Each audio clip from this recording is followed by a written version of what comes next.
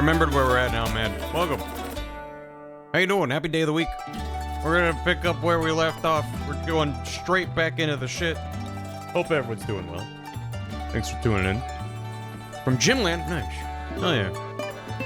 Better respect Inspector Lestrade. Yeah, what we do with Inspector Lestrade. On the case. Thank you. How you doing? The Brain Capacity member? I don't know, right? No. Penguin shirt, yeah. I'm wearing my, GDQ. This fucking shirt. I do love this shirt. Yeah. There you go. It's a pretty good one. It's a pretty good one. Every time I wear this, I'm like, I'm not usually a white shirt kind of guy, but it's hard to say no. Unless the show 'em all. Steamed hams for anniversary. I know it's the anniversary of Steamed Hams. We just had the anniversary of Neil banging out the tunes. It's been a hell of a couple days. It flies for GDQ. Oh yeah, that's GDQ. Hope you enjoy. Anyway, let me get caught up with stuff so we can get right back into it, because we are very much in the middle of this case. I stopped because I was getting really like, especially like long streams of Ace Attorney are always like murder on my throat. I actually tried to record. I tried and succeeded to record some voiceover. I mentioned that I'm still working on Metal Gear in the background. It's coming along slowly. I'm sure once I'm done with this playthrough, I'll be working on it on stream more, because there's a lot left to do and a lot I want to work on. But I'm still I have the voiceover is one of the every part of it's got its own challenges in terms of production for a video like this, but I think the writing is the hardest part, because everything comes from that. If I change my mind later, the further in the process that I change my mind, the easier it is to change, and everything's built on top of the script. So I spent a lot of time on the script. But then the voiceover is also important, because it needs to carry the energy and be clear and whatever. So, yeah, I have all the voiceover locked in with an asterisk of things might change as I throw together the edit, but up through, because the video is Metal Gear 1 and 2, and I have the intro, all of Metal Gear 1, and like the first page of Metal Gear 2. And I tried to record more VO the other day, and my throat was still shot from Ace Attorney from doing 6 hours of voices and reading. So some of those takes might make it to the final thing, but I had to stop after like half an hour. I was just like, ooh, because I'd be like, like my voice was cracking and wasn't able to get the range on some of the things I want to do. So it's like ironic that I'm like, oh, this is a good chance for me to work on stuff in the background. Because it's if I'm playing a long playthrough on stream, I don't have to spend as much time between streams going, what am I gonna do? So it gives me more time to work on other things. But 3, I thought 3 threes times 3. That's like 3. How you doing? Are we getting Nicole helicopter voice? If that is happening, that's not till Metal Gear Solid 1. I'm working on Metal Gear 1 and Metal Gear 2, which are the like 16-bit MSX games from the 80s. So that's a ways off. I mean, hopefully this gets the ball rolling, and then, you know, it should be a little bit, hopefully not a year between each installment in the series. Yes, in case you missed that, yeah. Who shot me out? I don't know. One of the mods. Get got. What are your thoughts on Got 2-2? Clack Ogre is cool. I mean, I like it. Thank you. I like that, could have been anybody, exactly. I like that, I've spent a lot of time, like, talking about kind of, like, from a meta analysis perspective, how I like how, at this point, I've played enough of these goddamn games, I've seen enough, that, like, you can see where they push and pull on the framework they developed, and how they're able to soup, thank you, how they're able to take the conceit of you're a lawyer investigating a case, and here you go, and they're able to push and pull it in different ways and be like, well, this time is very investigation heavy, this time is very trial heavy, this time the trial's like this, you know? And so they started to experiment more and more with like having an overarching narrative in the background, and things are kind of dipping in and out. This is like the evolution of that idea, and in some ways the logical conclusion, where you have 2 games. I know people were like, well, it originally started as 1, whatever. You have 2 games, and you're having a case from one that is resolved, but there's tiny little things. There was a bunch of cases in the Great Ace Attorney 1 that were like, you're left wondering what the whole picture is about. Mick Gill did for a long time. There's a lot of unanswered questions, even though they did the magic trick where, like, the end of the cases mostly feel satisfying. There have been cases in the past where I'm like, it doesn't feel intentional, it just feels like they just didn't answer a weird question that I have. This felt like everything that was unanswered for a reason, but also mostly leaving you satisfied with, like, the case made sense, but there are these weird little things on the periphery that aren't directly connected, but were presented as like this is part of the bigger picture. And so getting that bigger picture now in attached to different cases is interesting. And then of course, like, I wish I had picked up on it sooner, but like the twist of, hey, there was another case with Soseki Natsume that we, the player, were not privy to during that little time skip. Was like an interesting kind of wrinkle on it, so it's fun. It's filling Lizzie with more. Exactly, and knowing that there was a sequel, I wasn't worried about it at any point. Granted, if I finish this game and I'm like, what the fuck was up with that, then I'll be more upset, but I'm not worried about it. So, no, appreciate someone seeing placing your expectations. Yeah, but I feel like as much as subverting one's expectations is like a contentious idea these days, because it's been taken to subverting expectations for its own. How am I trying to say it?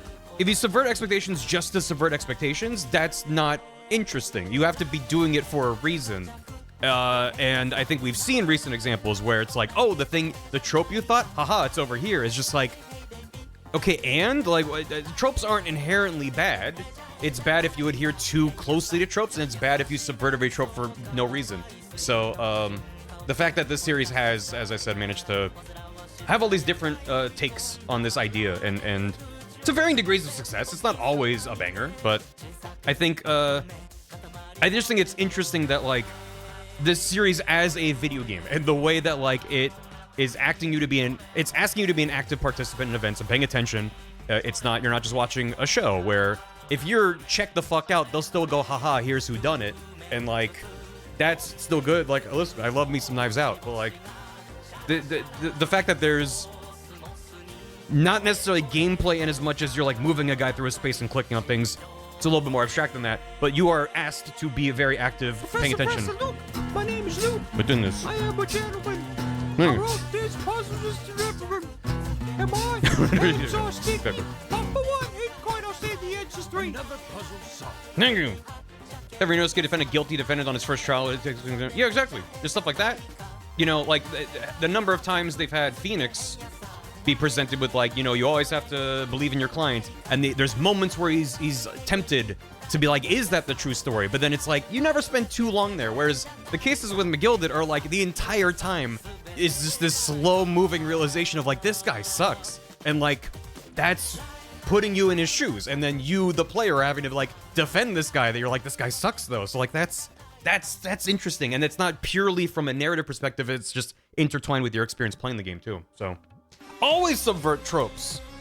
Did your character not have a meaningful story resolution? Kill them off. Has the camera been filming protagonists from blind trees far away? Actually, there's nothing threatening them at all. Was there a gun? Don't use it. Exactly.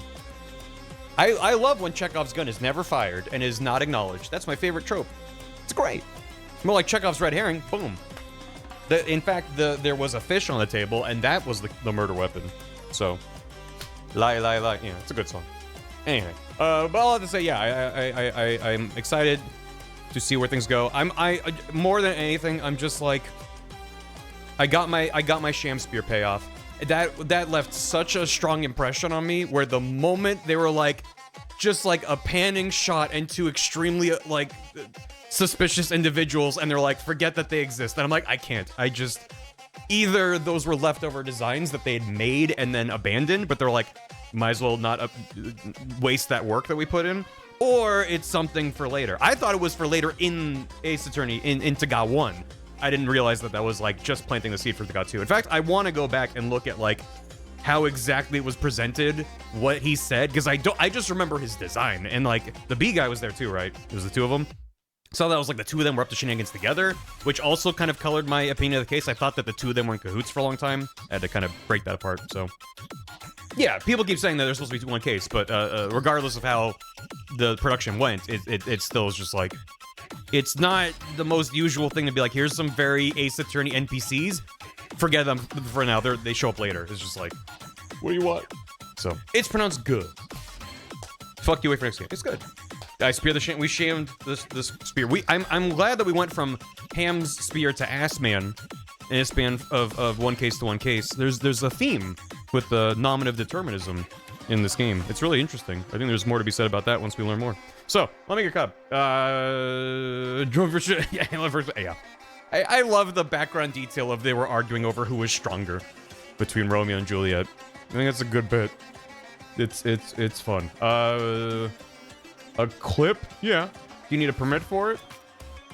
Is it not a YouTube or a Twitch link? Macbeth Macbeth is bottom of the tier list of power scaling. Macbeth can't get now. Duncan or Lady Macbeth? The witches are like S tier. I mean, they're top of the power meter. Wrestling about it. Wrestling about it, putting your hands against the wall about it. It's normal. Pretty good, right, yeah. It transcends time, that it does. First of all, between streams, he's the first one killed. No. That's what they want you to think. But then he comes back as a ghost. And the ghost is super strong, right? And I think the living person's strength is directly proportional to the ghost strength. Right? So the fairies from Midsummer. McDuff? Oh, don't get me started on McDuff. Dude's unstoppable. Team McDuff can't kill a ghost. Between streams, Garmore, Bonareal with 27 months, Matter, Baby, Hee, OK Kaylee, Dashira, and Blizzard913. Sub and resub, thank you very much. I hope you're all doing well. Hope you enjoy the emotes, etc.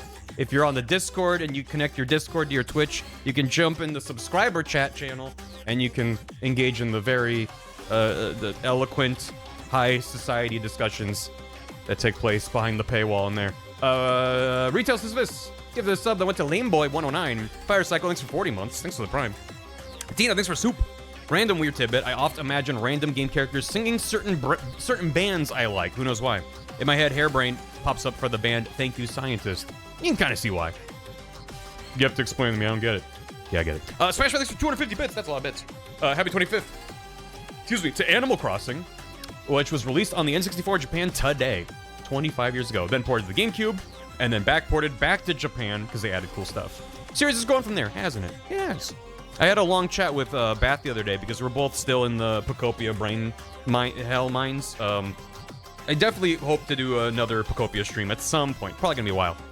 Just to be like, here's what I've been working on off stream, and here's like what Bath has done with their town and stuff like that. But we were talking about it, comparing, because there's a lot of like Animal Crossing flavoring that they've added to Pocopia, and I'm just like, we were talking about, if I get started on this tangent, we're gonna talk for another hour, and I want to get back to Ace 30, but like, for my subjective opinion, like, just like, believe me, I spent a ton of time playing Animal Crossing New Horizons, and would have even if it wasn't a pandemic. But I feel like, for my experience of the kind of things that I like to play, Animal Crossing, the way they've evolved it has been in ways that don't make the game much deeper for me. The Animal Crossing I play the most of is the original GameCube one. I'm the supreme authority, it's true. And like, I really enjoyed that first Animal Crossing on the GameCube, played it a ton. I would like come home from school and like play a little bit of Animal Crossing, it was great. And then New Leaf was good. I didn't play Wild World or City Folk. I played a lot of New Leaf, and New Leaf was like, it's the same game, but now you have like those mayoral duties. You have like a bit of a push and pull. You can have more hand in like installations around your town. It was like a very logical conclusion, or logical next step. And then New Horizons is like, now your entire island is whatever you want. You have complete control over like where people are and stuff like that. But then when it goes to that extreme of player freedom, the walls they put up, or maybe not the walls, the barriers meant to slow you down, become more frustrating. Because, like, when I was inside of a box on the GameCube, I was happy to run around the box. Now they're like, you can manipulate the box, but there's still a box, and it's like, but now I'm mad. I just want to be in, like, creative mode and do whatever I want, and there's all these barriers that make that annoying. And then for the main, like, to me, the core of Animal Crossing is, like, hopping in, seeing how your villagers are doing, delivering their pocket Pikachus. Like, this cutesy, comfy little game, and they pushed it almost more into, like, not sim territory, but, like, it's just weird to me. That, like, it feels like the core pillar of what Animal Crossing is hasn't really been changed since the N64, you could argue, because that was the GameCube version.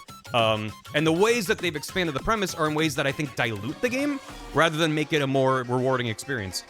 Again, subjectively speaking. So, I'm very curious whatever they do next for the next Animal Crossing, because, but I was just comparing it to something like Pocopia and Dragon Quest Builders, which, like, I feel like that is, like, so much more of the sort of depth and nice player expression that I want, that Animal Crossing doesn't give me, and shouldn't give me. I don't want Animal Crossing to be Pocopia or Dragon Quest Builders. I want them to find new ways to make interacting with your villagers more rewarding and have more systems tied to that, I think. I don't know. I don't know what I want. It's just like, I'm just looking at the arc of Animal Crossing over time, I feel like each game I've enjoyed less and less as they've given me more and more stuff to do, but it just feels like superfluous stuff on top of a game that's the same. So, all that said, it's still fun, but happy 25th to Animal Crossing. You're probably placed in that sandbox, exactly. And then Pokopia is like a step more in that sandbox direction again, because the Dragon Quest Builders format lends itself better to that. So, oh, gotcha, thank you. More systems. It depends. I don't know. It's because I don't want to boot up Animal Crossing and it looks like SimCity, you know? Like, I don't want to have to worry about the infrastructure on my island. Like, that's not what it's meant to be. So I don't know what I want. It's not my job to know what I want from Animal Crossing. I can just point at, like, the direction they've been going so far. Like, if you keep extrapolating from that point, I just feel like it's increasingly diminishing returns for what I think is the core of that franchise. So, it's supposed to be chill. Exactly. It was meant for T. I fucked it up. Thank you. Sorry about that. I want to know the plumbing. Collect taxes and social services. And then you can... Oh, that's just a link to a .mov. Well, I trust you. It's downloading it on my computer.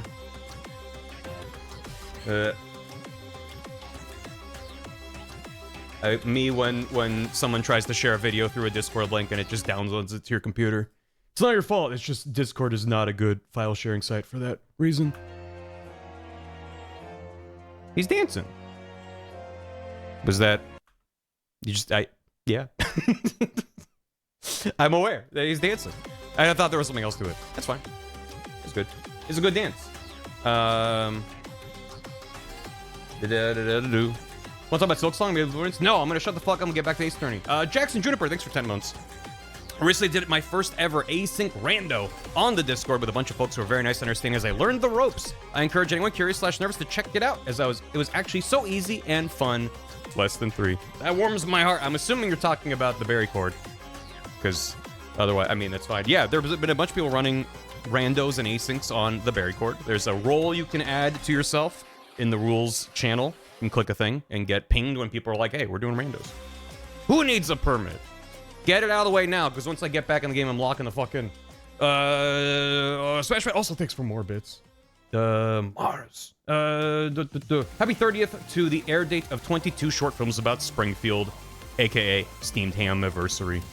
Also, Jacksepticeye is making a Bloodborne movie. From the live-action Zelda movie is wrapped with a premiere date for May 7th of next year. And there's a dev interview for Tomodachi Life, Living the Dream, which took 9 years to make. And lengthy discussion about the Mii's farting and how realistic they sounded. Excellent. The share image for the official art book and spoilers. Gotcha. Producing the animated Bloodborne movie. Neat. Good. Sounds neat. Yeah. I'm be curious to see more. Oh! What is this? What am I looking at? It's good. This feels like Baby Luke. Oh, is this Baby Ryunosuke? Why is he a baby? He's got a little lollipop. Huh. Why is he being... I don't know. Is that meant to be like a chopstick instead of a sword? This is... Baby Otto? That's good. Who'd this do? I don't know. It's good, though. This isn't official doodles from Kazunori. Okay. Oh, isn't this? Oh, is it? Someone said it's from the art book. So... For the Piggy Bank merch. Oh, for the Piggy Bank merch. So they were just drawing, like, Baby Chibi versions of him or something? And they went too far. They made him too much of a literal baby. It does kind of feel like a Kurita. The blobular child. That's good. Thank you for sharing that. Tina, thanks for soup. I'm on the fence for recommending it, so I'll ask, ever heard of 9 Hours, 9 Persons, 9 Doors? Yes. It's darker than Ace Attorney with its own brevity, but it's a fun and neat escape room game with a genuinely fantastic story. If you did, DS is better for presentation. Modern re-releases have amazing voice acting, easy travel for major branching choices. Yeah, it's come up. I've never played any of that series. I think I own 2 of them on Steam. You'll know better than I think it's like 999, and if that's the same thing as the Nonary games, or there's like Virtue's Last Reward, I just know vaguely things about them. Good Danganronpa, yeah. And I think when it came up before, there was like a vague consensus that it might be interesting for me to do like as I understand it, it's a game you play multiple times through and have different branching paths and stuff. And maybe to do like one playthrough on stream might be interesting. Whereas it becomes like maybe less fun to be like, okay, now I'm gonna do it again with like one change. So yeah, possibly. I have a recommend form. You can drop it in there and yell at me about it. Certainly once we're done with this. Until they announce Ace Attorney 7, 10, whatever number it should be. Which they're gonna announce as soon as I'm done with this game. So I better get going. It's a bit grim. That's fair. I like a grim story. I just think for stream, I prefer to keep things light because it's easier for me to manage. Play it on the DS? Yeah, I have it on Steam. I don't think I have it on the DS. I could seek it out if it's not $500 per copy.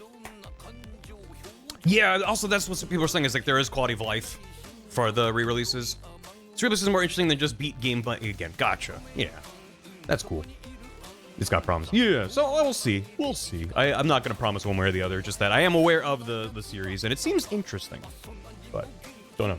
It also could be the kind of thing where I play one stream of, and I'm like, this is not the vibe for me on stream, or whatever, but at least to check it out.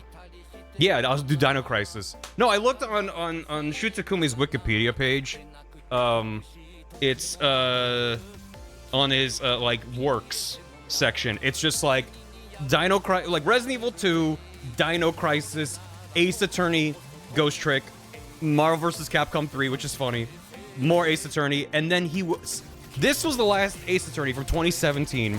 Then in 2020, he was a quest writer on Monster Hunter Riders, which was like a Monster Hunter spin-off game. So basically for almost like the last 9 years or so, he doesn't have like much published public works, which I've said before.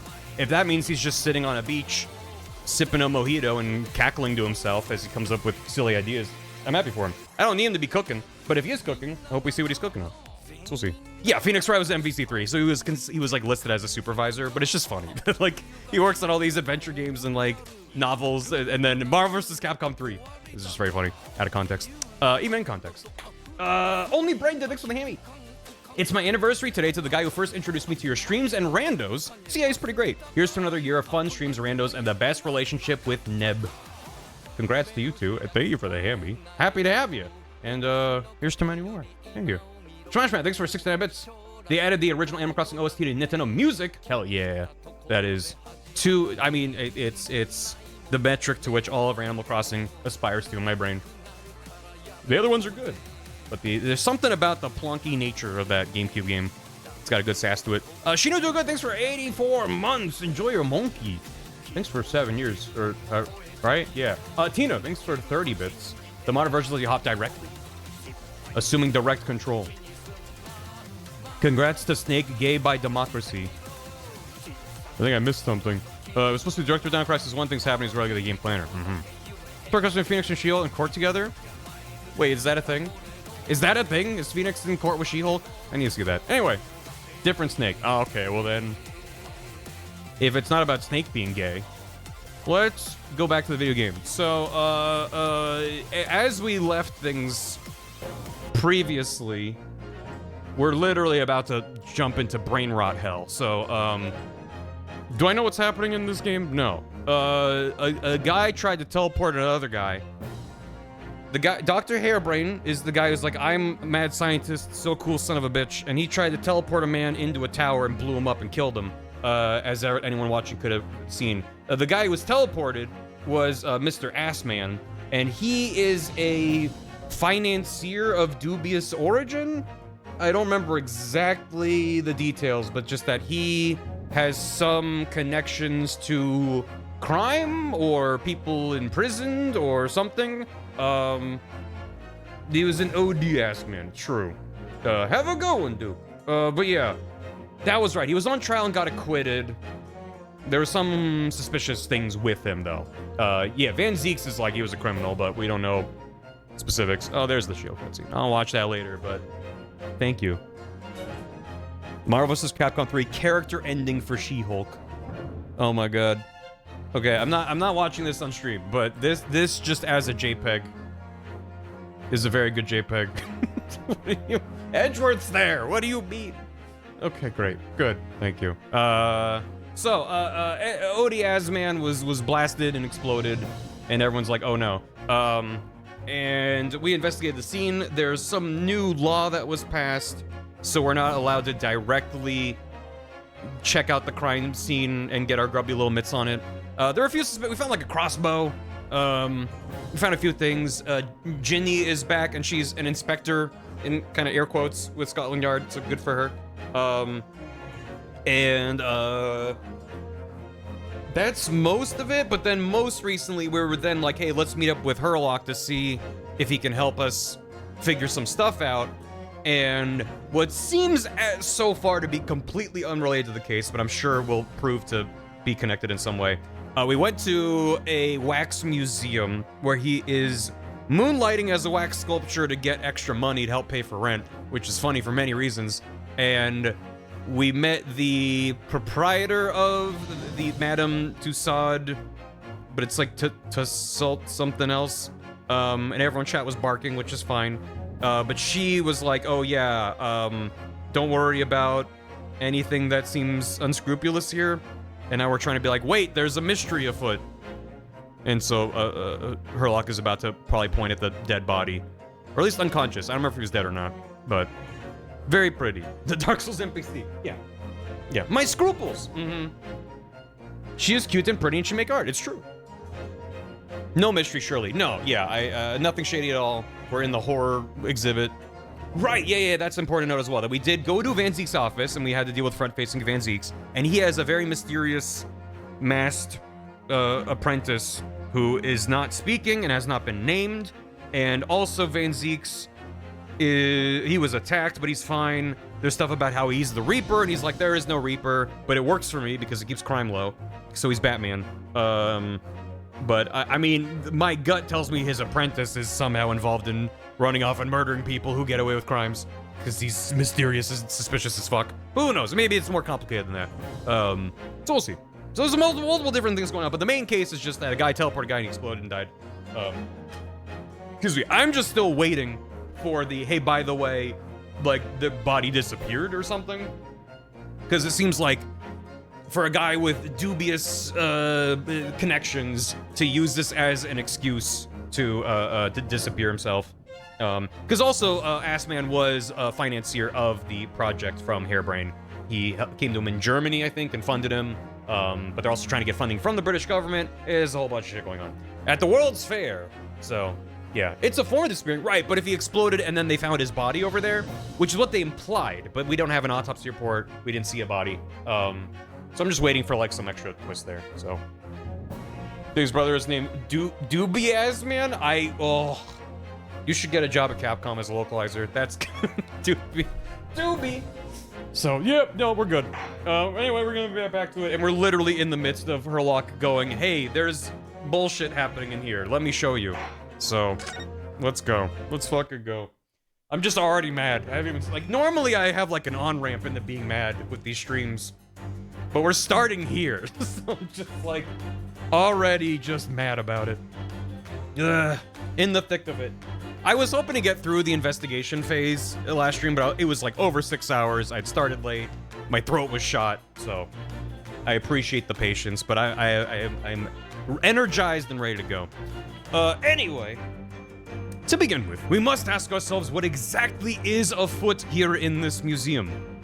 Well, there's 2 feet at the bottom left. The answer is revealed by the bundle of banknotes. I didn't notice that. Protruding so helpfully from your bag. I ate my breakfast batteries, I did. In my estimation, some 200 pounds. That's all my own money. So what does this large sum of money reveal?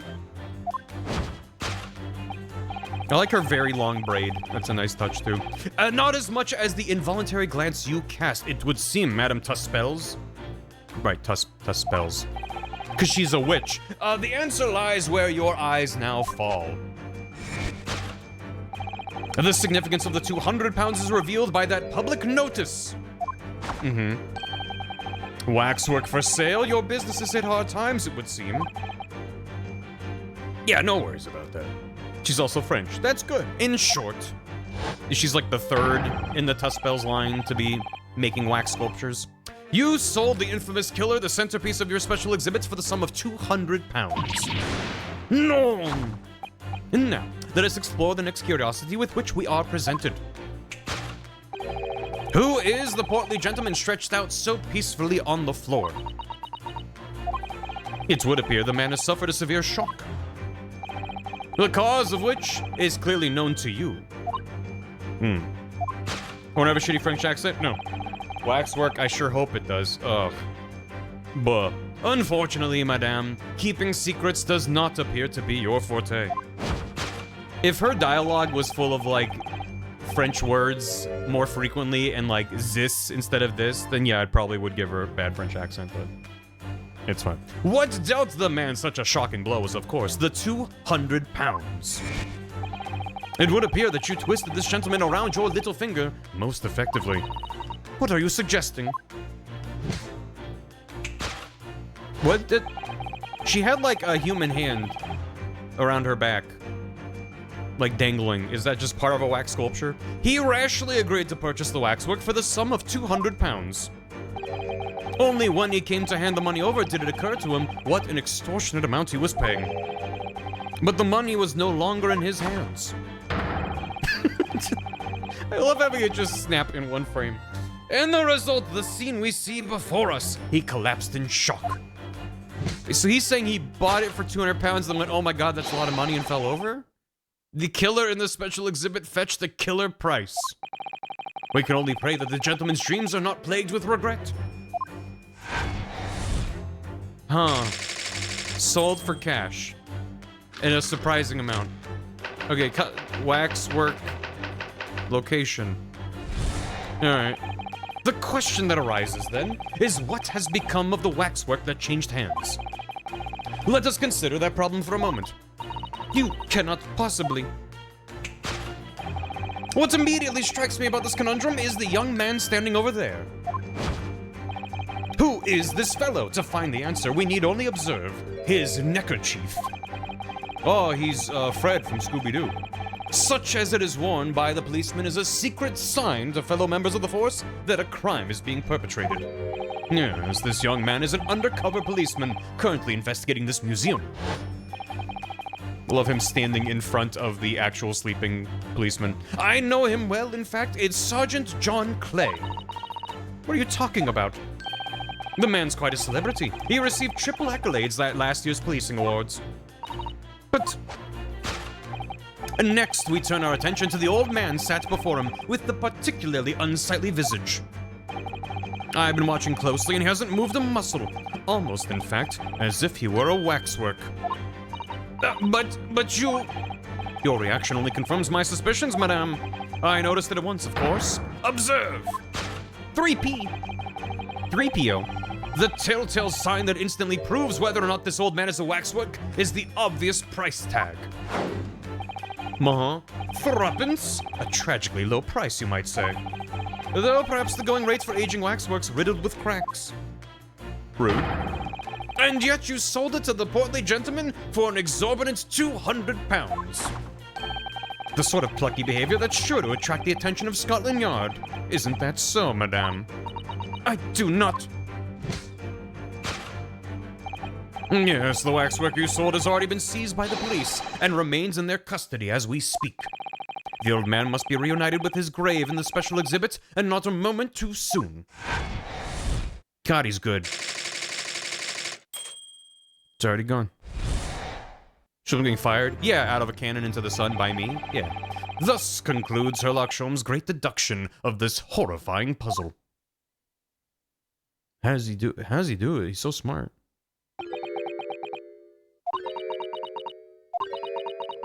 Yeah, he's getting melted. Finally, someone threatening Sholmes with what he deserves. I see I've stunned you all into silence.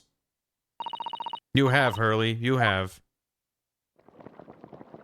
So, do I melt him now, or... And you've obviously upset this young lady in the process. Her cauldron looks awfully hot. If I could just bring up 1 point, Mr. Sholmes. The notorious Naruhodo, 1 point. I'm all ears, my dear fellow. According to your deduction, then, the special exhibit featured this old policeman. So, that would mean that he's the particularly ruthless murderer, wouldn't it?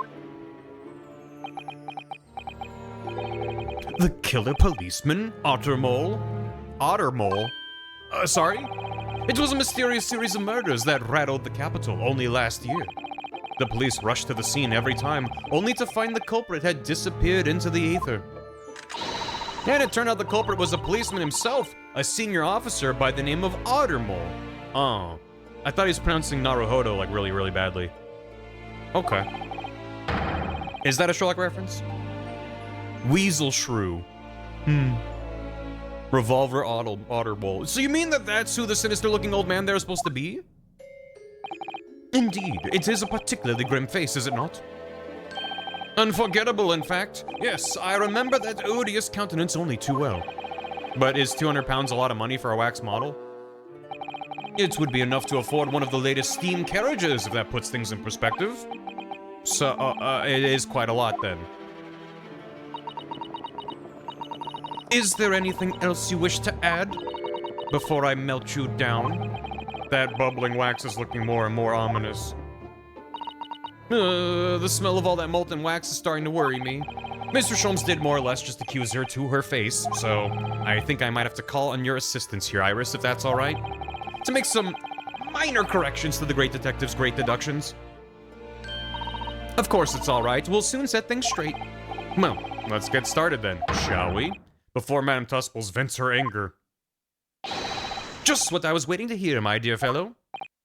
So, Madame Tuspels, in accordance with our agreement, you shall now have the pleasure of seeing this famously great detective and temporary exhibit at work.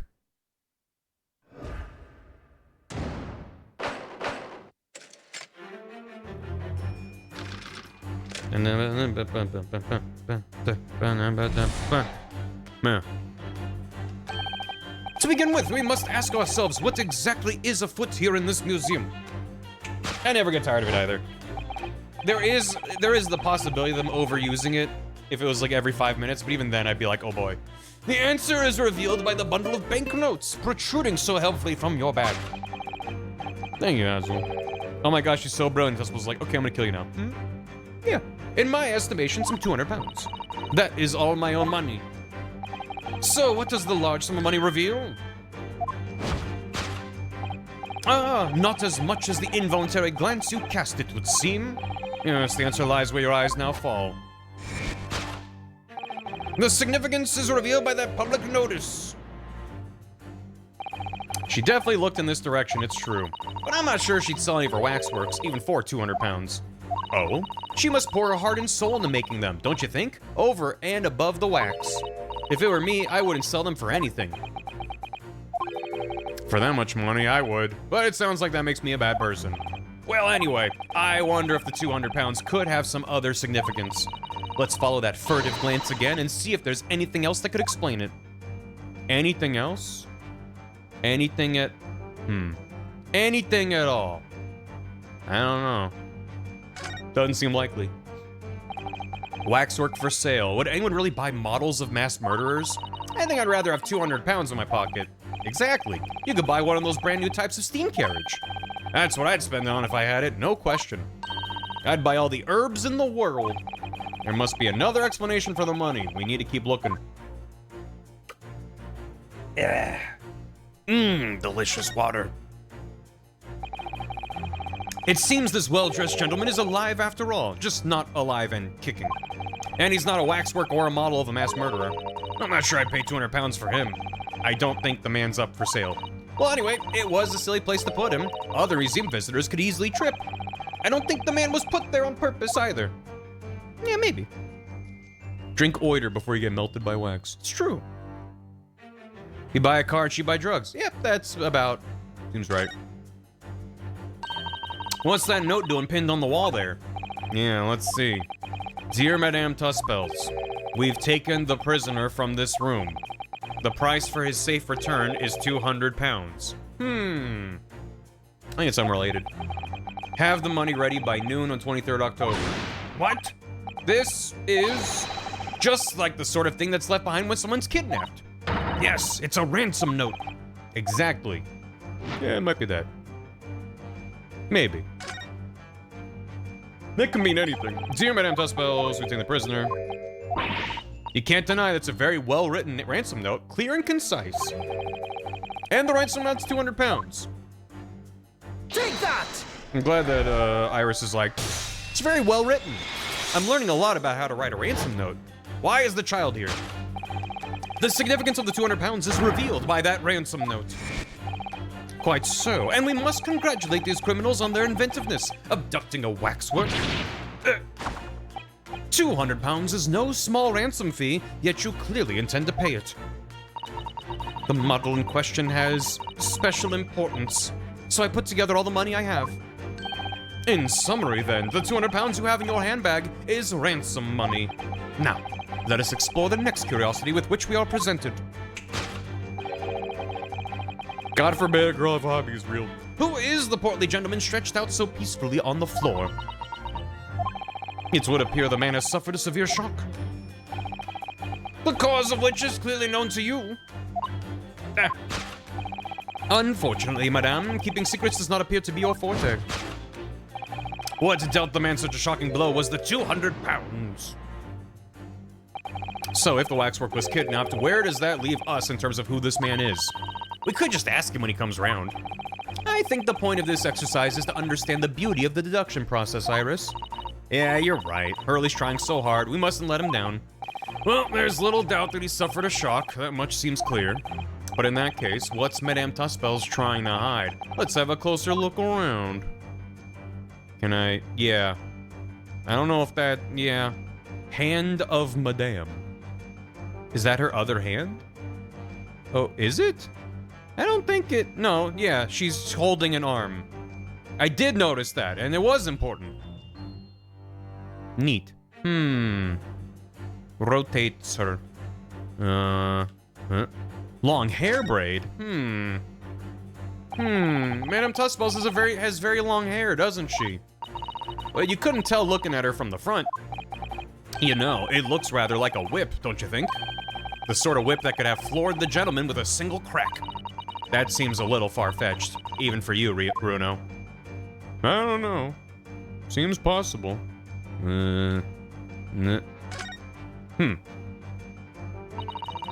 Just running circles around her. So she was prepared to pay all that money to get her waxwork back again?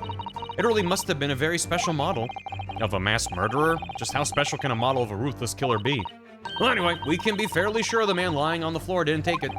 I suppose we should leave him in peace.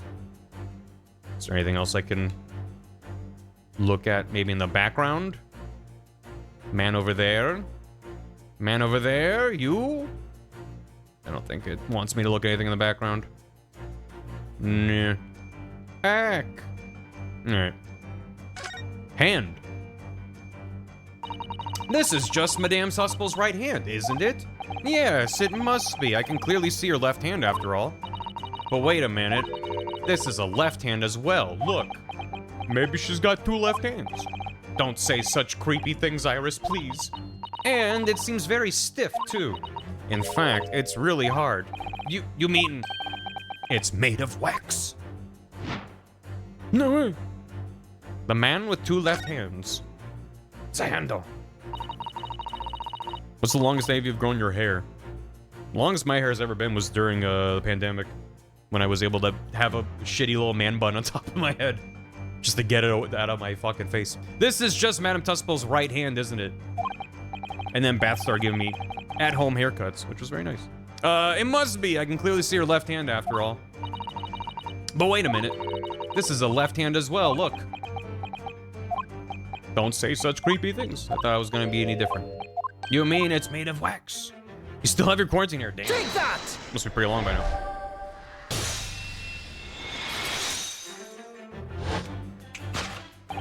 What dealt the man such a shocking blow was, of course, the waxwork hand. Indeed, with a solid waxwork limb, one could deliver a very substantial blow. How? How could you?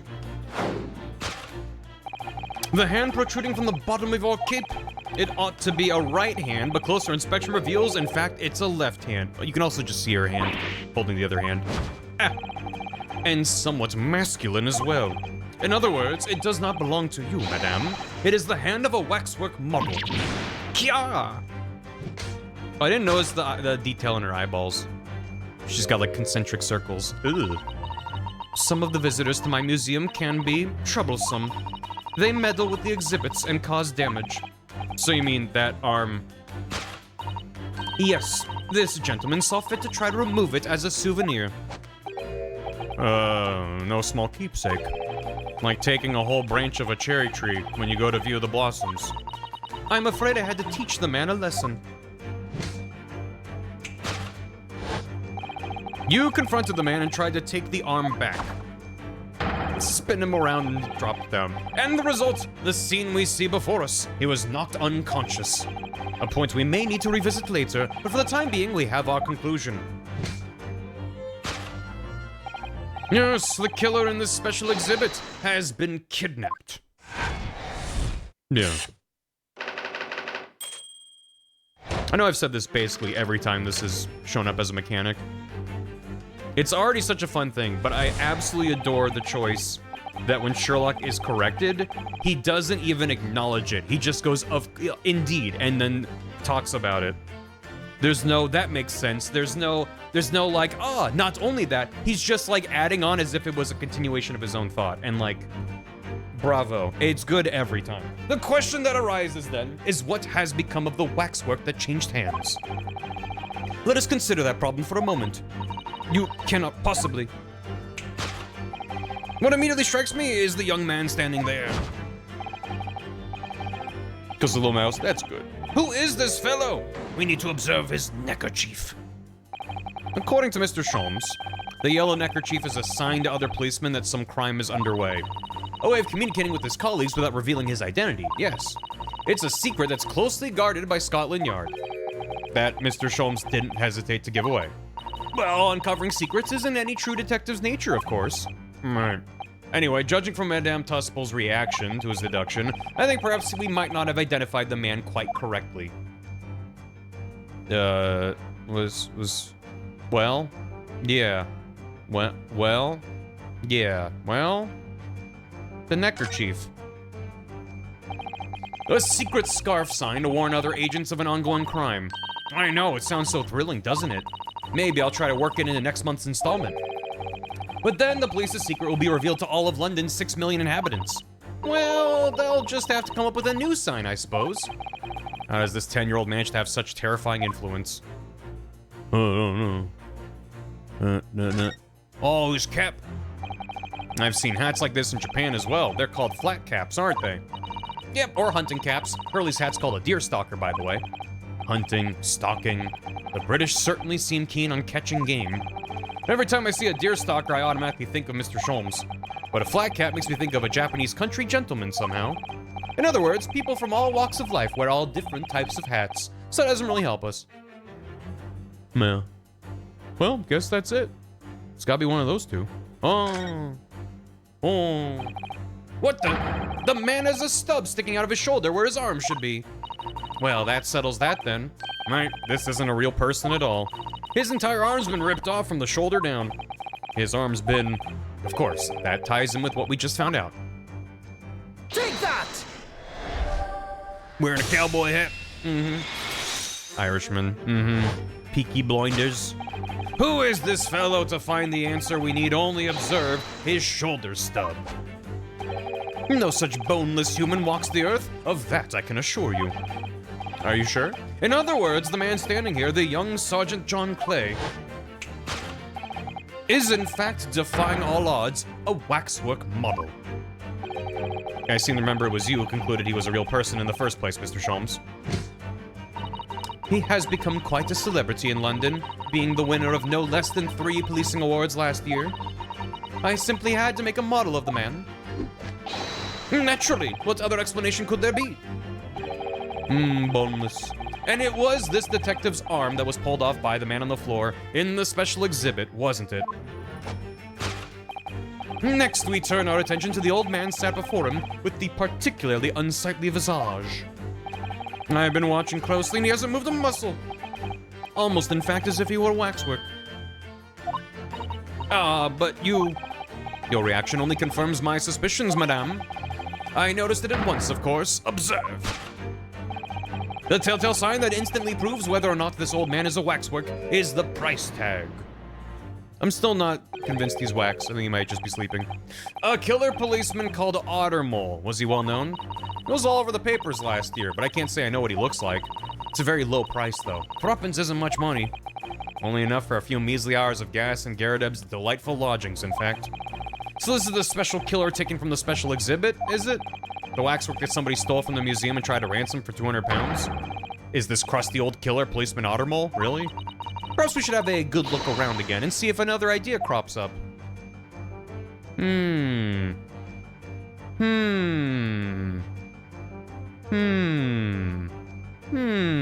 Twitch.tv? Scarf on the arm, though. I don't believe it. It's the secret sign that lets other detectives know some criminal activity's underway. It's a slightly strange choice of outfit if he was trying to go unnoticed. He must be a detective disguised as a policeman. Or a detective disguised as a waxwork model of a policeman. He doesn't look like he's clever enough to think of something like that, though. Perhaps you should try to be a little more polite about him, Iris. You're just listening. 3 pence? It's a far cry from 200 pounds, isn't it? For threepence, you could buy it and put it on display in your room, Runo. I think I'd rather not go to sleep being watched by an old man if it's all the same to you. This price tag does stand out, doesn't it? I mean, you couldn't even buy the helmet on his head for that much money, I don't think. I wonder what the price tag's really for, then. Could it be the scarf? I mean, it's a very long scarf. It reminded me of, Rolly Beat. So.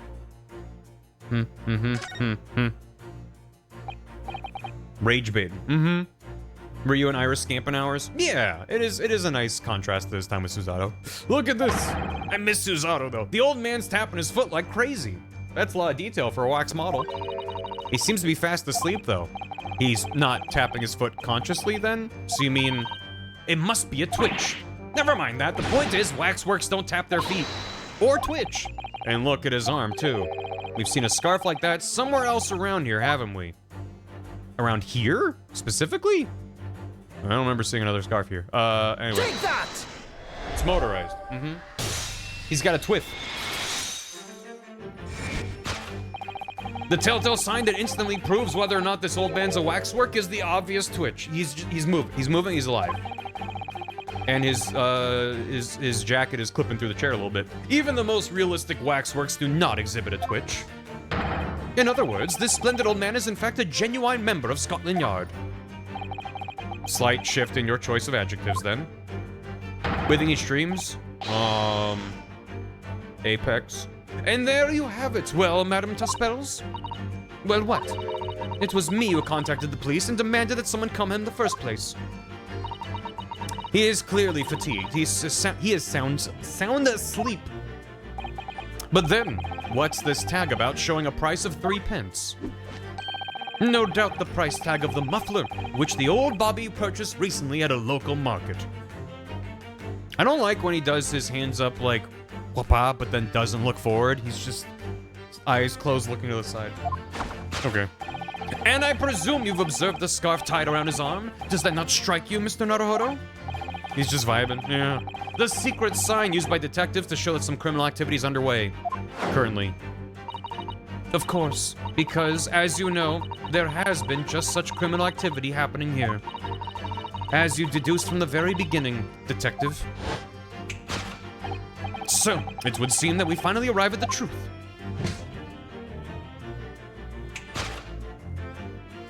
This poor man. The waxwork of the especially ruthless killer from the special exhibit has been kidnapped. And Scotland Yard are already investigating.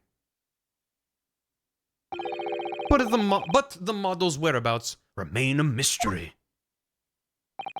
Thus concludes Sherlock Sholmes' great deduction of this horrifying puzzle.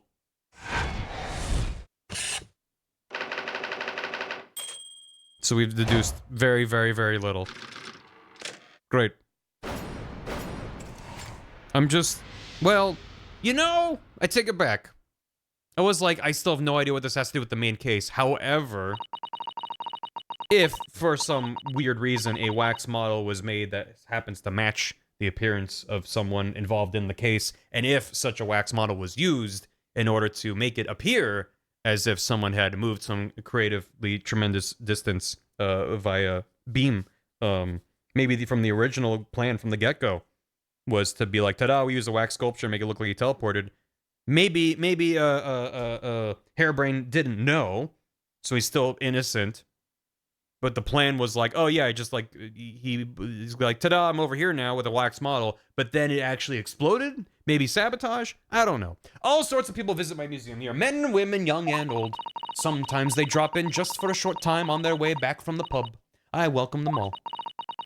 But if anyone tries to damage my exhibits, I do not take it lightly. That everything I was saying, chat, or this has nothing to do with anything and Holmes is wasting our time. I think those are equally plausible at this stage. Anyway.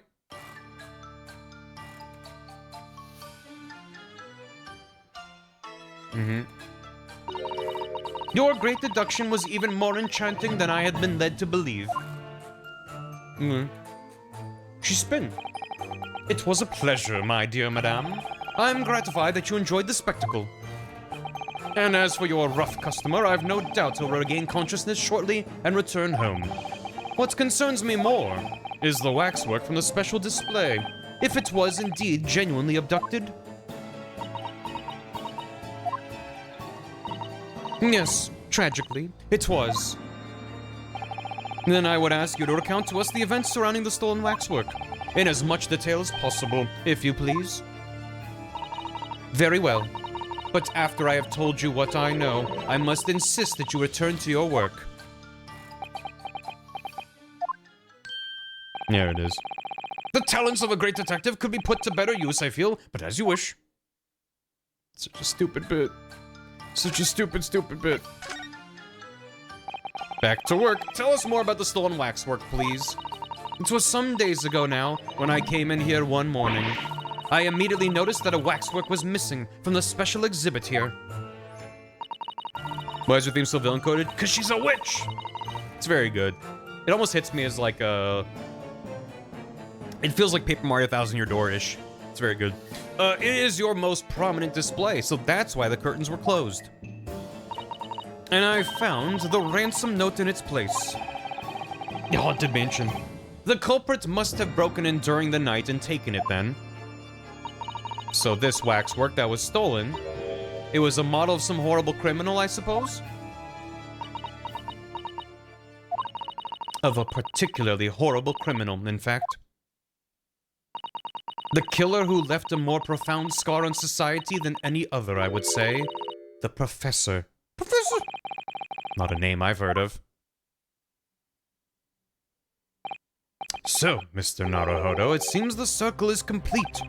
Sorry.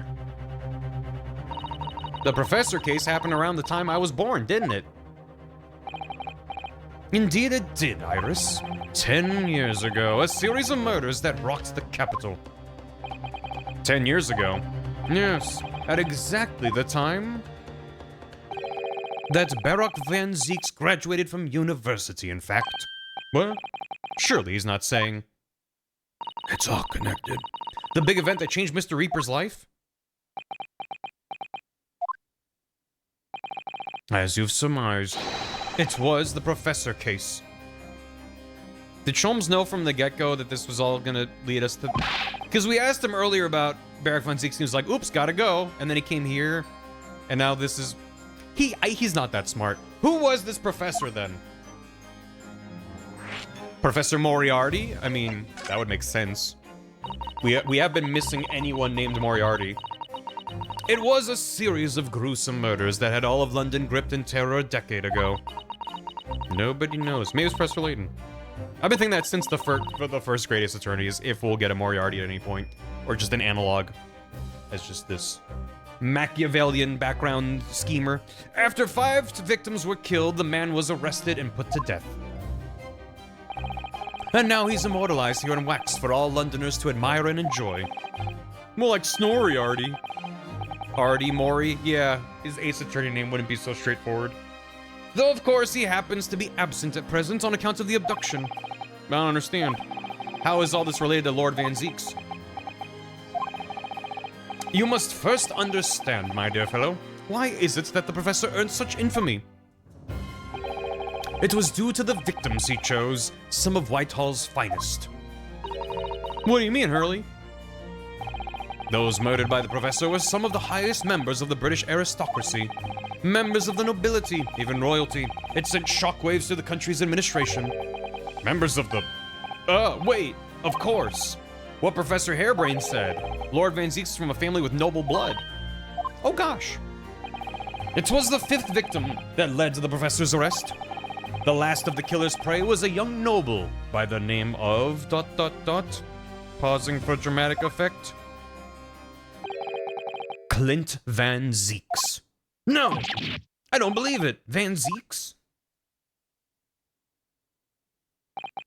I'm sure you can piece together the rest for yourself. In the wake of his older brother's murder, the young Barak pursued a career as a prosecutor, and eventually became the Reaper we know today. I had no idea Lord Van Zeeks had such a tragic past. I thought he was... just racist. Well, I'm afraid that's all I can say on the matter, for the time being at least. After all, I have work to do. Oh, as a waxwork exhibit. Right. In my visual novel, it's the first time it's ever happened. I'm afraid I shall have to excuse myself as well. Yes, of course. It's been a pleasure. Thank you. Thanks for 82 months yet. That is... a lot.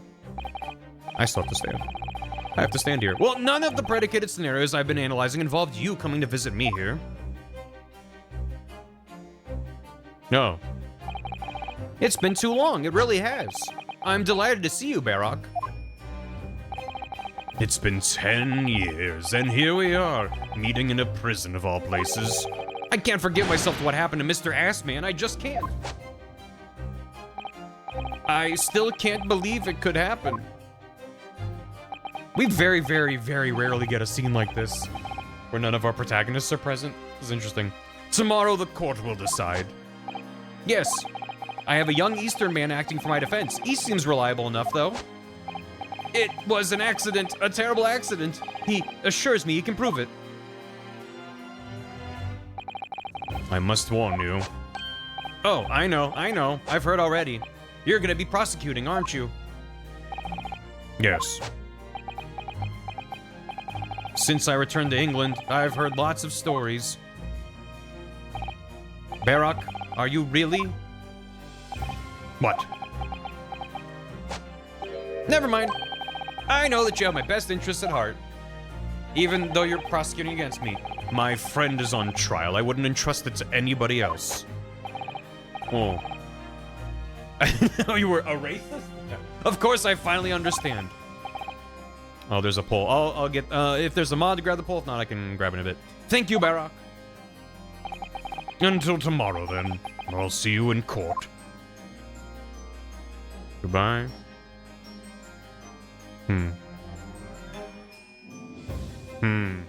Weird.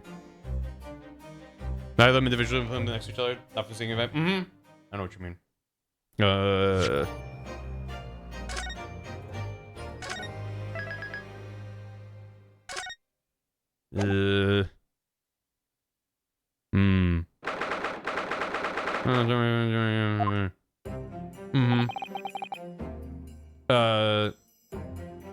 Okay, I'm gonna quickly grab that pole. What do you think of the professor so far?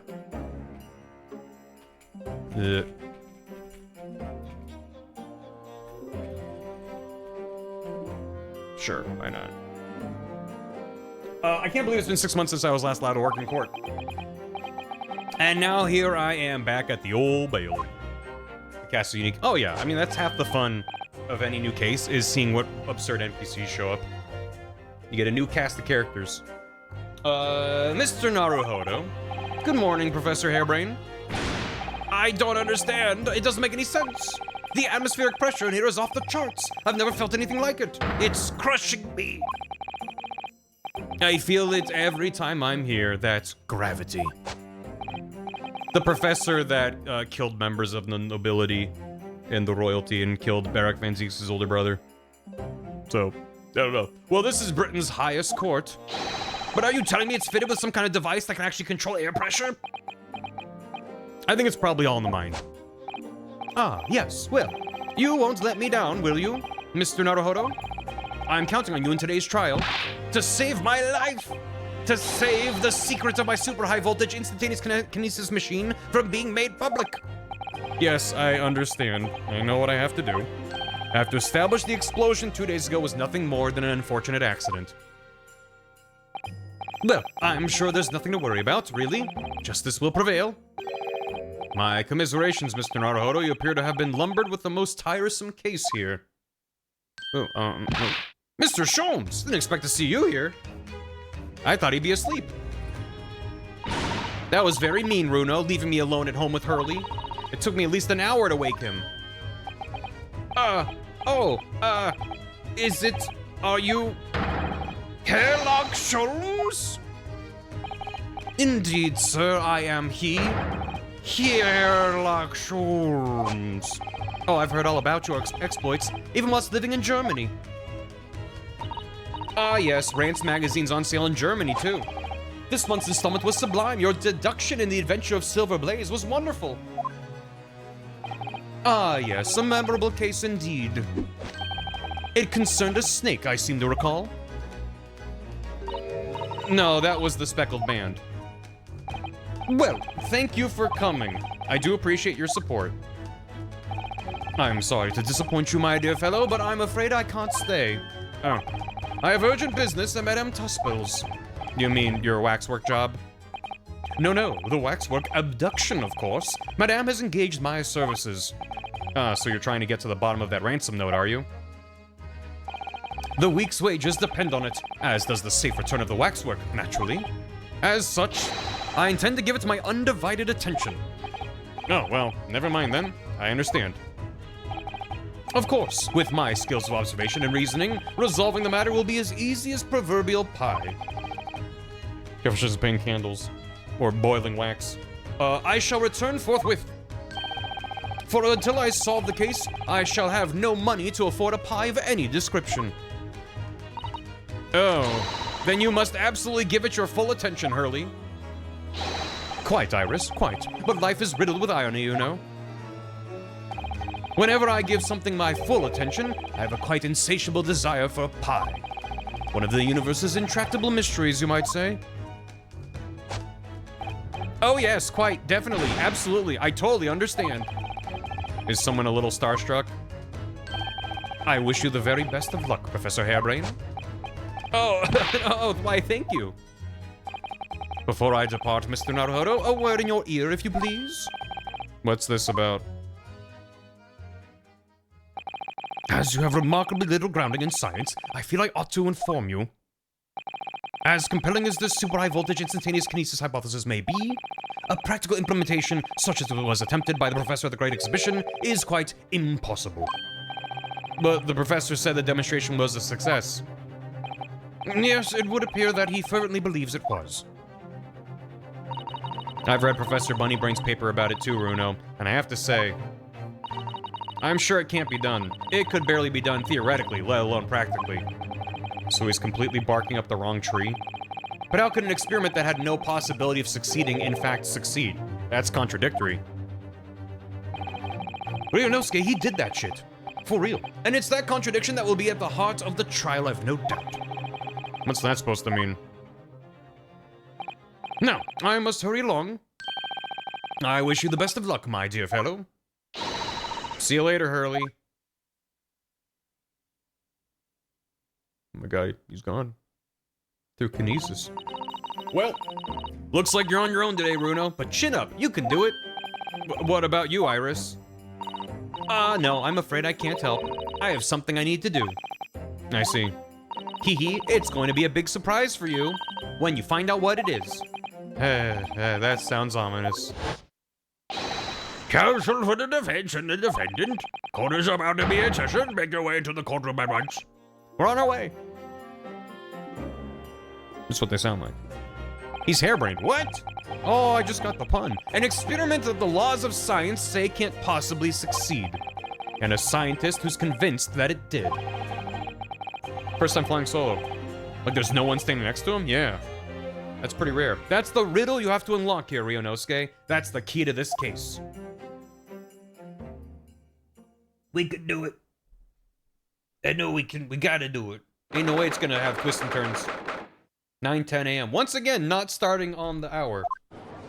This keeps happening. New people? We have a new jury? What the hell?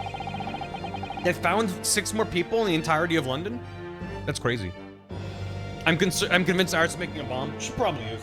In the name of Her Majesty the Queen, I hereby declare this court to be in session. We are sitting today for the public trial of Professor Albert Harebrain. I now call upon the counsels for the prosecution and defense to declare their willingness to proceed. The prosecution is ready. How much time do you think he spends practicing to make sure he's got, like, the right kind of cape angle in court? The defense is ready, my lord. In 6 months, I'm 6 months out of practice, and what's more... No! Oh, that's the saddest thing I've seen in any of these games. I'm without Suzato-san today. Heartbreaking.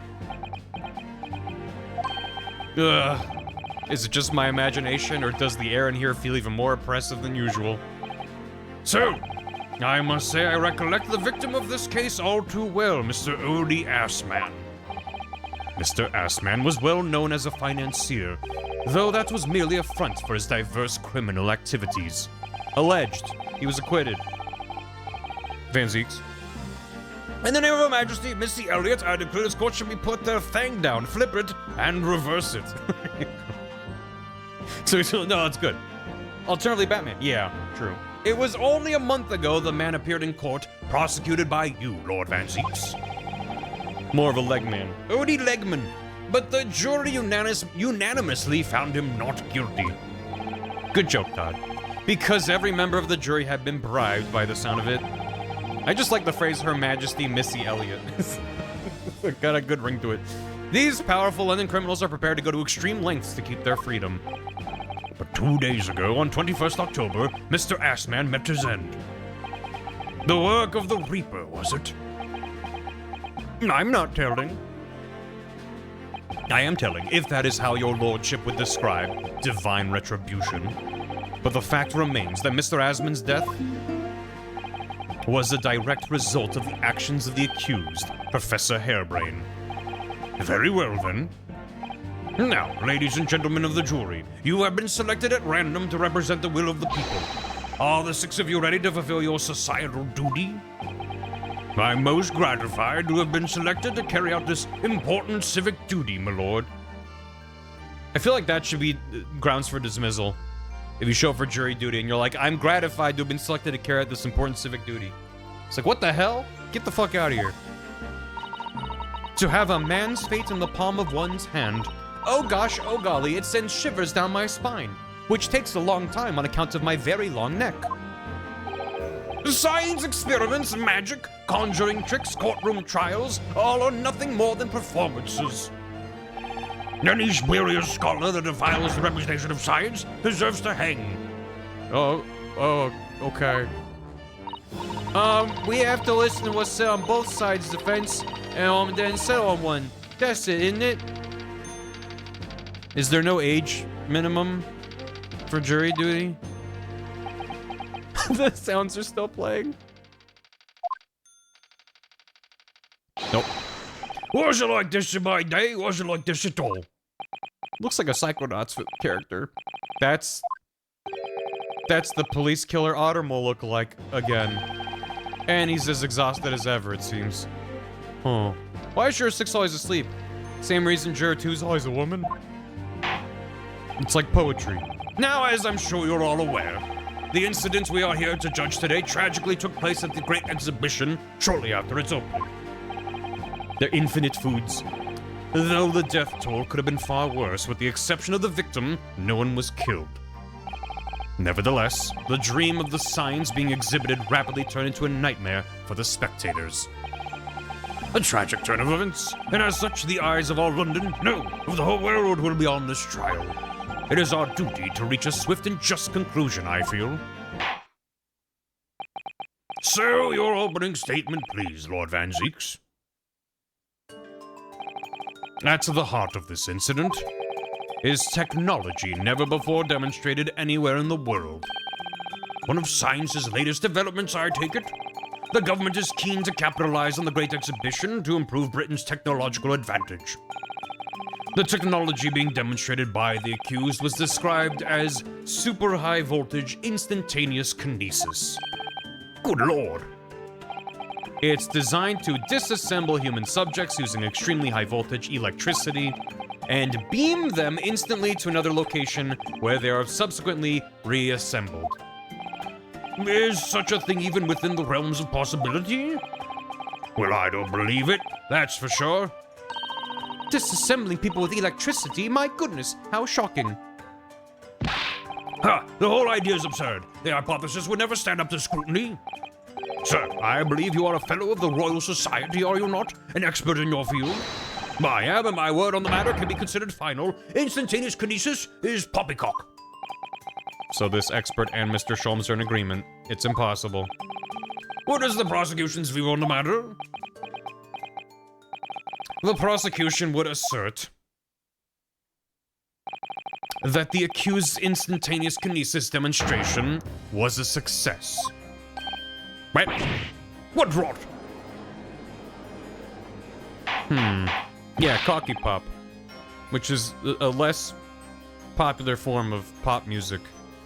You know, you got your J-pop, your K-pop, synth pop, city pop, cocky pop. Order! The professor's hypothesis is currently under investigation by the British government. Penis music of a different sort. It is deemed to have merit. A substantial research grant would be made available. We still don't know what they mean by success. I'm convinced that by success they mean, well, there was an explosion and then the body wasn't found, meaning he was teleported. If it's not that, then I swear to sheesh. The accused made use of the invention built on his new hypothesis to take Mr. Asman's life, in order to be the sole benefactor of the grant. But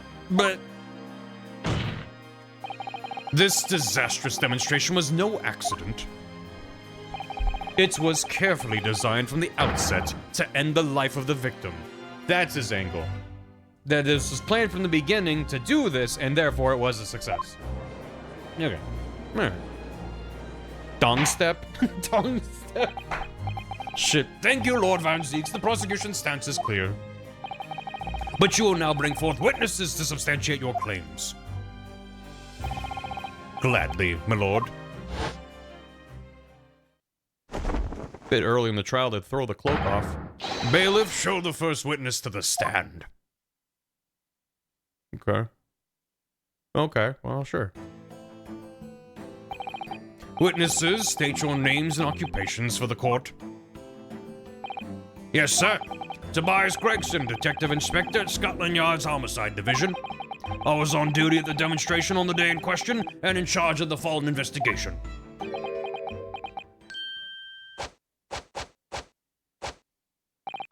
Albert Harebrain, scientist. You were born in England, but have been carrying out research in Germany in recent years, correct? Yes, that's right. After graduating from university here in Britain, I went to work in Germany and made an amazing discovery, which is what brought me back. I had to demonstrate my incredible hypothesis at the Great Exhibition. What you demonstrated was incredible, all right. An incredible explosion.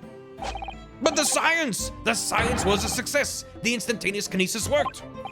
Everyone saw it, they must have done. There was the terrible accident, but the demonstration of my hypothesis was a success. Well, that much is undeniable, as shown in this photograph taken by the forensic investigation team. Okay. Oh, he looks so pained. Ooh. This was taken inside the Crystal Tower, I take it. The centerpiece of the exhibition, no less. What if he was made of wax? That's right, my lord. Seems the victim rammed straight into it.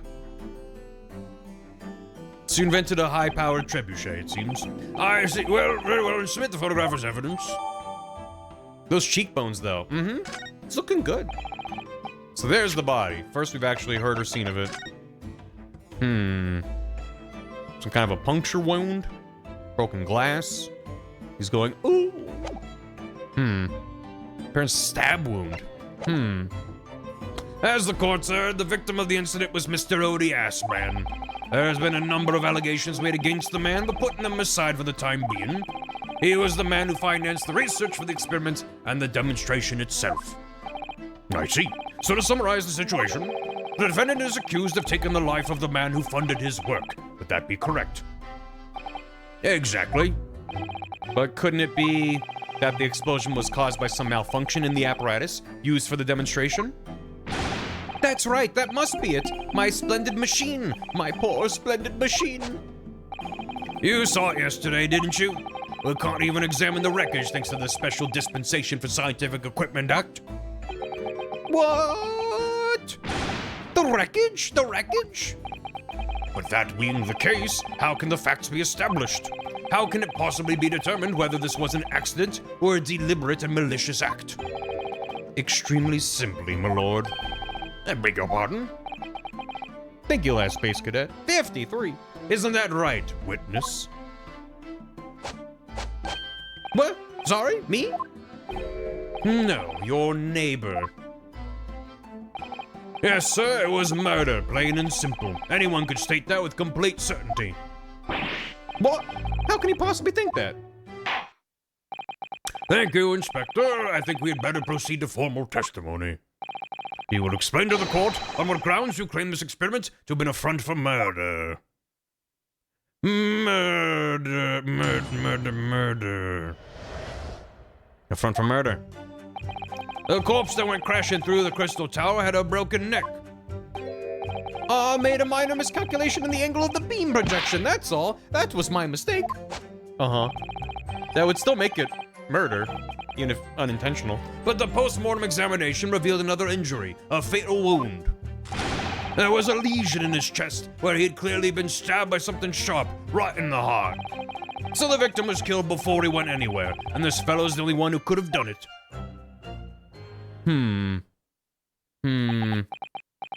Family doesn't stop on. Okay. Extraordinary business. In addition to suffering a broken neck, the victim was stabbed in the heart. Information I would really like to have heard from someone other than the judge. The coroner says death would have been all but instant from a wound like that. Seems like he probably isn't wax if a coroner looked at him and did an autopsy report, but maybe it's just a really good wax sculpture. You could say, in fact, that the victim was killed twice by the accused. No, that couldn't be further from the truth. I have here the experiment plan document that was submitted to the security team. Yeah, beam, man beam. The victim stood inside something called the bird cage, ready to be beamed instantly. Kaboof! To the second level of the Crystal Tower, about 25 yards away. The sound effects are important. The experiment did not go according to plan, however. Kaboom! As the machine was put into operation, there was a large explosion. The blast caused the beam transmitter to point higher than intended.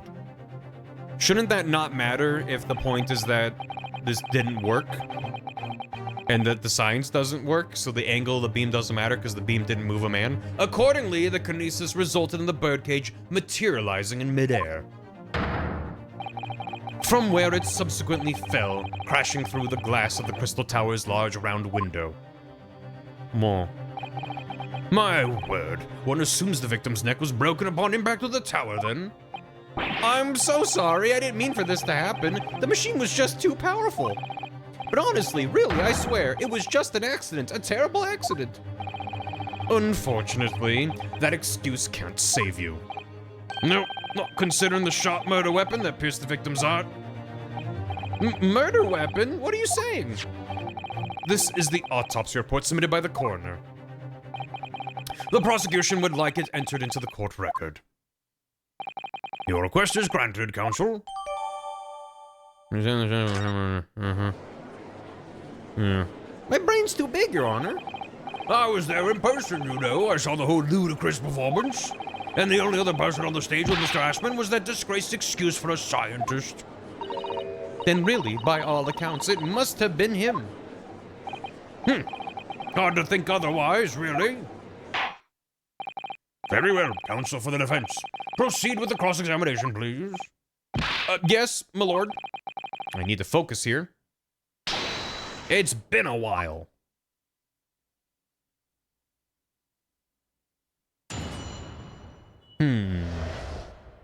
Let's take a look at that evidence we got. Yeah. Old Yasmin, male, 47, British. Time of death, 21st around 2:20 p.m. Coroner Courtney Scythe. My Scythe. We don't normally have a coroner listed by name, so I'm suspicious of that. Cause of death is a hemorrhage of a wound to the chest that pierced the heart, inflicted by a sharp implement. Additional observations, broken vertebra, most likely resulting from impact after a sudden fall from considerable height. Only recently how they keep their names in that time period. Their names are just changed to coroner. Also, yeah, we did find this. Scorch marks. I have no idea what's happening. The corpse that went crashing through the crystal tower had a broken neck. Hold it! Are you suggesting that's because he fell from a considerable height? Exactly, which highlights something else about this whole rum business. Rum business? Excuse me. What do you think about rum? Professor Hairbrain, are you hiding something from the court? Aha! It's 4! Ah! What was that? I was calculating the neutralization coefficient of electrical charge required for electrolysis of a human subject. I have to keep the result a secret at all costs, you see. That's why I ate the paper I did my working on. But now I've completely forgotten the number. Dear me, I am a scatterbrain sometimes. Well, moments before you ate the paper, you did yell out the number 4. No! You know it? You know my secret coefficient? Oh dear, oh no, this is bad, oh my goodness. Perhaps you could just focus on the testimony. It's the only way you see that paper animation. Wow. I made a minor miscalculation. Oh, we gotta go back to this. Hold it! This one. Another fatal injury, you say? That doesn't make sense. I didn't think I have to spell it out, but here you go. Here we go. Just because there were 2 fatal wounds doesn't mean I'm saying the victim had 2 lives to lose, does it? 2, right? Obviously, at first, we thought the bloke had died due to his spine snapping in half his will. Well, you're saying that's not the case. You'll get your answer once I finish my fish and chips, if you don't keep butting in every few seconds. But we all know that's a bottomless bag. The victim plummeted 30 feet into a glass tower. It would be reasonable to assume that as the cause of death. Right, that's what we all thought. But it was a red herring, wasn't it? Wasn't it? I was gonna say, I think I somehow went forward instead of backwards. I think it was the wrong line. We gotta jump around a bit. The ghost wing, we're crashing through. Hold it! Lamp shading the chippy. A memoir. Blue Philbin, thanks for 77. 20%. That's a lot. Thank you. Are you suggesting it's because he fell from a considerable height? Exactly, which highlights something else about the whole rum business. What's that? The fact that the instantaneous kinesis itself was a success. After the explosion, the cage with the fella inside suddenly appeared out of nowhere in midair. So although the experiment ended in disaster, the so-called instantaneous kinesis did actually occur. Remind us, Professor, what was the cause of the fatal disaster? So we have to prove how he actually didn't teleport him in. I made a minor miscalculation on the angle of the beam. So the angle of projection is critical, is it? And you calculated it yourself, personally? Absolutely, the calculation's far too complicated for anyone but me to carry out. Which is why I aided it. Only you got it wrong, didn't you? That's right, that's the point. The calculation's so complicated, even I can make a mistake. Do people fall for that brazen confidence? I should try it. I took into account the subject's height and weight, the wind direction, the ambient temperature. I considered every possible variable, so I just don't understand how this could have happened. Obviously, then, you had to include the weight of the clothes Mr. Asman was wearing at the time, I suppose. Ah. Crackling comets! The answer should have been 3! Answer's always 3. So much for safety first, the 3 must be for safety third. Thank you, Zanky. For 46 months. Subbing and noping out till I beat this game myself in a few months. I hope you enjoy it when you do. Thanks, appreciate it. A fatal wound. So we did go through that already. There was a lesion in his chest where he'd clearly been stabbed by something sharp right in the eye. Hold it! The defense knew nothing of this crucial information. The prosecution received those reports from the forensics investigation team only this morning. That was the first we knew of it as well. I can only apologize for the impossibility of informing the defense. Uh-huh. Sarcastic and insincere. Thanks. So, what was the nature of this sharp object? Among the accused tools that were in use at the demonstration, one is of particular interest. 25%. This. Ah, that would appear to be some kind of a screwdriver, wouldn't it? Aha, aha, there he is. My trusty little companion, Andrew. Andrew, of course. Do you know each other already? He's one of my dear friends, like all my tools. I've named them all, you know. We're one big happy family. Andrew is my flathead screwdriver, of course. His brother Michael is a crosshead. Well, it would appear that your beloved Andrew has a red stain on his shank. That isn't... It's blood, beyond all reasonable doubt. No! And that's not all. The long, sharp shape of this Andrew fellow is completely consistent with the victim's wound. Huh. What? And we found that at the scene of the explosion. Oh, there! The court will enter this friend of the defendant as evidence. Finally. So one of Professor Hairbrain's tools is the murder weapon. So they want me to believe. Yeah, I didn't notice blood on it before. This is blood. Mr. Assman's, no doubt. This is the problem with looking at murder weapons. That's the problem? Okay.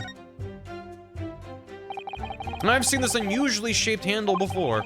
It's the same screwdriver that was lodged in the grill on the floor of the kinesis machine, which could be important information, so I should definitely make a note of it.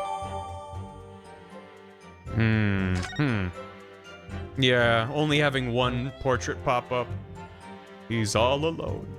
Seems like that would be actually really awkward for trying to use with that kind of handle. Anyway, yeah. Great. Yeah, it doesn't look good for us. But what else is new? The victim was killed before he went anywhere, and this fellow's the only one who could have done it. What grounds do you have for saying that? Huh, do you really need to ask? There were only 2 people on that public experimentation stage in front of the whole crowd. The victim, Mr. Odie Asman, and the accused, Professor Hairbrain. And we know for certain that before the experiment, the victim was alive. That's right, I saw with my own eyes. Furthermore, following the explosion and kinesis, nobody went anywhere near the body. In other words, only someone else on stage with the victim could possibly have done it. That seems like nothing. And Albert Hairbrain's the only bloke who fits the bill. Unless you've got some other bright idea, Sunshine, in which case let's hear it. Being in the thinking pose with the giant wide eyes is really good. Do I have an idea? Fuck. My learned friend's silence is your answer, Inspector. Great Marty McFly. Can't a man have a moment to think? So, that's all the testimony I have to work with. I had no idea the victim had been stabbed. This changes everything. Did Van Zieks keep that to himself until now on purpose, to gain the advantage? Oh well, I suppose all I can do is press these witnesses for as much new information as possible. Let's get that new testimony from Hairbrain. His brain cell isn't here. What is he supposed to do? It's fun how the answer here is to press a different witness, which normally Susato would have been like, hey, by the way, here's how the mechanic works. Excuse me. And he doesn't just supply it himself. He doesn't know. Professor Hairbrain, do you have some information that may be relevant here? Professor? Oh, sorry. I was just calculating the optimum coefficient of electrolysis to separate molecules in the human body. And the witness stand is the best place for that? It seemed as though you might have something to say about Inspector Gregson's last remark. Yes, that's right. Of course. He just said that nobody else could have done it, didn't he? Yes, what? Who else could have stabbed the victim, eh? I don't know, but there's no way that I could possibly have stabbed Mr. Asman, as you say. Eh? Explain, Professor. Of course, this cold-hearted policeman may not be aware, I suppose. But humans are warm-blooded mammals, with blood running continuously through their veins. I had heard. Or chippy through their veins. Then surely you see, if I'd plunged something the size of Andrew into the man's chest, the whole stage would have been a bloodbath. A blood swimming pool. But thousands of Londoners were watching me at the time. And yet not one of them claims to have seen a swimming pool of blood. Well, no, I suppose not. You see, not one. True. Didn't see anything like that. So purple turns into purple. There's this. Oh! The purple's in green. Oh! And then the green is green, and that goes over here. But that wouldn't turn back into purple, would it? Oh, that was blue. My word! But then if the blue turns into blue, what comes after blue? Blue. Maybe this becomes purple. Oh, there we go. Science. Well done, Professor. That was a great counter-argument. Maybe he's a painter, not a scientist. Don't drink it. Order! I also have a magic trick I can perform with fluids in a clear vial. Pray forgive the discourtesy as I savor a drop from my hallowed chalice to accompany my old friend's adducing. But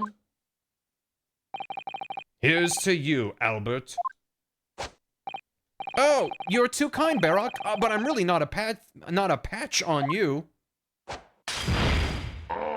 No! You're not. No? Not a patch on you? You've neglected to mention one crucial possibility. I have?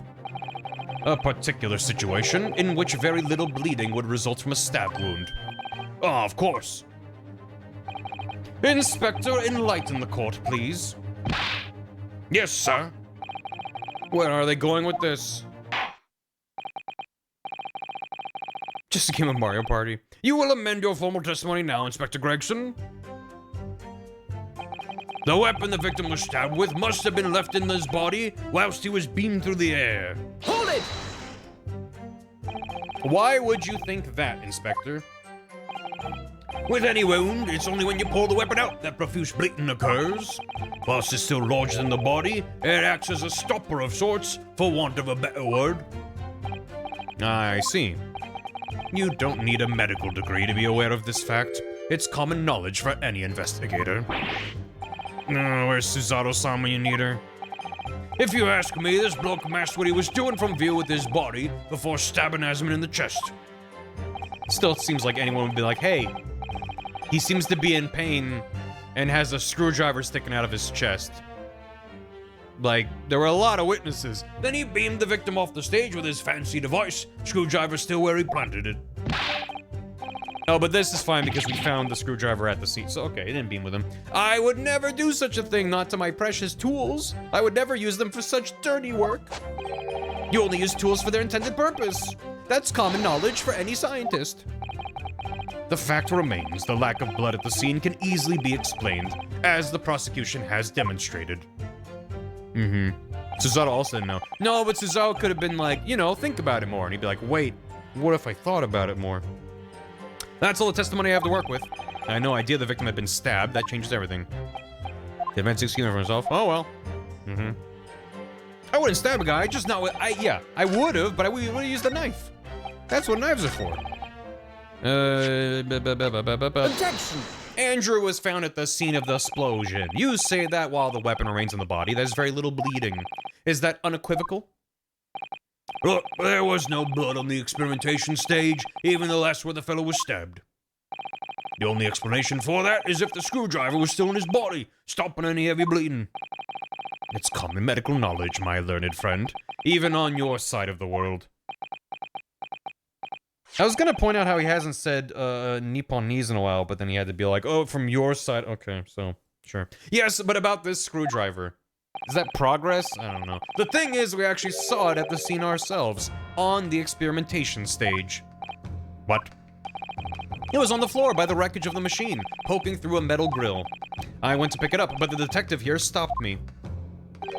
Isn't that right, Inspector Gregson? Now you come to mention it, yes. Inspector, are we to understand that you permitted the defense counsel to investigate? That you contravened the Special Dispensation for Scientific Equipment Act? No, not at all. I wouldn't do that. I just let him look, nothing more. I was very clear it wasn't to touch a thing. Yes, that's true. This screwdriver was in plain sight on the stage. But it shouldn't have been, should it? But what are you getting at? If this tool had still been in the victim's body when the victim was beamed away by the machine, then it shouldn't have still been on the stage. Bah. That's right, it should have been beamed across to the Crystal Tower along with Mr. Assman. And been found still lodged in the victim's chest. Wag.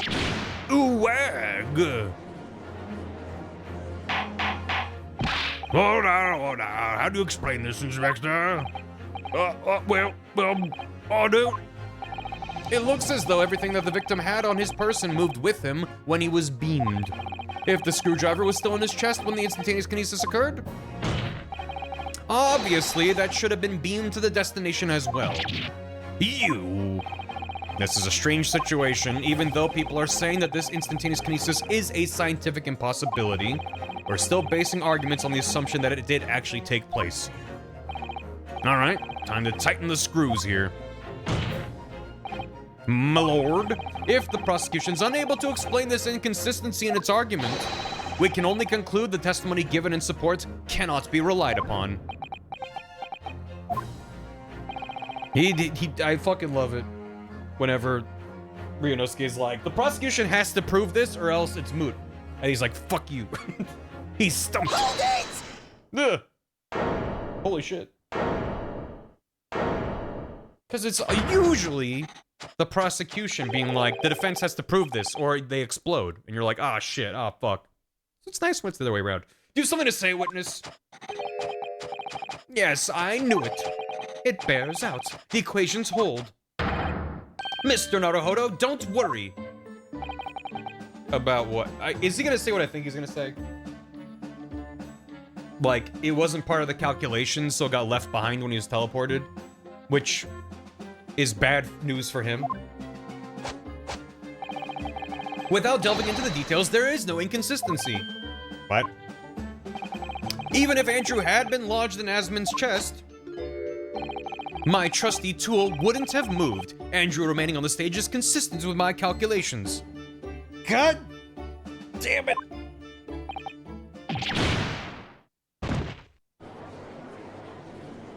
I hate this man.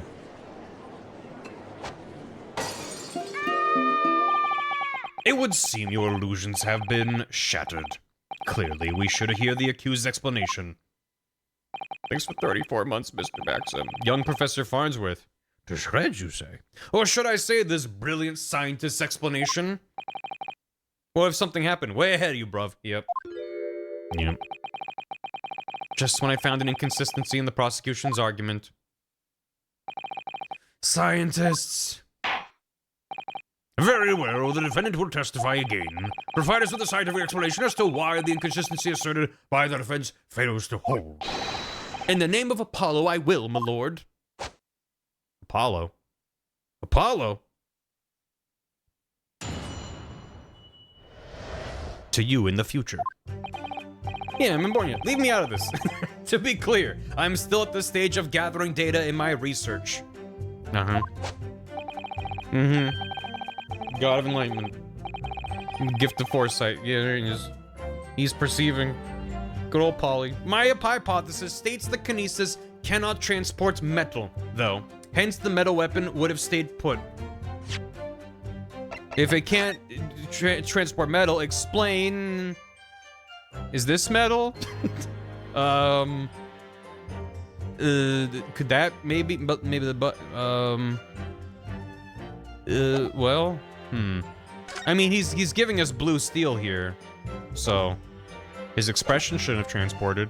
Well, he wasn't wearing metal. Glasses are fact metal, but it's like, I don't know. What's on his face? Glasses? Which is glass. If the frame is like gold or a gilded metal. But I don't know, maybe they're like, oh, his glasses are made of wood. He was always particular about that.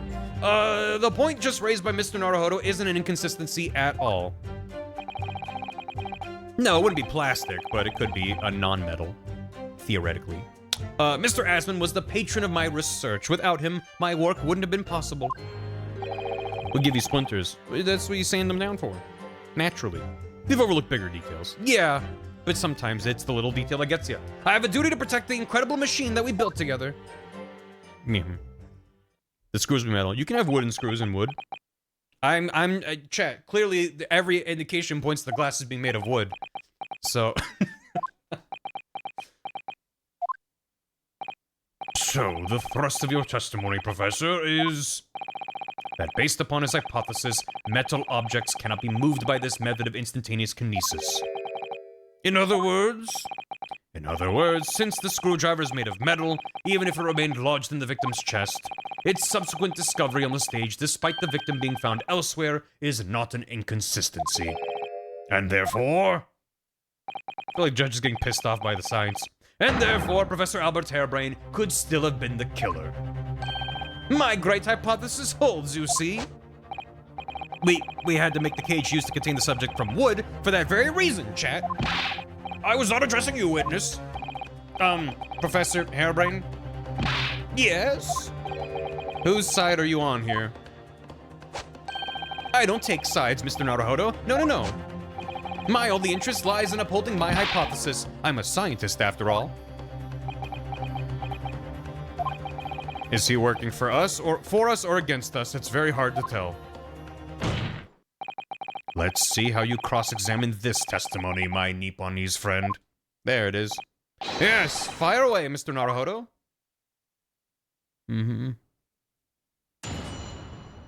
Would his blood also not be transported since it has iron? Only the iron part stays behind? The rest of the blood goes with him? That would be fucked up. Alright. Maybe he has like a metal plate from the war and that just stays behind. To be clear, I'm still at the stage of gathering data. Hold it! Like that one scene from X-Men 2. This is clearly an origin story for Magneto. And yet your retort to my argument wasn't lacking in confidence in any way. No scientist can find the truth without first finding self-belief. Is that what scientists say? Those were the words of a certain scientist I hold in the very highest esteem. But you realize that disproving my argument puts you in a very precarious position, don't you? No scientist should strive to protect himself more than he strives to protect the truth. More words of the same great scientist, you know. Words that are causing me a lot of trouble. Who is the scientist? I'm afraid I couldn't tell you, Mr. Naruhodo. But as soon as I remember the magnificent genius's name, you'll be the first to know. It might be worth keeping the names of your idols to mind. You're wasting your breath, my learned friend. The scatterbrain even forgets my name at times. So Lord Van Zeeks really did have a friend once. I didn't notice hell freezing over. My hypothesis states the kinesis cannot transport metal. Hold it! Metal. This man's name was Baby Einstein. Your hypothesis states it, so this isn't proven then. How old would Einstein have been in 1901? Or whatever the fucking year is? Let's just say Baby Einstein. Oh, no, of course not. It's merely a hypothesis, but a good one, based on thousands of calculations. 3. He might have been like a teenager. I don't know. It's widely known that metals can't be decomposed by electrolysis. Yes, of course, so I am right. My hypothesis is clearly correct. What is it about incriminating himself that makes this man so happy? It's the whole reason that the birdcage is made of wood, you see. Sorry, the birdcage? Yes, that's what I call the C. obtusa cage, in which Mr. Asman was placed for the kinesis. Like 20-ish. That tracks. Ah, the jail cell in which the victim was detained. It does indeed seem to be made of a timber of some sort. I'll thank you not to refer to it as an instrument of incarceration, your lordship.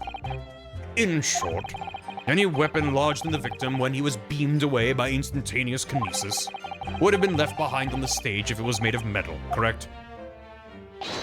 Yes, that's it. Yes. It all fixed perfectly with the mathematical model.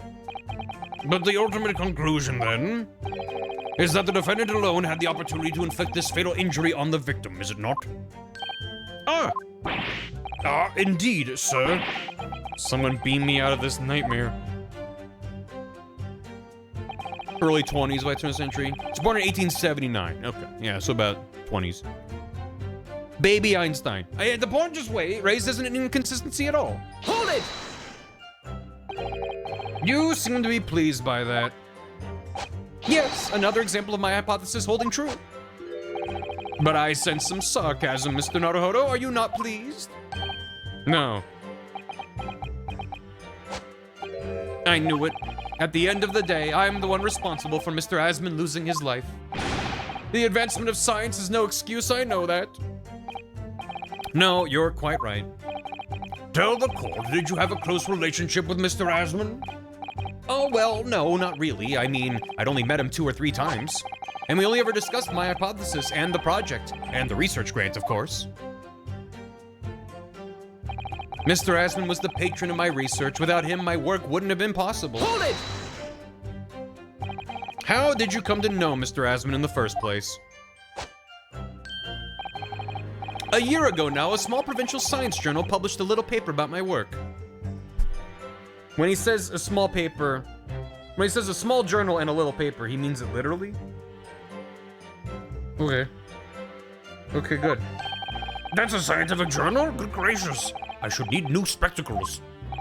I might have had an extraordinary hypothesis and great promise, but at the time I had no money. I had to eat tiny little meals at a tiny little cafe and drink watered down water out of a tiny little glass. That's fucking... He was so poor he had to water down his water is one of the funniest things I've ever heard. Oh my god. Whoa, I need a second. Okay. Yeah, okay. Oh, alright, okay. Ooh. But Mr. Asman read the paper and came to visit me at my tiny little laboratory. And offered you money to help fund your work. Exactly, that's exactly what happened. I handled the theoretical side of things, and Mr. Asman provided me with an engineer for the practical. And the 3 of us produced that fantastic machine together. Is Germany tiny huge island? Yes. The machine that you brought to the great exhibition to demonstrate.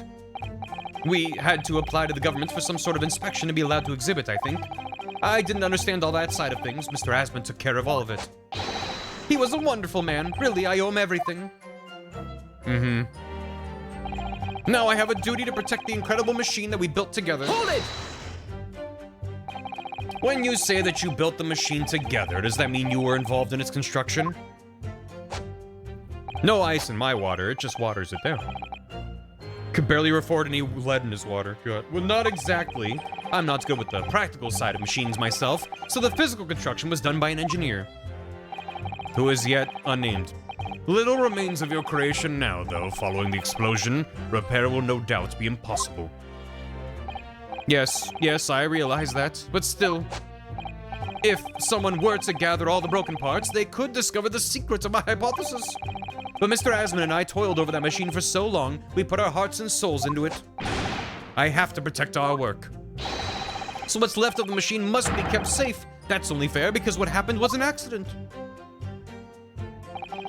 That's the extent of the testimony then. Thank goodness for that. I don't want him doing any more damage. He's already basically proven that he could have been the culprit. But it seems as though all he really cares about is defending his hypothesis. Still, I wonder, what if his hypothesis is just fundamentally flawed?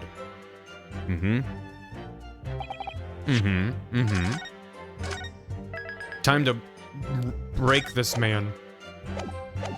Everything you think you believe in is false. Can't transport metal, then explain this. Objection! Professor Hairbrain, you say that according to your hypothesis, nothing made of metal can be beamed by instantaneous kinesis using the machine you made, is that right? Yes, that's right. Spot on. Exactly correct. In that case, I'd ask you to have a look at this photograph that was taken at the scene. In particular, I'd like you to pay attention to the victim's face. Oh! You can clearly see that Mr. Asman is wearing a pair of spectacles with a metal rim. Why? Metal? No, metal can't. That's not... metal? No! We've already established that the proposed murder weapon, the screwdriver, was found on the stage. However, if your hypothesis correctly predicted that outcome, it should also have predicted that the metal-rimmed spectacles will be found in the same place. My hypothesis! My hypothesis! Professor Hairbrain, this isn't easy for me to say, but your hypothesis is clearly flawed. I forgot that there's a child eating corn in the jury. Order! Counsel, what is the implication of this? If on the day in question, the alleged instantaneous kinesis never actually took place, then it's entirely possible the victim was killed somewhere other than on the stage. And in that case, someone other than the defendants could have been the culprit. But my hypothesis is sound! I proved it that day. The experiment was a success. The experiment was proof of all my work. If I could say something here in my capacity as a fellow of the Royal Society. Yes, juror number 4. Go ahead. As a man of science, there's one thing I simply cannot abide. And that's a fraud who pretends to be a fellow man of science. Wait, Great Scott! Are you suggesting my science is suspect? It's just been disproved, hasn't it? In front of all of us. It isn't real science, like turning purple into green into blue into purple. Now that's real science. In other words, the whole demonstration was a complete nonsense from start to finish. Believe me, my fellow jurors, when I tell you that this man is a heel, a bounder, and a fraud. I say, the wreckage of that machine should be stripped down and thoroughly examined. He's got a newspaper. Is that important? No, never! That machine is the essence of my entire hypothesis. It's protected by the Special Dispensation for Scientific Equipment Act. What the devil is that blasted act all about, eh? Who made up such a daft rule? I don't like the way this seems to be going. What's the best way for me to help the professor? Probably wait and see. A clock reaction. You're saying it's a clock? Professor Hairbrain has yet to perfect his invention. That would seem to be the case, yes. But even so what? Going to such trouble and expense to create a fake machine to display in public. He would have absolutely no reason to do such a thing. Objection! He had an obvious reason to do exactly that. For the research grant money. But if the government was foolish enough to have deemed the man's ridiculous notion plausible, he and his conspirators would have received a handsome sum indeed. Conspirators? What would be the value of such a grant? 10 pounds? You're an order of magnitude out, madam. 500 pounds a year. Oh, you could live handsome that much for years. The Society's noticed an increase in bogus public demonstrations in the field of science recently. That's a whole lot of that's a lot of corn. And plenty of scientists arguing with each other to get to the largest slice of the funding cake. People's greed is plenty motive enough for murder, I assure you.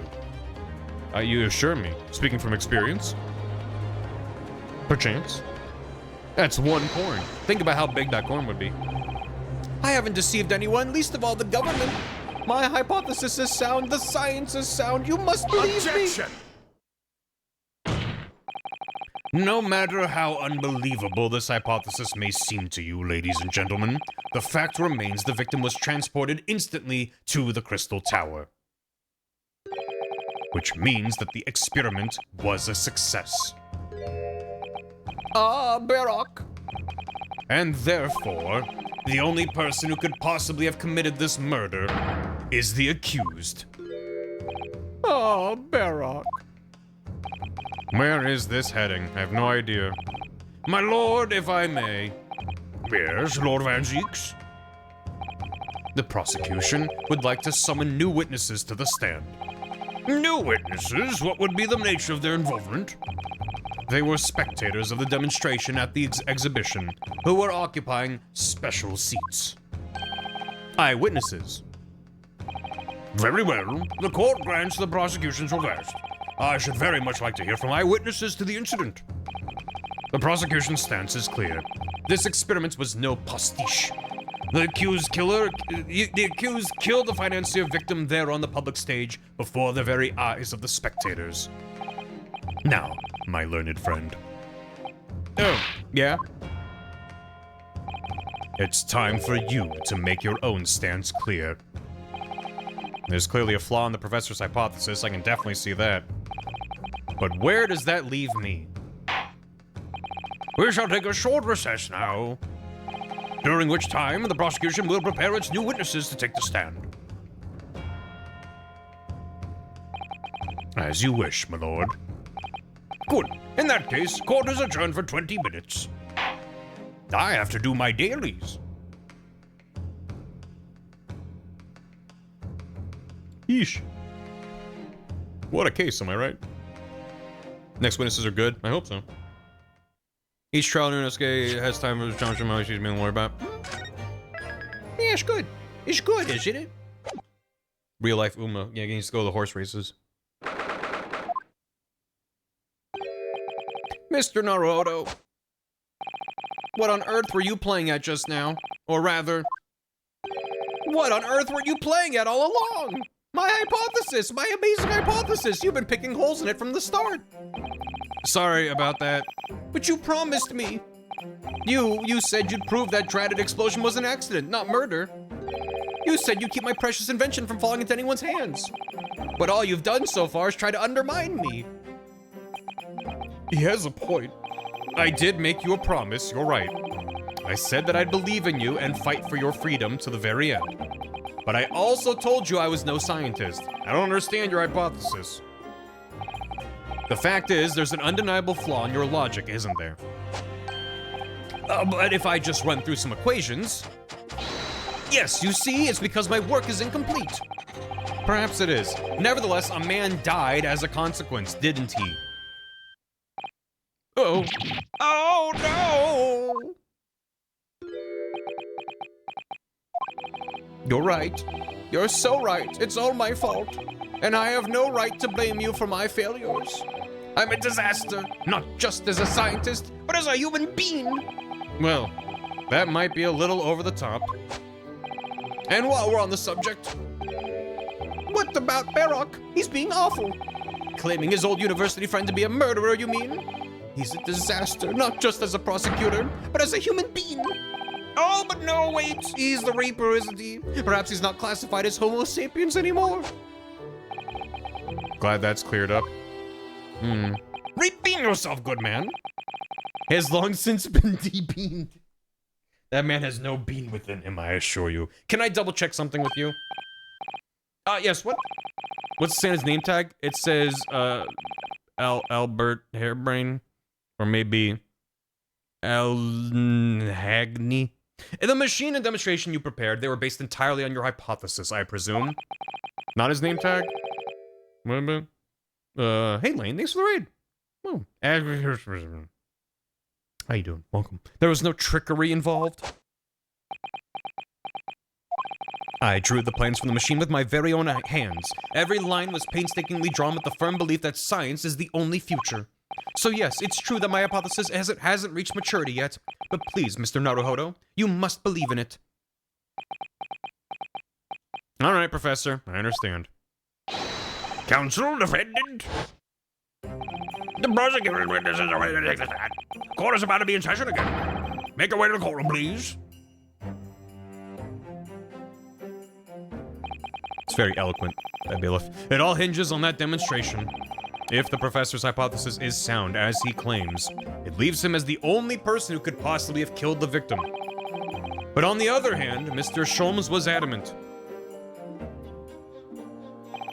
A practical implementation, such as was attempted by the professor at the Great Exhibition, is quite impossible. So really, what should I be trying to prove here? We should learn more about this engineer and call him to witness stand and find out more about how the machine was actually built. It's extremely troubling that there is a magician as one of the members of the jury, as if to imply that at some point in the future there will be some form of trickery we'll have to uncover, and he'll be like, I know all about this. I'm an expert witness. Who's on the jury for some reason. Maybe there's a lot of corn involved in transporting a human. And that's why the child with corn is here. The becorned child.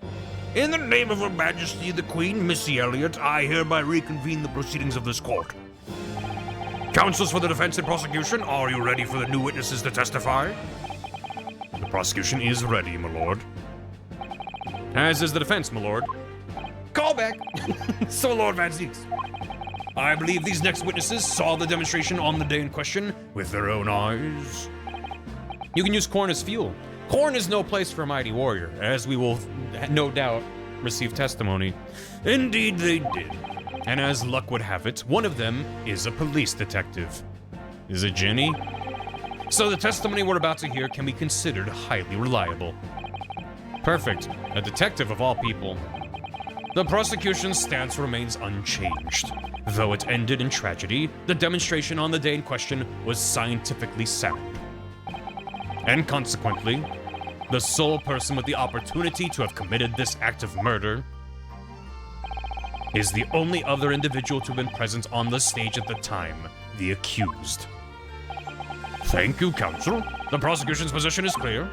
So bring forth your witnesses now. Bailiff, show the witnesses in.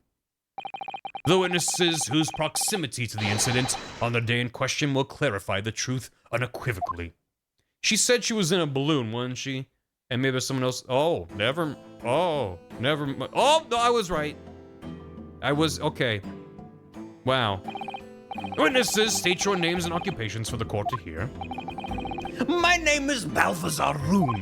I am the impresario of all the hot air balloons in vicinity of the Esperimento stage.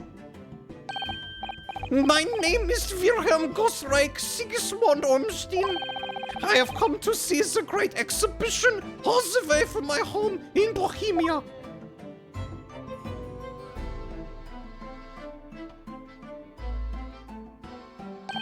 I'm very rich. Inspector Gina Lestrade, Scotland Yard. I'm a great detective. Even Erlach Sholmes agrees. Check his profile. I was on security duty at the exhibition. I got to go up one of them balloons. It was amazing. Oh no.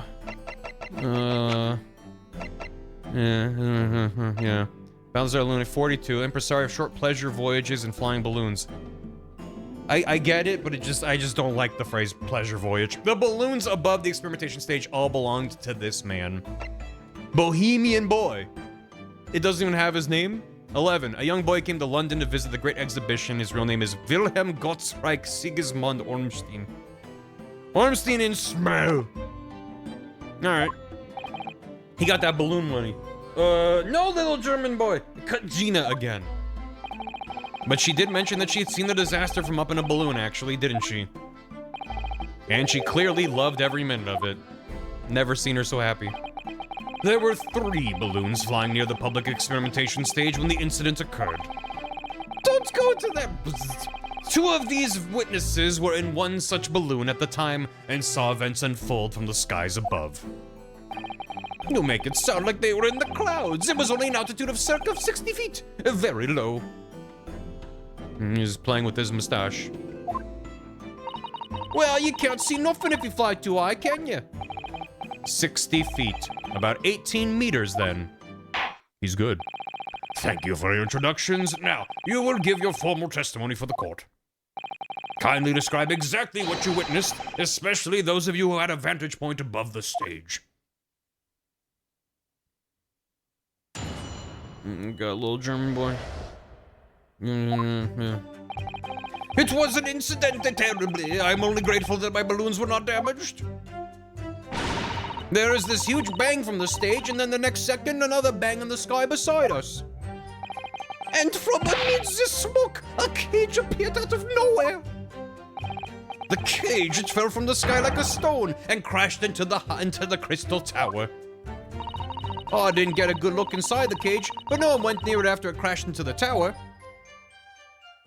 Okay. A most extraordinary collective account, I must say. Could I just clarify something? There's a detail in the witness's testimony that I've not heard any mention of until now. 'Twas crazy. Specifically that there were 2 explosions? More precisely, 2 explosions in 2 separate places, yes. Mm-hmm. When the demonstration began, the balloons carrying the 2 witnesses was around here. There were other balloons in the air nearby at the time, carrying other passengers as well, to be clear. Then, as power was supplied to the machine for the demonstration, the first explosion occurred.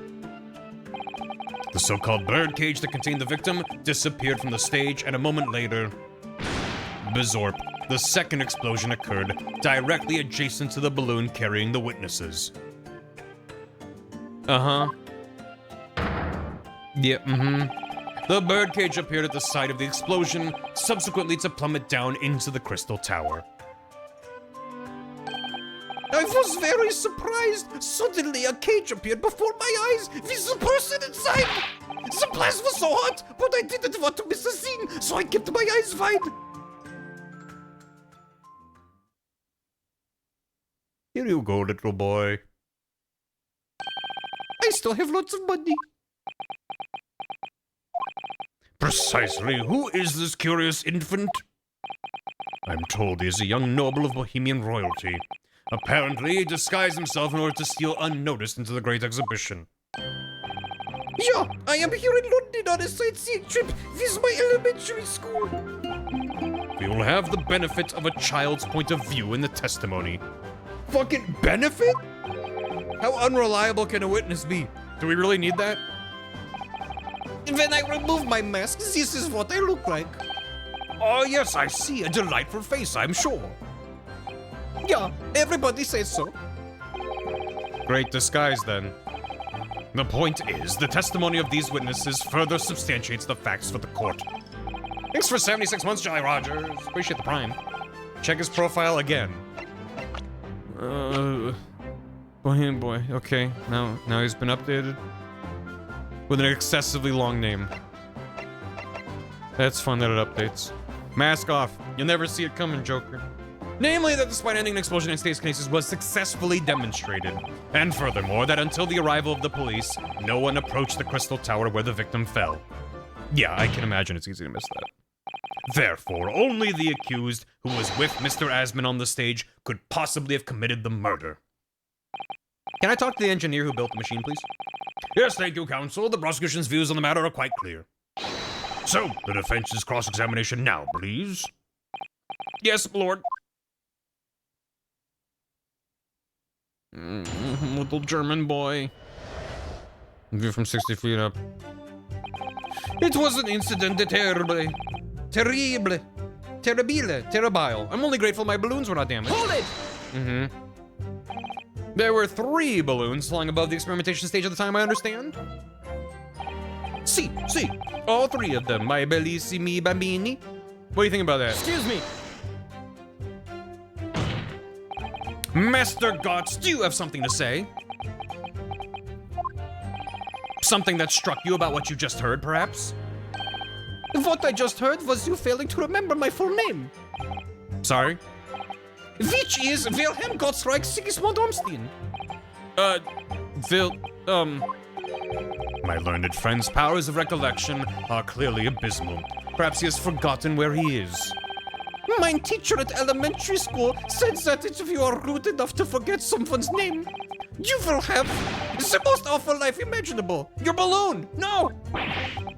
Are all Bohemians brought up to endure a life of such great pain? Well, it's important to listen, too, so please pay attention to the testimony. Did he get a new balloon? Very well done, thank you. I wanted to create something with, like, gravitas. That's believable. Appreciate it. Hold it! Even though I realized this game was really... His hat has a flame. Oh my god, I didn't notice. His hat is a hot air balloon with a flame in it. How is it staying on his head? Maybe he's got it pinned down. What about you, Gina? Excuse me. It's a Holmes reference, King of Bohemia, that hires Holmes to investigate Irene. His head's a ballast. Miss Lestrade. Eh, blimey, what's up with you? Did that last statement strike you as odd in some way, perhaps? You're the expert on being odd, ain't you, Otto? So why don't you tell me? No, I'm the one asking the questions here, Gina. Heh, asking other people what you don't even know the answer to yourself? I don't believe it. And I'm Inspector Lestrade and all. She just had to drop that title in somehow, didn't she? Okay, let's just get back to actually talking to the witnesses. Hold it! An incident terrible. There were 3 balloons above the stage. Si, all 3 of them, my bellissimi bambini. They're very popular, signor. Some people will pay £10 for one ride. £10? That's more than my annual stipend. £20 a month. That is my pocket money. Royals have all the luck. I got up there for free, I did. Played the old I work for Her Majesty's police card, you know? Detectives have all the luck. If they're so popular, why would you only be operating such a small number of balloons, though? Because if I have too many in the skies, they could crash into each other. The operators for the balloons were decided by lots, with each operator manning a particular area. See, and the zone above the public's experimentation stage is the most profitable. The other impresarios, they hate me. Thank you, witness. I think the court has a clear picture of the arrangements for balloon rides at the exhibition. Perhaps we could hear more about what you actually witnessed of the incident. Right, I can fill you in there, my lord.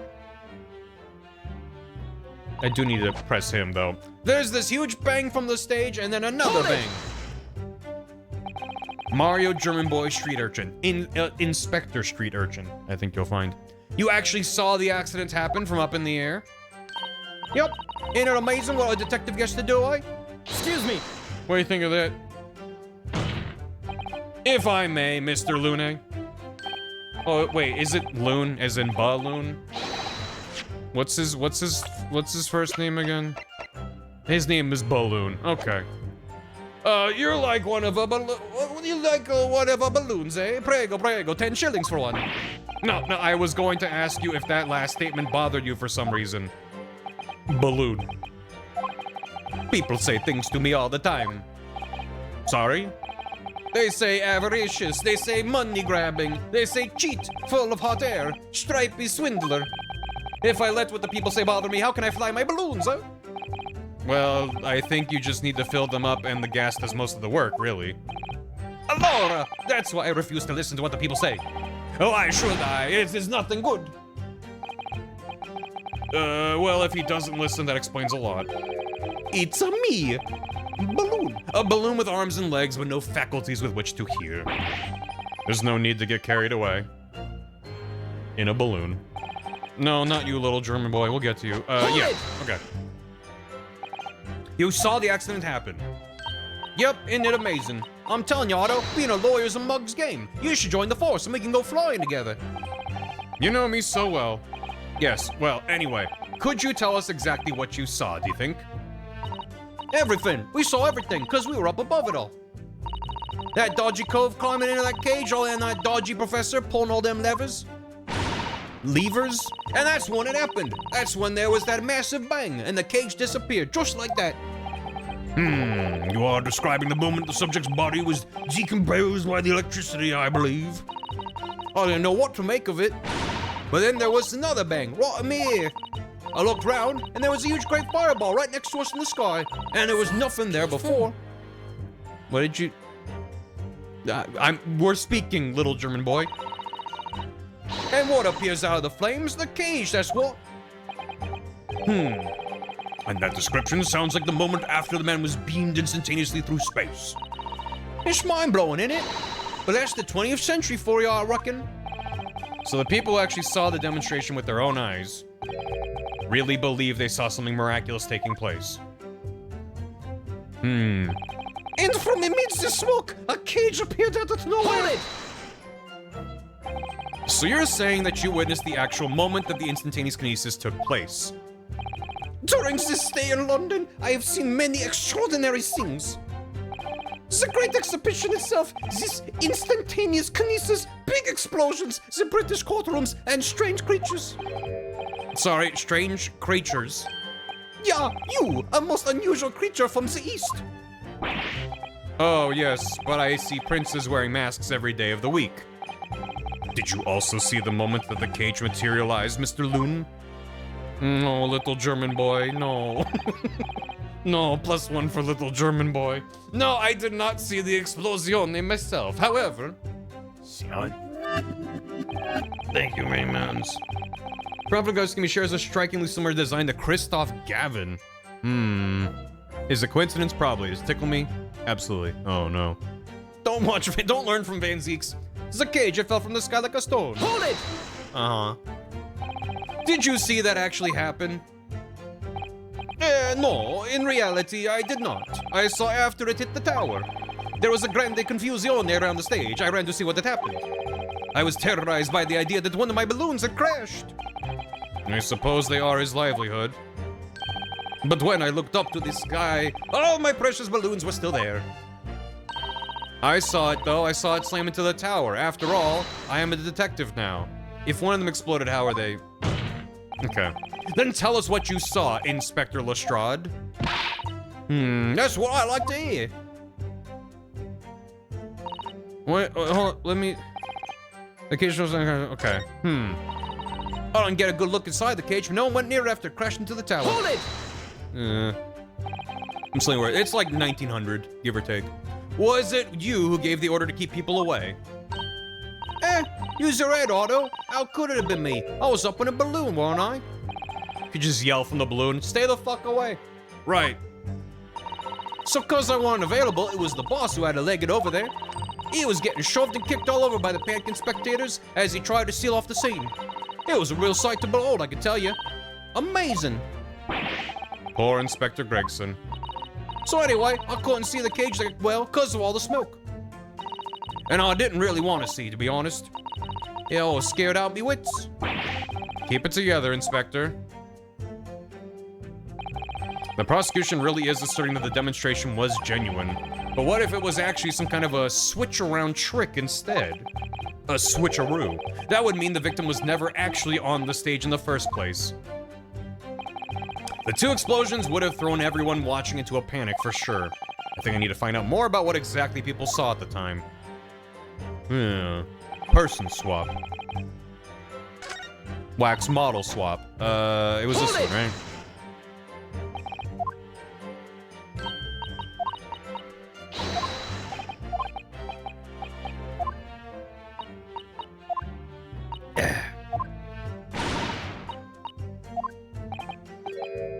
Where is he? That's Peter. What did he say? Anyway. Excuse me. Oh my god. I didn't want to talk over his line, but then I couldn't understand what he said.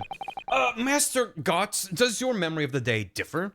That's Peter? Okay. Thank you. My teacher at elementary school said that when you meet someone for the first time, you should always use your full name. Yes, what was it again? Wilhelm Gottschalk Sigismund Umstein. Just the four names, then? The point is, do you have something to say? Something to add in response to Detective Gina Lestrade's last remark, perhaps? Oh, get it right, Otto. It's Inspector Lestrade. Why does everyone have a problem with how I address them at the moment? That is not what I saw. Oh? Yeah, there was a second explosion, and it was right beside our balloon, that is true. But I am sure. Which is what I said in it. 1 minute there was nothing there, the next a massive explosion.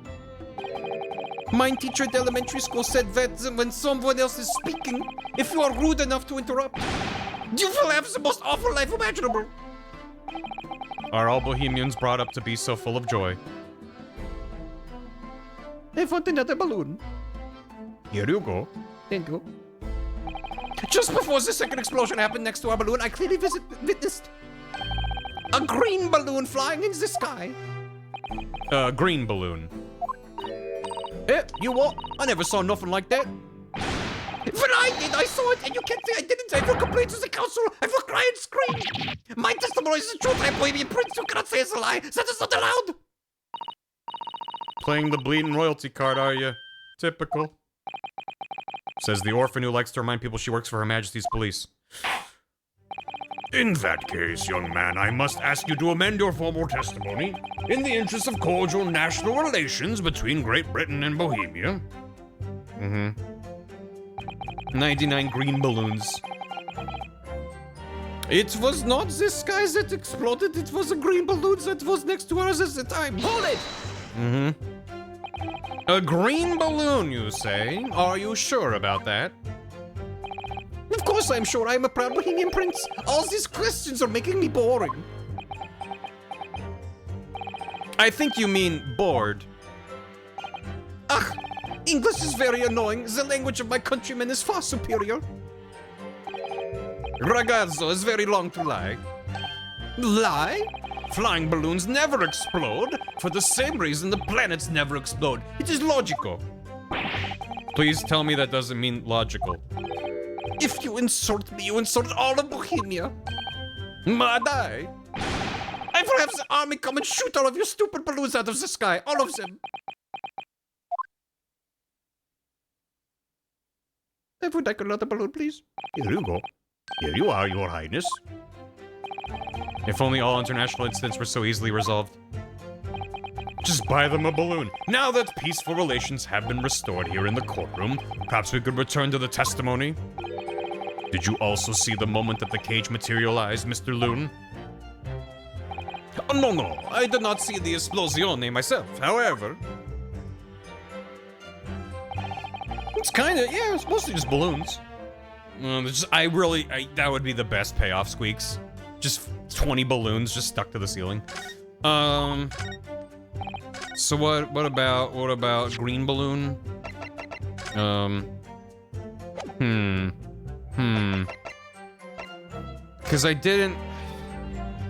Cause when he was talking, why is this not a check mark? The cat.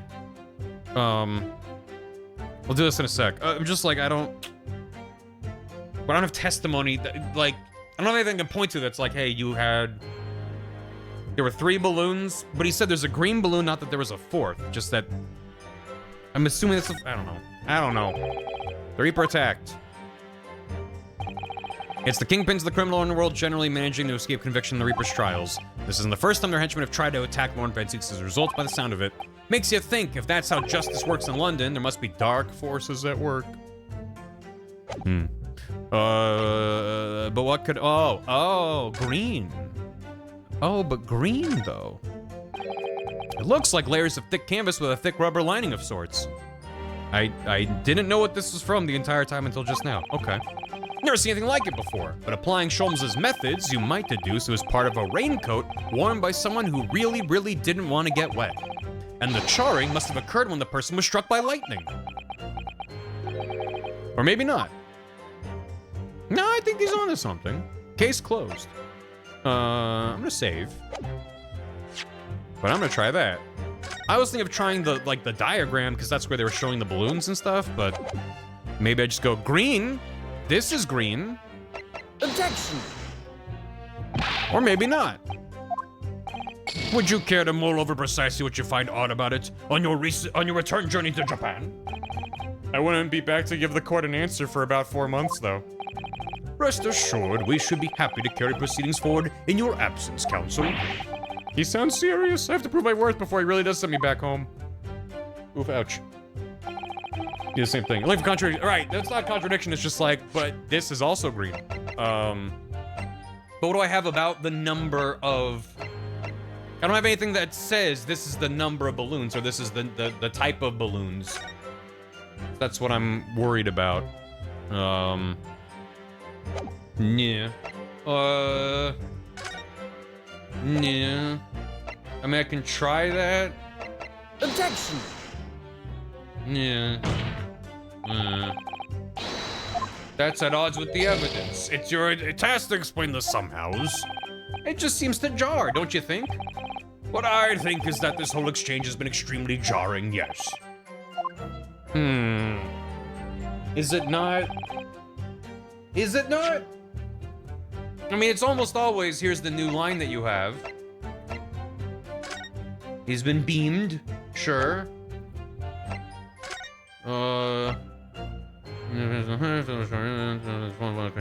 Yeah. All that's fine. I don't have anything evidence-wise about any of the testimony I've been given that I find the contradiction to be in. So what do they want from me? And I don't think it's a different line.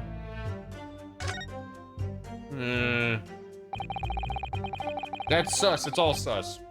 Prosecution asserting the demonstration was genuine. What if it was actually some kind of switch around trick? He was never on the stage.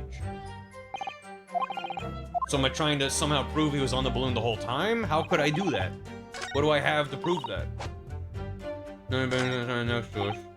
The sky is a green balloon. Yeah. Okay. Am I supposed to feel like this is what made it? That's not a contradiction either. Just gonna load my save. This fucking video game series it breaks my brain. When I'm like, I see so many things that are wrong, but what does the game want me to say at this time? I just... I've tried dancing. I should try dancing on him. Maybe it's my badge. Like, I don't think it could be this or this. It's not the autopsy report. It says he died around 2:20. Nothing's come up about timing yet. Yeah. Press all statements again bit? I don't remember. Is it?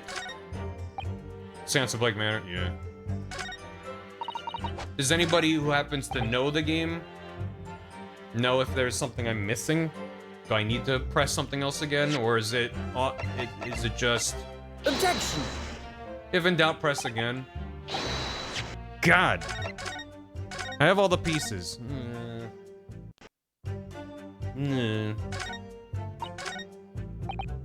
Hold it! There are 3 balloons flying above the stage at the time, I understand. CC, all 3 of them, I believe, seem to be being recorded. 10 pounds, 10 pounds, yeah. 10 pounds. Pokemon. Yeah. Going to the question actually. Balloons are below. This is all the same. Press the modifiers this one? Yeah, I thought I did. Oh, I missed it, so I'm mad. Okay. Hold it! What came out of this? A green balloon. Are you sure? Of course I'm sure. This is when they're like, I'm gonna fight you. Like, most of this isn't about the balloons. They're just fighting.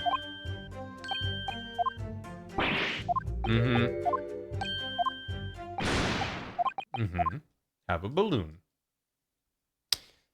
Ugh. Gah. What the hell?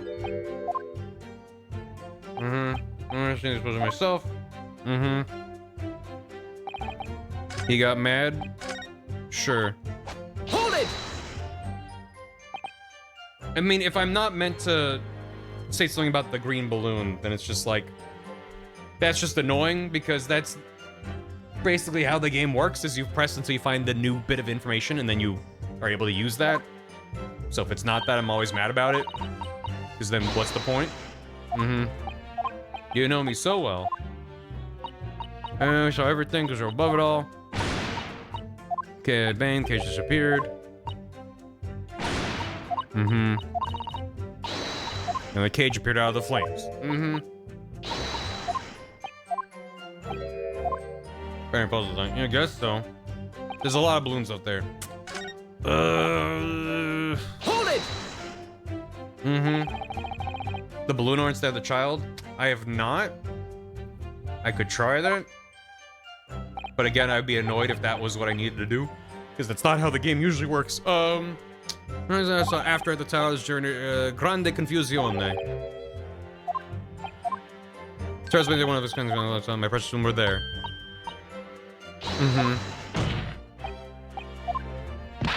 Yeah, because he's like, yeah, all my balloons were there. But he's not saying all my balloons were there, he's saying the cage fell. So if I'm like, then explain this. That doesn't line up.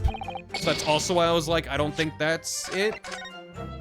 I don't have, if he amended his testimony, be like, all my balloons were there, then boom, I got him. But that's not where I'm at, so. Regards to the tower. This is multiple lines. What do you say before? My balloons were not damaged. Good. Wait, so it is this? So it's not about the green balloon? Then why would he amend his testimony to talk about the green balloon? Alright, Mr. Loon, in your testimony. I'm mad. You said that all 3 of the balloons you had operating at the time were undamaged. See, that is correct. If they had been caught in the explosiones, it would have been terrible. I wonder if you might know what this is. Is it just that him talking about a green balloon is meant to clue you into what this is? But like, again, that's not how this series ever works, and that's me metagaming, I get it, but like, that feels annoying. I feel it may be. See, part of a balloon, a burnt piece of the fabric of the envelope. Sorry, the envelope? Pardon, that is the large round part of the balloon which becomes filled with hot air. It is made from very thick fabric lined with rubber. You do not want it to rip when you are in the sky. Just as I thought. This piece of cloth was found near the experimentation stage. In other words, as Master Goltz testified, a green balloon did indeed explode that day. If all the balloons in the sky above the experimentation stage belong to you, Mr. Loon, then your statement that they were all undamaged, it clearly contradicts the evidence. No! If a balloon exploded that day, why didn't the man say so? Maybe everyone on board was killed. Oh no, having just spent 10 whole pounds for the experience? How awful. Seems to me like those things crash 50% of the time anyway. Objection! The instantaneous kinesis did occur, but after the explosion on the stage, the points of materialization shifted to a location occupied by a balloon. Causing the balloon to explode, yes, eminently plausible. An unfortunate traffic accident, as it were, but it changes nothing about the pertinent facts. This I cannot accept. Why not, Mr. Loon? You are suggesting that I am a liar. That persons died in a balloon incident. There's no need to get fired up, Mr. Loon. The victim was the sole fatality that day. That's right, and I prove it. Balthazar Loon is not a liar. There was no such balloon in the sky. It is not possible. You're saying it's impossible. Why? This court has more important matters to discuss than the number of balloons that were operating that day. Aye! Objection! But we can't ignore the fact that nobody appears to have known anything about this other balloon until now. My lord, the defense calls for further testimony from Mr. Loon. I concur. There is clearly more to the truth here than meets the eye. It's imperative that we clear up the issue of this phantom balloon, I feel. Witness, you will give supplementary testimony about the balloons you were operating at the exhibition. Grazie, my lord. Okay, I'm gonna turn off the part of my brain that goes, this is the testimony, because it's new. And just take everything in. As I said, Balthazar Loon is no liar. Every balloon I had in the sky landed safely. All 3 of my balloons were carrying passengers. If they fell to the ground in an esplosione, what a catastrophe. But you can't get away from the fact that a burnt up bit of cloth was found at the scene, can ya? The coppers of the yard reckoned it was probably some debris thrown from the explosion on the stage. This stupid ragazzo is mistaken. My balloons have the red and blue zigzag stripes anyway. Hey, Kurt. Case 3, am I right? Wait, I'm right. Yeah. We're very much in case 3. Thanks for 70. Your assertion is that the balloon this child saw was not one belonging to you?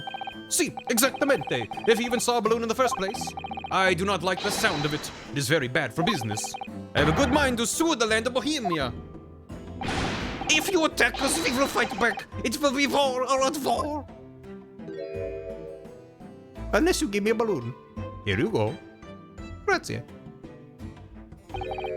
What happened to all-out war? Mr. Lune certainly doesn't appear to be lying. Oh, I didn't even think about that. Oh no. Oh no, little German boy. But that doesn't change the fact that the testimony and evidence are contradictory here. If the defense is unable to find fault with the witnesses' statements, the court must consider them the truth. Think long and hard on that, my learned friend. The situation has clearly changed now. I have to get to the bottom of what happened here, no matter what it takes. Counsel, you may now cross-examine the witnesses. There you go. I'm trying to find out if he's the one evidence.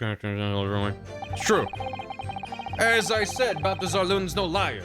Every balloon landed safe. Hold it! Yeah. You couldn't just have forgotten one, maybe?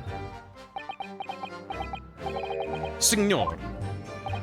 I might not notice if I was given 100 lentils and one was missing. But we are talking about 3 enormous balloons. Do you believe I could make a mistake about something so grande and expensive? I took the liberty of having Inspector Gregson check this gentleman's warehouse. I have the report here. It clearly says a total of 3 balloons. I really want to see that report. Inspector Gregson's balloon report, and it's just a big 3. 3 balloons. It would appear no mistake has been made then. What if there were previously 4 and now there's 3? That doesn't... Your balloon report is missing information. Surely Miss Lestrade could have been sent for such a menial task. What? Me? I'll tell you what I told the boss. East End kids like me can only count up to 2. Oh. Obviously that ain't true, but the boss brought it and said we'd have to go himself in that case. Oh. Oh, she's good.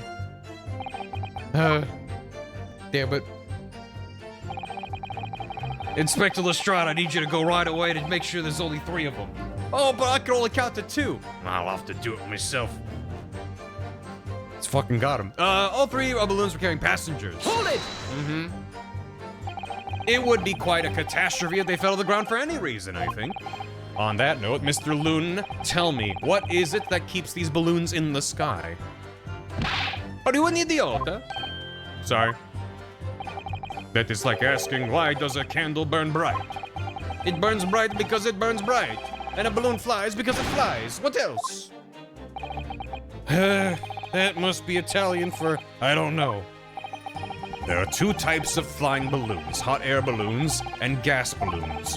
Hot air balloons work on the principle of hot air being less dense than cold air, whereas gas balloons derive their lift by using a gas that is lighter than air. See, and my balloons are filled with the magic gas, I believe.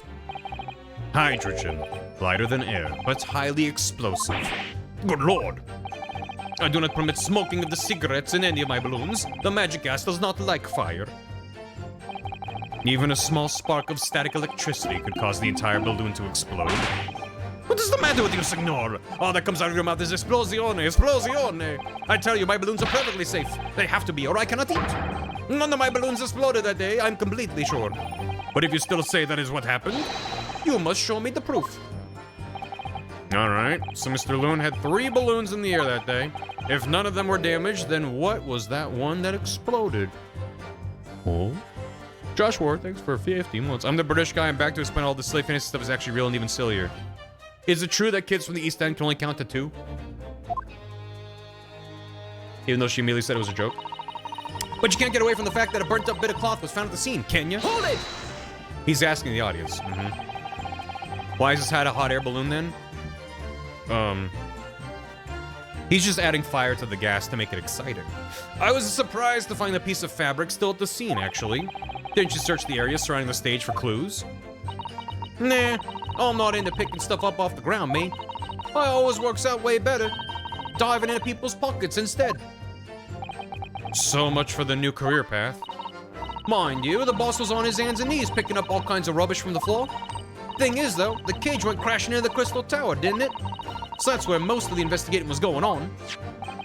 Even so, I would have thought someone from Scotland Yard would have gathered it up as evidence. They can indeed only count to 2 because the only school in the East End was closed after it burned down the Great Fire. Gotcha. Come on, listen here. You stumble across a bit of balloon and suddenly you're the best investigator in the world. Pardon? Well, you ain't got a badge, have you? Like this one. I could arrest you with this if I wanted to. I wouldn't put it past her. Come to think of it, there was talk of some scorching on the ground at a meeting we had about the investigation. Scorching? The coppers at the yard reckoned it was probably some debris thrown from the explosion on the stage. Hold it! Mm-hmm. Yeah, you're fine. Thank you. There was considerable damage to the stage and surrounding area, wasn't there? Yep, some of the coves what were watching the experiment were caught in the blast and injured. Good job the old contraption didn't keel over, eh? I hadn't even considered that. It seems there was great panic after the incident occurred. Nevertheless, the police shouldn't have missed a torn piece of the envelope from a balloon. Inspector Gregson can expect repercussions. More like repercussions, am I right? Like me swiping all his fish and chips, eh? The man's sole pleasure. None of this matters. That scrap of balloon envelope means nothing. Niente. The stupido ragazzo is mistaken. My balloons have red and blue zigzag stripes. They look like one of the power-ups from Diddy Kong Racing. Hold it! I know it anywhere. You mean the color is wrong? Si, signora. I do not have any green balloons in my warehouse. And yet, a piece of green cloth was found at the scene, and it's unmistakably from a balloon. Well, I do not know how that can be. For the sake of argument, let's say that a green balloon did explode above the stage. You couldn't therefore conclude that it happened on the day in question. Why not? There have been recreational balloon flights over Hyde Park operating from before the Great Exhibition. One could have exploded on some earlier date. Unfortunate, as I'm sure you'd agree. And no one moved a scrap of cloth, despite setting up the entire Great Exhibition. You believe maybe from some earlier balloon accident that predates the exhibition? Si, exactamente. As the signora says, it's not from one of my balloons. Clearly, this little ragazzo from Bohemia is mistaken. He's mistaken about what he saw. If you come to my warehouse, you will see my 3 Bellissimi balloons, all present and correct. I've already verified Mr. Loon's annual business reports, and he's had the same number of balloons for a year now. That's way better than going to the warehouse and counting 3 and leaving. Thank you. Well, as thorough as ever, Lord Van Zeeks. Disarmingly so. In that case, is the young boy just imagining things? No one knows the hot air balloon full of passengers exploding happens all the time. Well, I think the whole point is that there were no passengers in the green balloon. Other than perhaps a wax sculpture of a man or a real guy falling out of it. I don't know. I don't know which one was wax. Because we saw in the cutscene him go into the thing.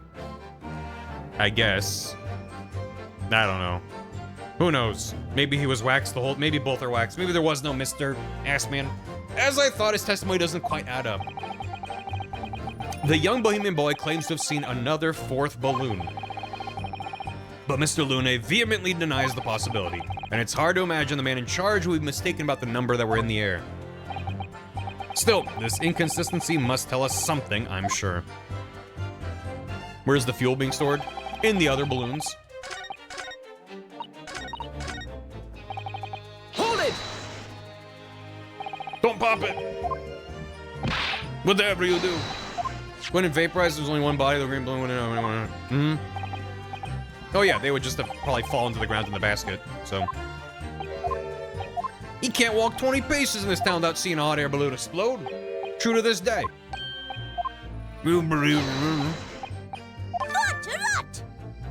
You, yes? Excuse me. Yes, little German boy. Is something wrong, Master Gotts? It's Master Wilhelm Gosrexigabosomstein. It was on the tip of my tongue. Yeah, something is very wrong. I know what I saw.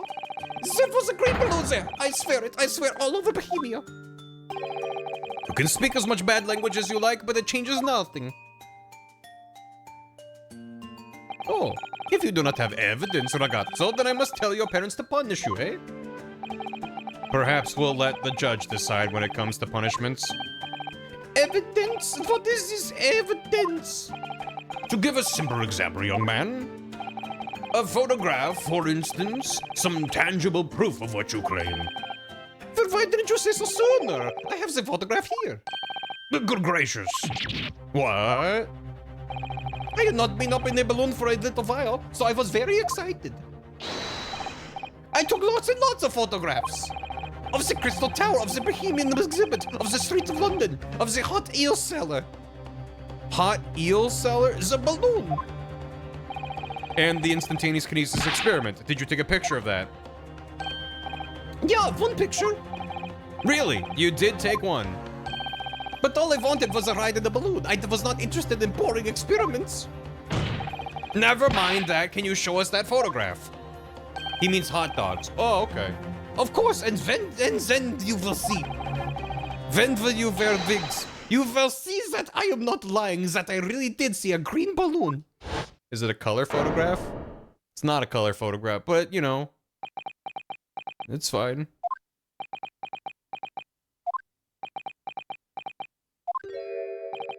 Well, I see you are too shocked to speak. Yes, I think shocked is indeed the word, young man. Yeah, perhaps you cannot see that it was a green balloon from this photograph, but that is not my fault. That is the fault of the stupid person who made the camera. What? Fucking umlauts over the A. Good.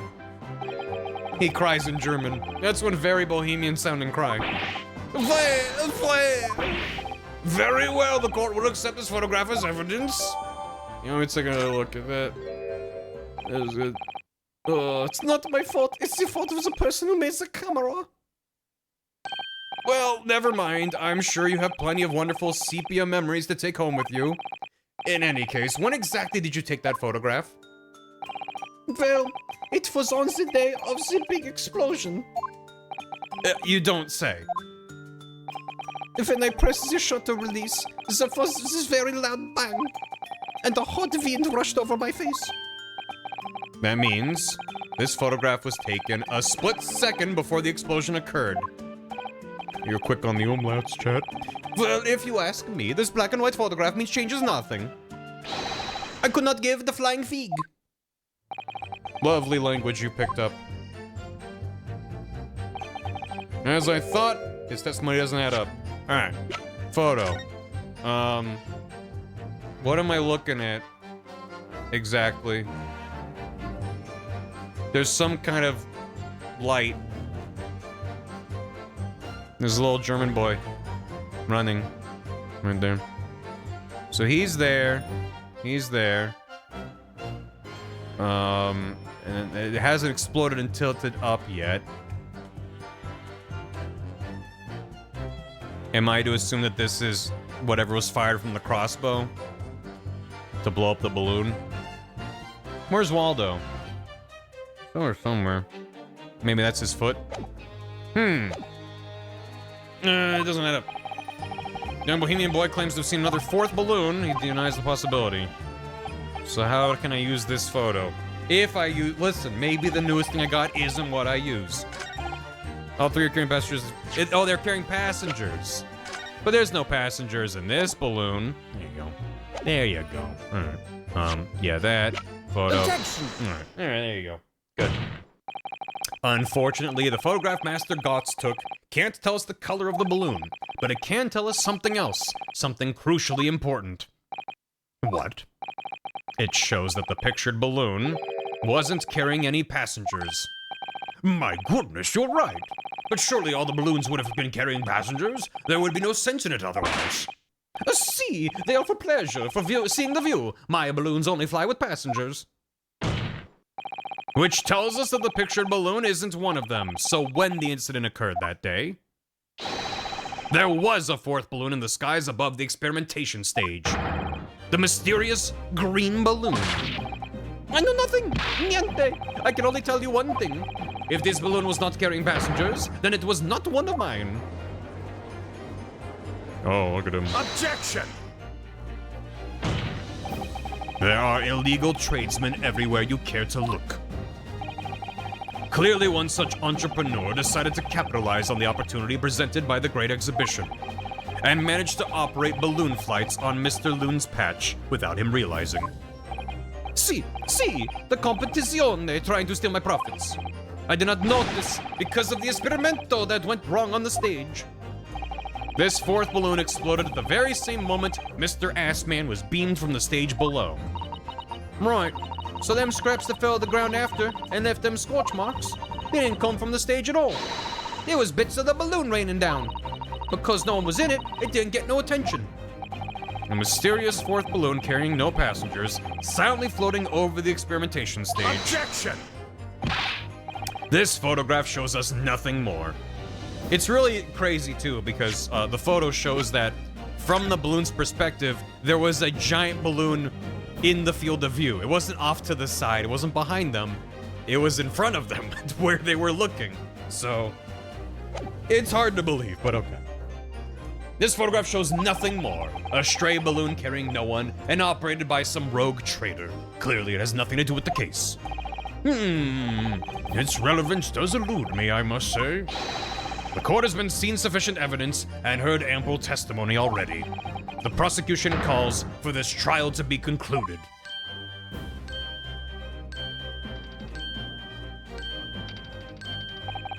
Really? Have we really got to the truth yet? No, I can't let this opportunity slip away. The jurors' minds are made up, and not in our favor. What else can this photograph tell us? Is there nothing more we can learn from it? There's more. Objection! But wait. There's more. Ladies and gentlemen of the jury, wait. Please don't give your decisions yet. The photograph of Master Gotts may well be hiding one more vital clue. What's that? A vital clue? Objection! I don't know if I would like magician staring with his mouth open. Well, we're well past the point of mere possibilities. It's time for definitives now, so tell the court. What exactly does this alleged clue in the photograph prove? Causal explosion? We can reasonably assume that the pictured balloon was destroyed in the searing heat of the explosion. Yeah, that's right, sir. It was not my fault. Evidently, because the birdcage from the kinesis machine materialized in the sky where it had been flying. And the balloon, being filled with flammable hydrogen, instantly and explosively ignited. Objection! How did no one notice someone firing a crossbow from inside the crowd? I get that it's being fired from within a plume of smoke, but like, there's a million people nearby. It just... My suspension of disbelief can only go so far. That's not what happened. What? It was fired before anything exploded. There was stuff happening in the machine, and then someone goes bang in front of them. Not a single person. Frank Fertley. Little Germboy's been the most reliable witness here. Mm-hmm. Yeah. Sadly, yes. Londoners don't look up. That's true. Crossbow's not a gun. But it would have seen... It's fine. It would appear that this photograph requires closer examination. It's not about the noise, it's about seeing a projectile flying through in front of someone. Someone having a giant What? I'm not gonna die on this hill. The counsel for the defense, you will highlight the location of this alleged clue in the photograph of the court. Of course, my lord. If you look closely, it's plain enough to see, and what's shown is linked to another piece of evidence we have, in a way that leads to an unbelievable conclusion. The clue that heavily suggests the real reason the balloon exploded is clearly my client over here. Hey-ya. Take that! The timing of this photograph can only be described as miraculous. Well done, little bohemian boy. If you look, you'll notice there's a bright white line that appears to point directly at the balloon. Most likely a ray of light caught incidentally on the film. I'm afraid I can see nothing of the sort. If you look with a magnifying glass, my lord, it becomes clear what the nature of this bright line really is. Look closer. Enhance. Zoom. Goodness, what is that? Undeniably some flash of light, yes? Oh golly, do you think it might be lightning? But it couldn't have been a finer day. I believe we may be looking at fire. A bolt of fire heading straight for the balloon. like an arrow. Indeed, even to my aging eyes, it would appear to be a flame of some sort. My word, are you suggesting this flame struck the hydrogen gas that filled the balloon? Objection! That's absurd. The balloon would have been 60 feet above the ground at the time. No flame could possibly have reached such a height. Objection! Actually, it's my opinion that a particular piece of evidence found at the scene reveals how that is exactly what did happen. What evidence? If such evidence exists, Counsel, then for goodness sake, present it, man. Which evidence explains this mysterious streak of flame that appears to be headed directly for the balloon? Take that! Take that! Pachoom, accidentally shoots the judge. This was found hidden at the foot of a small ornamental tree near the scene. Good lord, is that a crossbow? An arrow dipped in oil and set alight could have been shot from this weapon, sending a flaming arrow straight into the hydrogen-filled balloon. Are you suggesting that crossbow was used to deliberately... Blimey, you're right. That streak of light in the photo looks just like an arrow, don't it? Then the esplosione of the balloon, it was... very likely the result of a flaming arrow from this crossbow igniting the hydrogen gas inside it. No! Van Zeek's taking damage is so dramatic. Order! Counsel, this is an extraordinary supposition. If the aim was to cause the balloon to explode, the shooter could have used a gun, of course. However, there's an obvious reason why that would have been out of the question. The noise of the discharge, of course.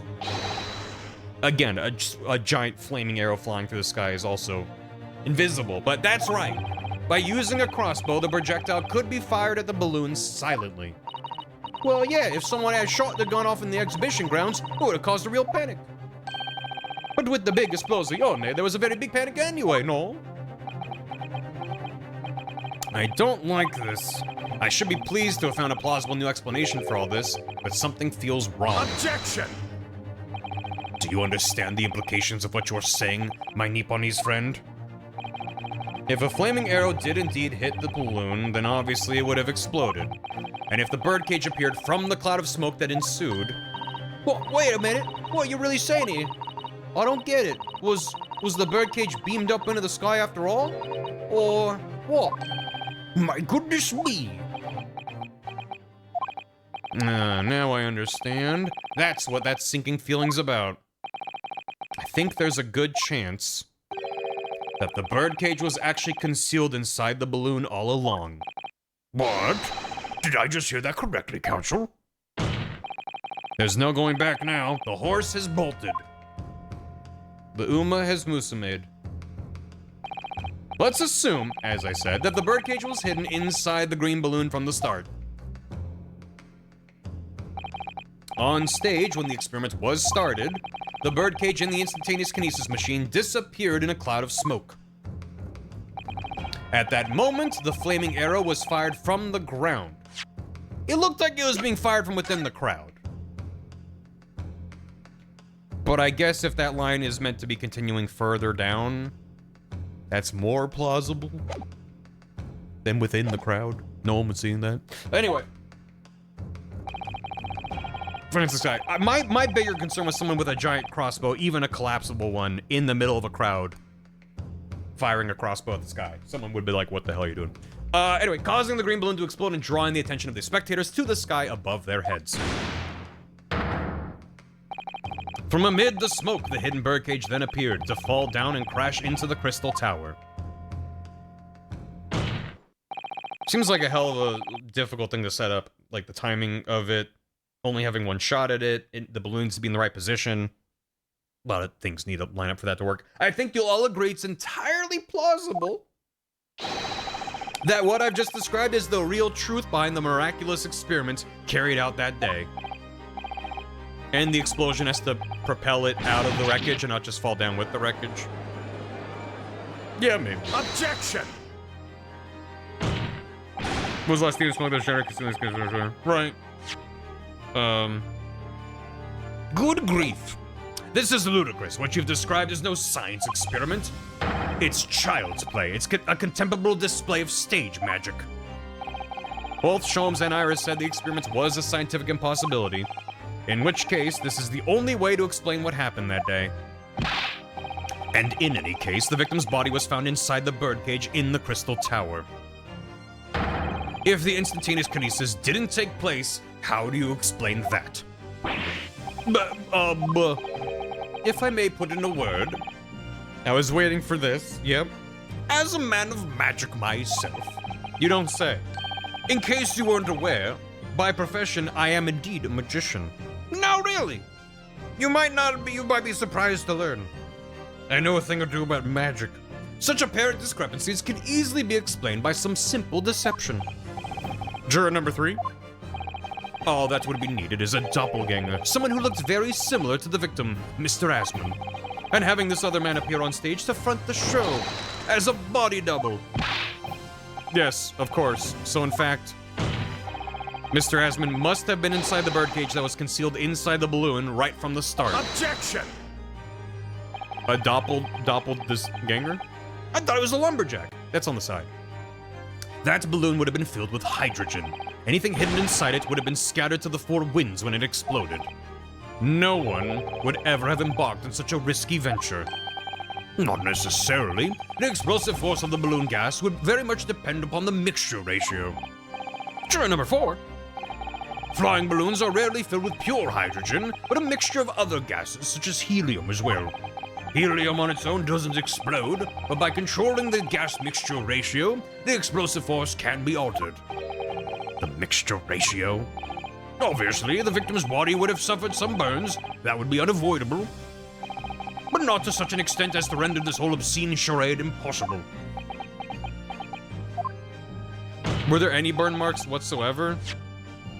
Like, he was in a wooden cage. And there's no burn marks anywhere? That seems crazy. Alright. Yeah, I'm waiting for Korn to come up in the case. So everything that happened can be explained logically and scientifically. The explosion that engulfed the stage at the start of the experiment was no accidente. It was all part of an elaborate deception to make it appear that instantaneous kinesis had occurred. Well, goodness me.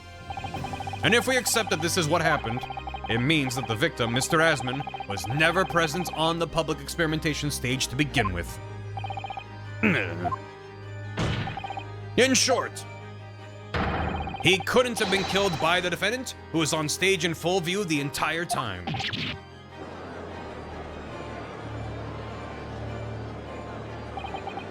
This will be very hard for the prosecution to counter. Lord Van Zieks can't credibly maintain that Professor Hairbrain is a suspect now. Unless the professor himself, unless he shows up to be like, here's how it's possible. Mr. Naruhodo, I appreciate your efforts. Thank you. Professor! But you can stop now. Just keep your mouth shut, please. Sorry? What's all this about, Mr. Hairbrain?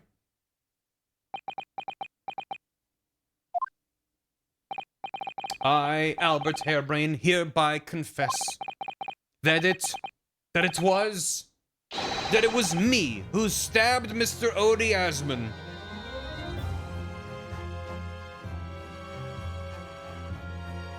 Why would he say this? It was me! Is it because we're proving that his magic, I mean his science was a magic trick? It didn't work? So maybe he's like, I'd rather go to jail a murderer than have people think my science didn't science? I'm so tired about, yeah. With my faithful friend, Andrew the Screwdriver. What? What are you doing? Maybe he fashioned a blade out of corn. And that's how corn's gonna come to this. Defendant, explain the sudden convection. Professor Hairbrain, what are you talking about? It's what I've said all along. I must protect my hypothesis and my precious machine. You stand there and claim it was all a trick, all an elaborate prank, but where's your proof? No, you'd have to examine the machine if you wanted to prove it, but then it would all be over. My beautiful hypothesis would be laid bare. I mean, the indignity of it. It's clear that you drew the plans for the experiment, but you didn't actually build it. It's quite conceivable that you were duped, Professor. If you'll just let me, I can prove... Barock? Yes. I'll cooperate. I'll do whatever you say. I swear it. So, please, ensure the Special Dispensation for Scientific Equipment Act is adhered to and protect my creation.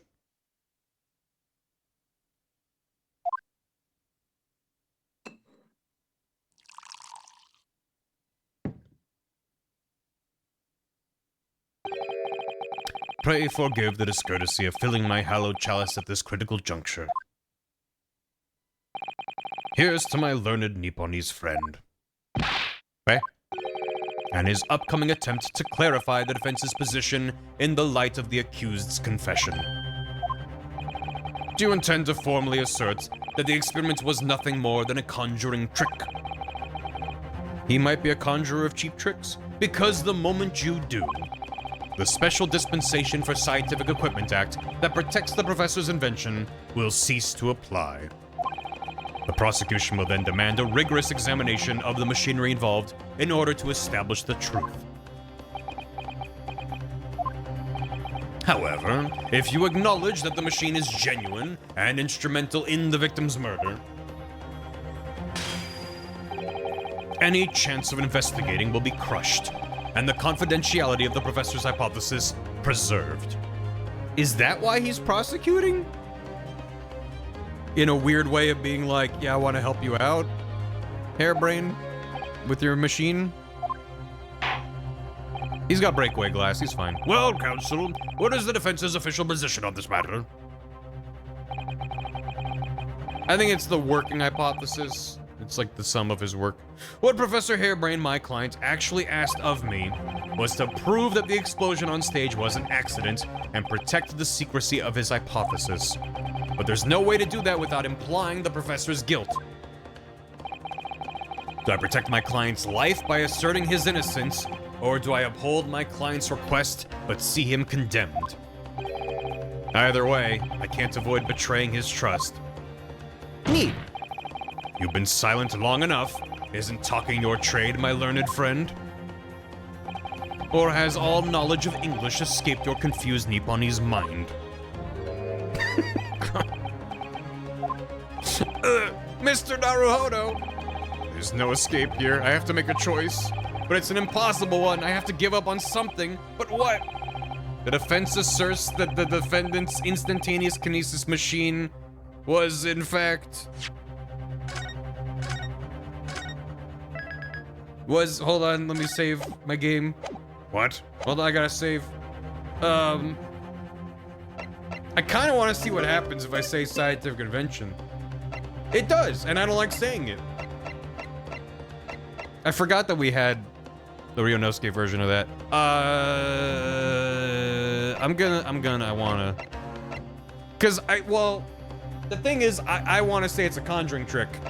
And have him innocent of the crime, because that leads us to the truth.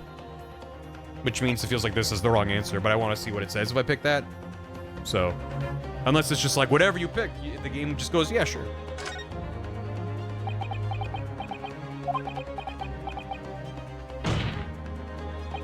Egg! Uh-huh. No, I can't say it. My client placed his faith in me. I can't just let him down. What must I give up on is not the question you have to ask yourself here. It's what can I protect? Hello again, Mr. Naruhodo. Let's fucking go. It's been far too long. Is she real? Or is she gonna fade away? Susanoo-san! Oh! Oh! But what are you? Hiya! My first Susanoo takedown in 6 months. We're so back. There'll be time to talk later, Mr. Naruhodo. For now, we must concentrate on the task at hand. How long have you been here? Do you have enough context? What the hell? Yeah, that's a classic Japanese salutation. It's true. Get tossed, bitch!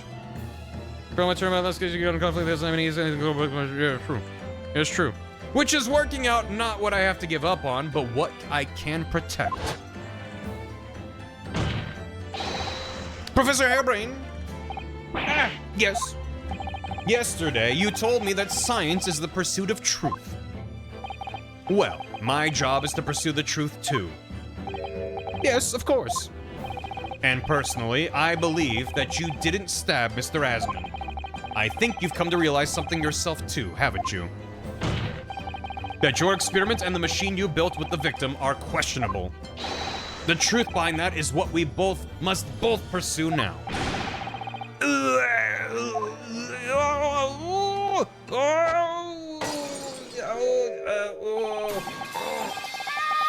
So you've finally opened your eyes. What? And as for you, Albert, you can't ignore this any longer. Having heard my learned friend's assertion, don't you have something to say? Barak. Lord Van Zieks? Gosh, I've never heard him speak that way before. It's so good to see Susanoo back. In truth, there is one thing, something I've remembered that's of relevance. Go on. On the day it happened, just before I began the experiment, I saw a man near the stage. A man holding that crossbow. That seems relevant, yes. I beg your pardon? A literal turnabout. Professor, did the man have any distinguishing features? What did he look like? Tall. Taller than me, and thin. Thinner than me, with straight hair. Straighter and wider than mine. Let me see. One less lens than me too. A monocle. Rather stylish black monocle. But one thing in particular will help to positively identify the man. You see, I know him very well. Why didn't you lead with that? After all, he's the engineer who built my invention. You don't... Oh. Chad, I'm surprised. This is me being surprised. What? He built the machine? That's right. Mr. Asman introduced him to me a year ago. He's a man by the name of... Enoch Drebber? Enoch Drebber? Enoch? Okay, Chad, help me figure out the pun. Enoch Drebber. Enoch... Knock? Dreb? Another Holmes reference. Oh. Okay. Well, there's no pun then. Enoch. Like an electronic knock. Come on, knock on my door. I'm wondering why the person building the machine was the one being formally accused. Well, yeah, the entire time they were like, oh, there was a third guy involved. I'm like, when are we gonna get to him? Drebber? Does this name mean something? Members of the jury seem flustered. Not a name any scientist wishes to hear. The man's an abomination. Not a name any conjurer wishes to hear either. Feed this man some corn, stat. Who on earth is he? I'm afraid this isn't the first tale of this nature that I've heard in scientific circles in connection with that name. There's talk of other flamboyant experiments that turn out to be nothing but stage trickery in the end. Obviously, the rascal is after the government's research grant money. When magicians are in need of money, I've heard of them resorting to these underhand tactics. Some acquaintances of mine with experience of such things have mentioned Enoch Drebber's name before. The man is both an engineer and a magician. A magicianeer. Yes, we're dealing with an unparalleled confidence trickster here. That's Enoch Drebber for you.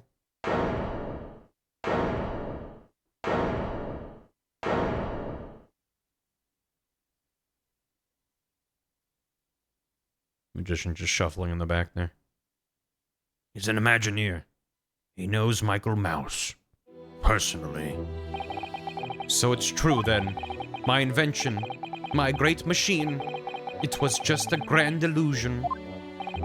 Considering what we've just heard about Mr. Drebber's character, I'm sorry to say that sounds increasingly likely. Even though no one else believed it, I wanted to. I wanted to believe that machine would function exactly as my hypothesis predicted. Which is why you were so opposed to it being investigated, I presume. I knew that if the machine was examined in detail, its construction would give away my hypothesis. That if you zap a man enough and then beam microwaves at a tower, he'll be transported. I don't think it was gonna work. I didn't want that to happen, but at the same time, I knew that if it was found to be nothing more than a trick, than a work of deception, then everything I'd worked towards, all my research, all my dreams, my whole life would be over. I was terrified at the prospect. So you really had no idea then, did you? About the true nature of the machine that was built, and the true nature of Mr. Drebber. I never questioned anything. I didn't want to question it. Which is the pursuit of science, is not questioning things. It's entirely possible that Mr. Asman and Mr. Drebber were working together to use you as a means of fraudulently acquiring the research grant money.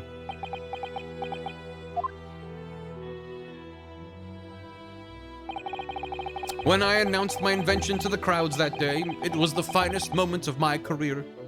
Yeah, I was gonna say, I don't recall the Mr. Asman on stage being stationary. He was waving and walking around and stuff.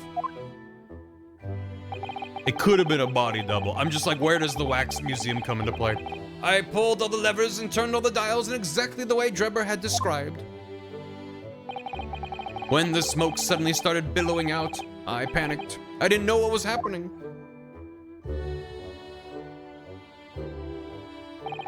But I really don't know how the whole illusion was made to work. I don't know anything anymore. Mm-hmm. Poor Mr. Pale Broccoli. Mr. Cauliflower? Let me confirm one final point with you, Professor. Do you now consent to the prosecution submitting the necessary paperwork to release your invention from the protection afforded by the Special Dispensation for Scientific Equipment Act? It's gotta be a more efficient way to say that. Yes, please go ahead. I'm very sorry.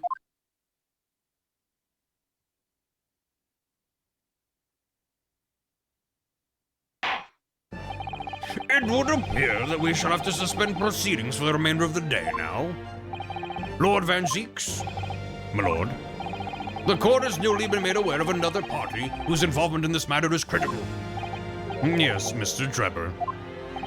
Gather information about the man. If possible, I should like him served with a subpoena. Emphasis on the peen. With pleasure, my lord. Emphasis on the peen, as you say. Now, counsel for the defense. Yes, my lord.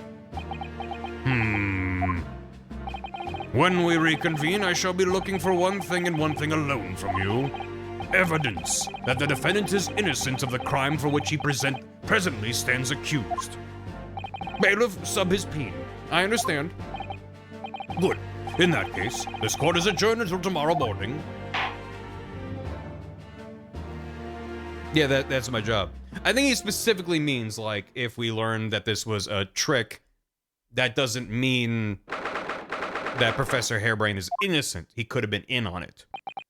So we have to prove that he was not part of it in figuring out what happened with the machine. So, sub to the pin. Oh. Mr. Naruhodo! Yes? I'm so sorry. I was wrong. You were right. I tricked you. You trusted me. I dragged you into my mess. Oh, how did it ever come to this? I'm so sorry. Did you really have no idea, Professor? About what Mr. Drebber was really up to, I mean? About what he was really constructing? Naturally. That machine was the embodiment of my hypothesis, of all my hopes and dreams. I had complete faith in it. All right. In that case, I won't say any more. Now, sadly, the murder accusation against you still stands, so we must do as much investigation as we can before the trial resumes tomorrow. Big glasses. Thank you for doing so much for me. Mm-hmm. But now we got Susanoo with us. Yeah, woo! I'm so sorry for arriving late this morning, Mr. Naruhodo. Arriving late? Didn't you receive my postcard? I wanted to let you know when I'd arrive. Postcard? What postcard? I hid it from you, Runo, so it would be a surprise. Well, did it work? I was surprised, all right, especially when she threw me to the ground. Oh dear, I'm so sorry. I was just so happy to see you again that it sort of slipped out. Maybe we could stick to more traditional displays of emotion in future. Susie's train was late into London Victoria this morning, you see. But we made the coachman really whip the horses hard so she didn't miss the whole trial. I was watching from the gallery for a while, but in the end, I'm afraid I couldn't contain myself. Okay. Because if she kicked in the door and then immediately walked over and was like, all right, I'm here to help, we'd be like, there's so much context you're missing. Well, I'm glad you didn't. Oh, having you at my side in court gives me the strength I need to win. So, I'm delighted to see you back in London. Oh, you're too kind, Mr. Naruhodo. I'm delighted to be here. I hope I can continue to be of service to you. Of course. So, what's brought you back? Did Professor Mikotoba not protest? Let's save all that conversation for when we're back at home, shall we? You know, I've made one of my most special blends ever for this special occasion. Oh, Iris, how wonderful. I can't wait. They can have so many conversations about Ryu's dashing cousin, right? Susato was back in London. It's hard to describe how happy that made me feel at the time, but despite my elation, our tale was about to take yet another extraordinary turn. No, probably not. It's probably really a lot of paperwork. Not very exciting. Albert's like, yo, who is this? Who is he? He's handsome.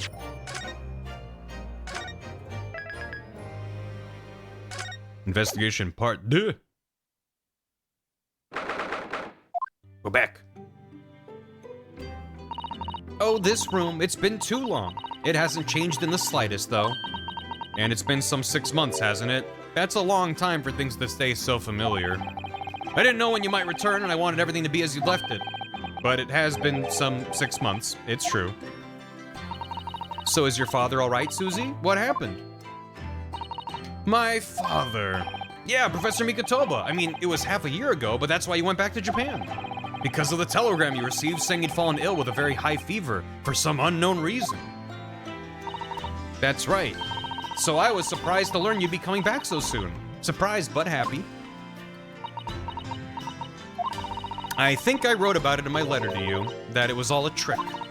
My father's in fine health, and I'm obviously very relieved about that. Well, we're all delighted to have you back. It was quite by accident that I've been able to return to Europe, actually.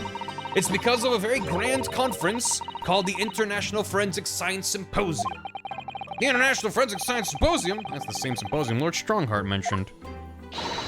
Yeah, she met. Yeah, well, she has good reason to be. And then after the trial, he's all buddy-buddy with the judge, and they're like, yeah, how'd it go? Like, I'd be mad too. Anyway, I've arrived safe and sound, and all that matters is that I'm here now. After all, I haven't yet fulfilled my promise to you, Iris. Oh. You must tell us everything that happened while you were back in Japan. Yes, of course, I shall. And there's one other thing. Something you wrote in your letter that particularly grabbed my attention. About you-know-who. About Kazuma. Wait, so he did read the letter? I know, I'll tell you all that I can. I thought he hadn't read it. First of all, Japan, Japan, Japan. Gotta be a Lord Christ awakening. Huh? What kind of awakening? You know. I see your Daruma still only has one eye filled in. Well, we agreed it's something we do together, didn't we? We could do it right now if you'd like. I'd be happy with that. I rather like the anticipation, I think, Mr. Naruhodo. No, color it in. Bottom 5, Dad. We'll see. You see, I've been keeping my desk beautifully covered in papers as always. You really must tidy it all up, Mr. Naruhodo. No more excuses. But Miss Susato, the way I see it, all these papers building up on my desk like this are a reminder of my wonderfully diverse daily life. I like to leave them as they are, so I never forget how lucky I am to have such varied experiences. In that case, you should definitely have a thorough tidy. Then you'll be able to see your papers building up all over again and feel that joy renewed. Still can't beat her in an argument, even though I'm the lawyer here. Nyeh. Sholmes at the bottom of the dead list? He might be. You have water gently boiling on the stove, I see. It feels wrong somehow if I can't hear the water bubbling away. And we have plenty of logs. It's not like we have to worry about paying for gas. It's important to open the windows for fresh air when the fire is burning, though. You can't keep it closed just because it's cold outside. It could be a matter of life and death. Avoiding the freezing winter air is a matter of life and death too, if you ask me. Oh well. Perhaps a nice cup of tea will warm you up later. How about that shovel? I mean spade. I mean shovel. Thinking back, that spade's been here since we first moved in, hasn't it? I'm sure I've told you before, Mr. Naruhodo. It's not a spade, it's a shovel. No, shovels are for digging. That's for scooping up loose material. It's a spade. No, spades are for digging. That's for scooping up loose material. It's a shovel. The great spade shovel war rages on. Still think it's just... Yay! I'm so looking forward to making you some tea again. Which you'd think I wouldn't like, given that I'm not keen on bitter flavors. But it is Suzato-san's tea, and it's amazing what a little cake or something on the side can do. I would dearly love to serve you some sort of Japanese sweet alongside your matcha green tea. But I suppose that's simply not possible given how long we've been staying here in London. Well, I do like the little chocolates you put in with my tea. They go wonderfully. Oh, Mr. Naruhodo, you would, wouldn't you? That gives me a warm glow inside for some reason. No. How's Charlie the Anemone doing? I don't like when I pan over and there's just a person standing there. I knew she was in the room, but just like, yeah. I left your desk untouched, Miss Suzato. It would be ready for you whenever you returned. Iris jump scare. It's beautifully clean. There isn't a speck of dust on it anywhere. You've been cleaning in my absence, Mr. Naruhodo. Whatever next? Well, I couldn't allow my great assistant's desk to sit there gathering dust, could I? It really is exactly as it was when I left. I'm so touched. No! But sadly, your desk is also exactly as it was too. Well, that's how it should be after all. Oh dear, I'd forgotten how that clean-cut smile can be so disarming. Disarming? Me? Hello, child. It must be about a year ago now. I wrote a really long story based on some of my father's old notes. It's about one of Hurley's greatest exploits. I called it The Hound of the Baskervilles. But then, Mr. Sholmes forbade you from publishing it, and put the manuscript somewhere nobody could get their hands on it. So nobody knows anything about it apart from Hurley and I. But for some reason, you knew the title of it, didn't you, Susie? Oh, she did not forget. Oh shit, Iris has been stewing on that for 6 months. The Hound of the Baskervilles. I should love to read it.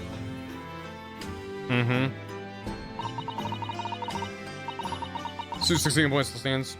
Reno's gets 23 and Suza's 15. 16. Something like that. 16. Well. Child. You wouldn't tell me how you'd come to know it. Yes, but I made you a promise that I would explain one day, didn't I? I think it's time. Oh? I'm only sorry I've had to keep it from you for so long, Iris. Oh. Alright. It was completely by accident that I came to know the title of your manuscript, Iris. It was a short while before we left Japan. I was cleaning Father's study and I saw something on his writing desk. A large box of papers. There was a label affixed to the box that was written in English. It read, The Hound of the Baskervilles. Huh? What?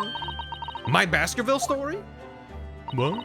Of course, I had no idea what it was at the time. But Father came in and... Suzato, what are you doing? Oh, Father? Did you look at those papers? No, I simply read the label, that's all.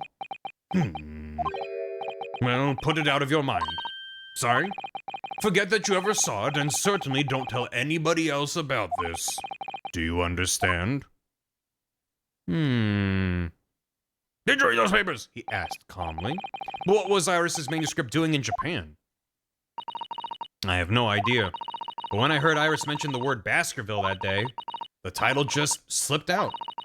I would never have guessed that it was an unpublished account of one of Mr. Sholmes' exploits. What was Mikotoba doing with that? I'm increasingly suspicious of that man. I don't like it. When I returned to Japan, I asked Father to explain. Father! But he refused to answer any of my questions. And there was no sign of the big box in his office. Big box!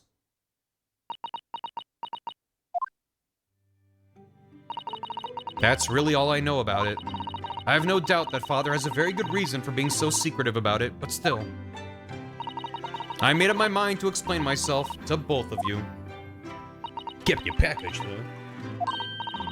Well, thank you for being so honest, Susie. That explains that. I thought she'd, like, somehow been to the pawnbrokers and some conversation happened. Your room through there should be exactly as you left it. I've still never been inside. I've never been invited. Of course not. Only Iris is allowed in my room. No doubt I'll be hearing you two giggling away in there again, then. Charlie! I'm so pleased to see all of our sea creatures doing so well in the aquarium. Yeah, the prawns are still swimming and the anemones are still swaying. Obviously, I've been looking after them carefully. At first, I used to drool whenever I looked at those juicy prawns, but not anymore. They're like part of the family now. A tasty part of the family. I don't suppose they'll ever know how close they were to meeting their maker. I'm gonna eat them one of these days. Alright, let's chat. What's up? Wait, actually, hold on. Did you know I'm a lawyer? You're still taking good care of that armband, I see. I'm pleased. Well, yes, it feels like I wouldn't be me without it now, to be honest. Oh dear, there seems to be a thread coming loose just there, look. I'd be only too happy to mend it for you, Mr. Naruhodo. Thank you. I must have scraped it against something again. I'm always doing that. Then take better care of it, please. It was all going so well until I ruined it. You see the newspaper? About this paper, Miss Susato. There's a lost cat. It's been found. It's fine. The Great Exhibition. I've been dreaming about it, you know. I was sorry you were going to miss it when you were called back to Japan. So was I. I felt desperately unlucky. But here I am, back in London while it's underway. It's a dream come true. Perhaps you're not as unlucky as you thought, then. Once we've helped Professor Hairbrain out of this terrible situation, we should all explore it together. And of course, we must invite the Professor's good friend, Lord Van Zeeks, as well. Your luck might not stretch that far. Hanging out with him. I was something else I want to ask her about. Alright, what's up? You back? When I first arrived back in Japan, I really thought I'd never be allowed to return to Britain. But curiously, after that awful trial at the Supreme Court, Father's mood changed entirely. Awful trial. Oh yes. For the murder of Giselle Brett. Ooh, you dressed as a man then, didn't you, Susie? Oh, well, yes. Since women are forbidden in the courtroom, I had no choice. Wow, amazing. I wish I'd seen it. Don't you, Runo? Yes, I suppose so. I want to play at being a lawyer now. I could wear a false mustache, maybe. I don't think any mustache could hide the fact that you're just 10 years old, Iris. You have to be a really big mustache. There's something else I've been wanting to ask you, Miss Susato. It's about the real reason why Professor Mikotoba summoned you back to Japan. You said in your letter it was something to do with that convict's loot we found in Natsume's lodgings. That's right. The very large dog collar we found with the bee emblem on it. It seems Mr. Natsume included a drawing of the collar in the report he submitted about his time in Britain. I understand that when Father saw the report, he turned as white as a sheet. Why would that be? Father came to Britain himself, of course, to study. It was some time ago now, but he stayed for 6 years. I can only imagine that something must have happened during that time. But if he refuses to tell me what it was, then I intend to find the answers for myself. The emblem. And I've decided that I, for one, won't keep any more secrets. Oh, Susie. That's a very meaningful look Susato-san's giving Iris there. The Forensic Science Symposium. Don't let people say, Yeah, it's really nice. Lord Strongheart mentioned something about that symposium. I think he said that investigative authorities from 40 countries would attend. And from Japan, my father and Judge Jigoku have been invited. Oh. It's something of an honor, I believe. Well, Professor Mikotoba is the leading expert in forensic medicine in our country, after all. Why do I get the terrible feeling there might be a future case involving this cast of characters? But who is the other person you mentioned? A judge, did you say? Yeah, His Excellency, Judge Seishiro Jigoku. You've met him, Mr. Naruhodo. Last year, in the Supreme Court. You can't possibly have forgotten. That terrible trial of yours when you were accused of murder. Nah, no way. I try to think of that as a positive turning point in my life these days. Well, it was Judge Jigoku who presided over that trial. It's nice the judges having names. Real. If I'm perfectly honest, I'd be happy never to see that man's face again in my life. Oh, well, anyway. As father was invited to the symposium, he agreed to me returning to Britain too. He won't actually arrive until next month, but, well, I couldn't wait. So I pleaded with him, and in the end he agreed to me going on ahead. Yes, about the symposium. It seems as though Lord Strongheart has put in an awful lot of work to make it happen. It's obviously very important. I believe it is, yes. As I understand it, Lord Strongheart organized the entire event himself. I think he's hoping that by achieving exceptional results, he'll get the job of Attorney General, the most senior position in the British justice system. He's hoping to use his power to create the world's finest policing institution. That's what Father said, anyway. Apparently, it's Lord Strongheart's lifelong ambition. Does Professor Mikotoba know Lord Strongheart personally, then, I wonder? Actually, Lord Strongheart gave me a long speech all about this very subject only yesterday. But I sort of lost the will to live early on and didn't really listen to much of it. How trying for you. What a way to phrase it. Giselle Brett. The woman whose unforgivable actions ended in me being wrongly accused of a crime I didn't commit. The murder of Dr. John H. Wilson. It's a good thing I'm not saying this out loud. Yes, Giselle Brett. That's a name I won't forget for as long as I live. The extraordinary thing is, though, it seems it's a name we should all forget. Sorry? Since the incident, our government's intelligence services have been investigating Miss Brett. But it turns out that an Englishwoman by the name of Giselle Brett didn't exist. Huh? Didn't exist. How can that be? It was a pseudonym. Her real name was Shin. That's not a very British name. And she wasn't a visiting student either. That was a front. Huh? A front. Who on earth was she then? Miss A. Shin. What? Her name was Miss Asian?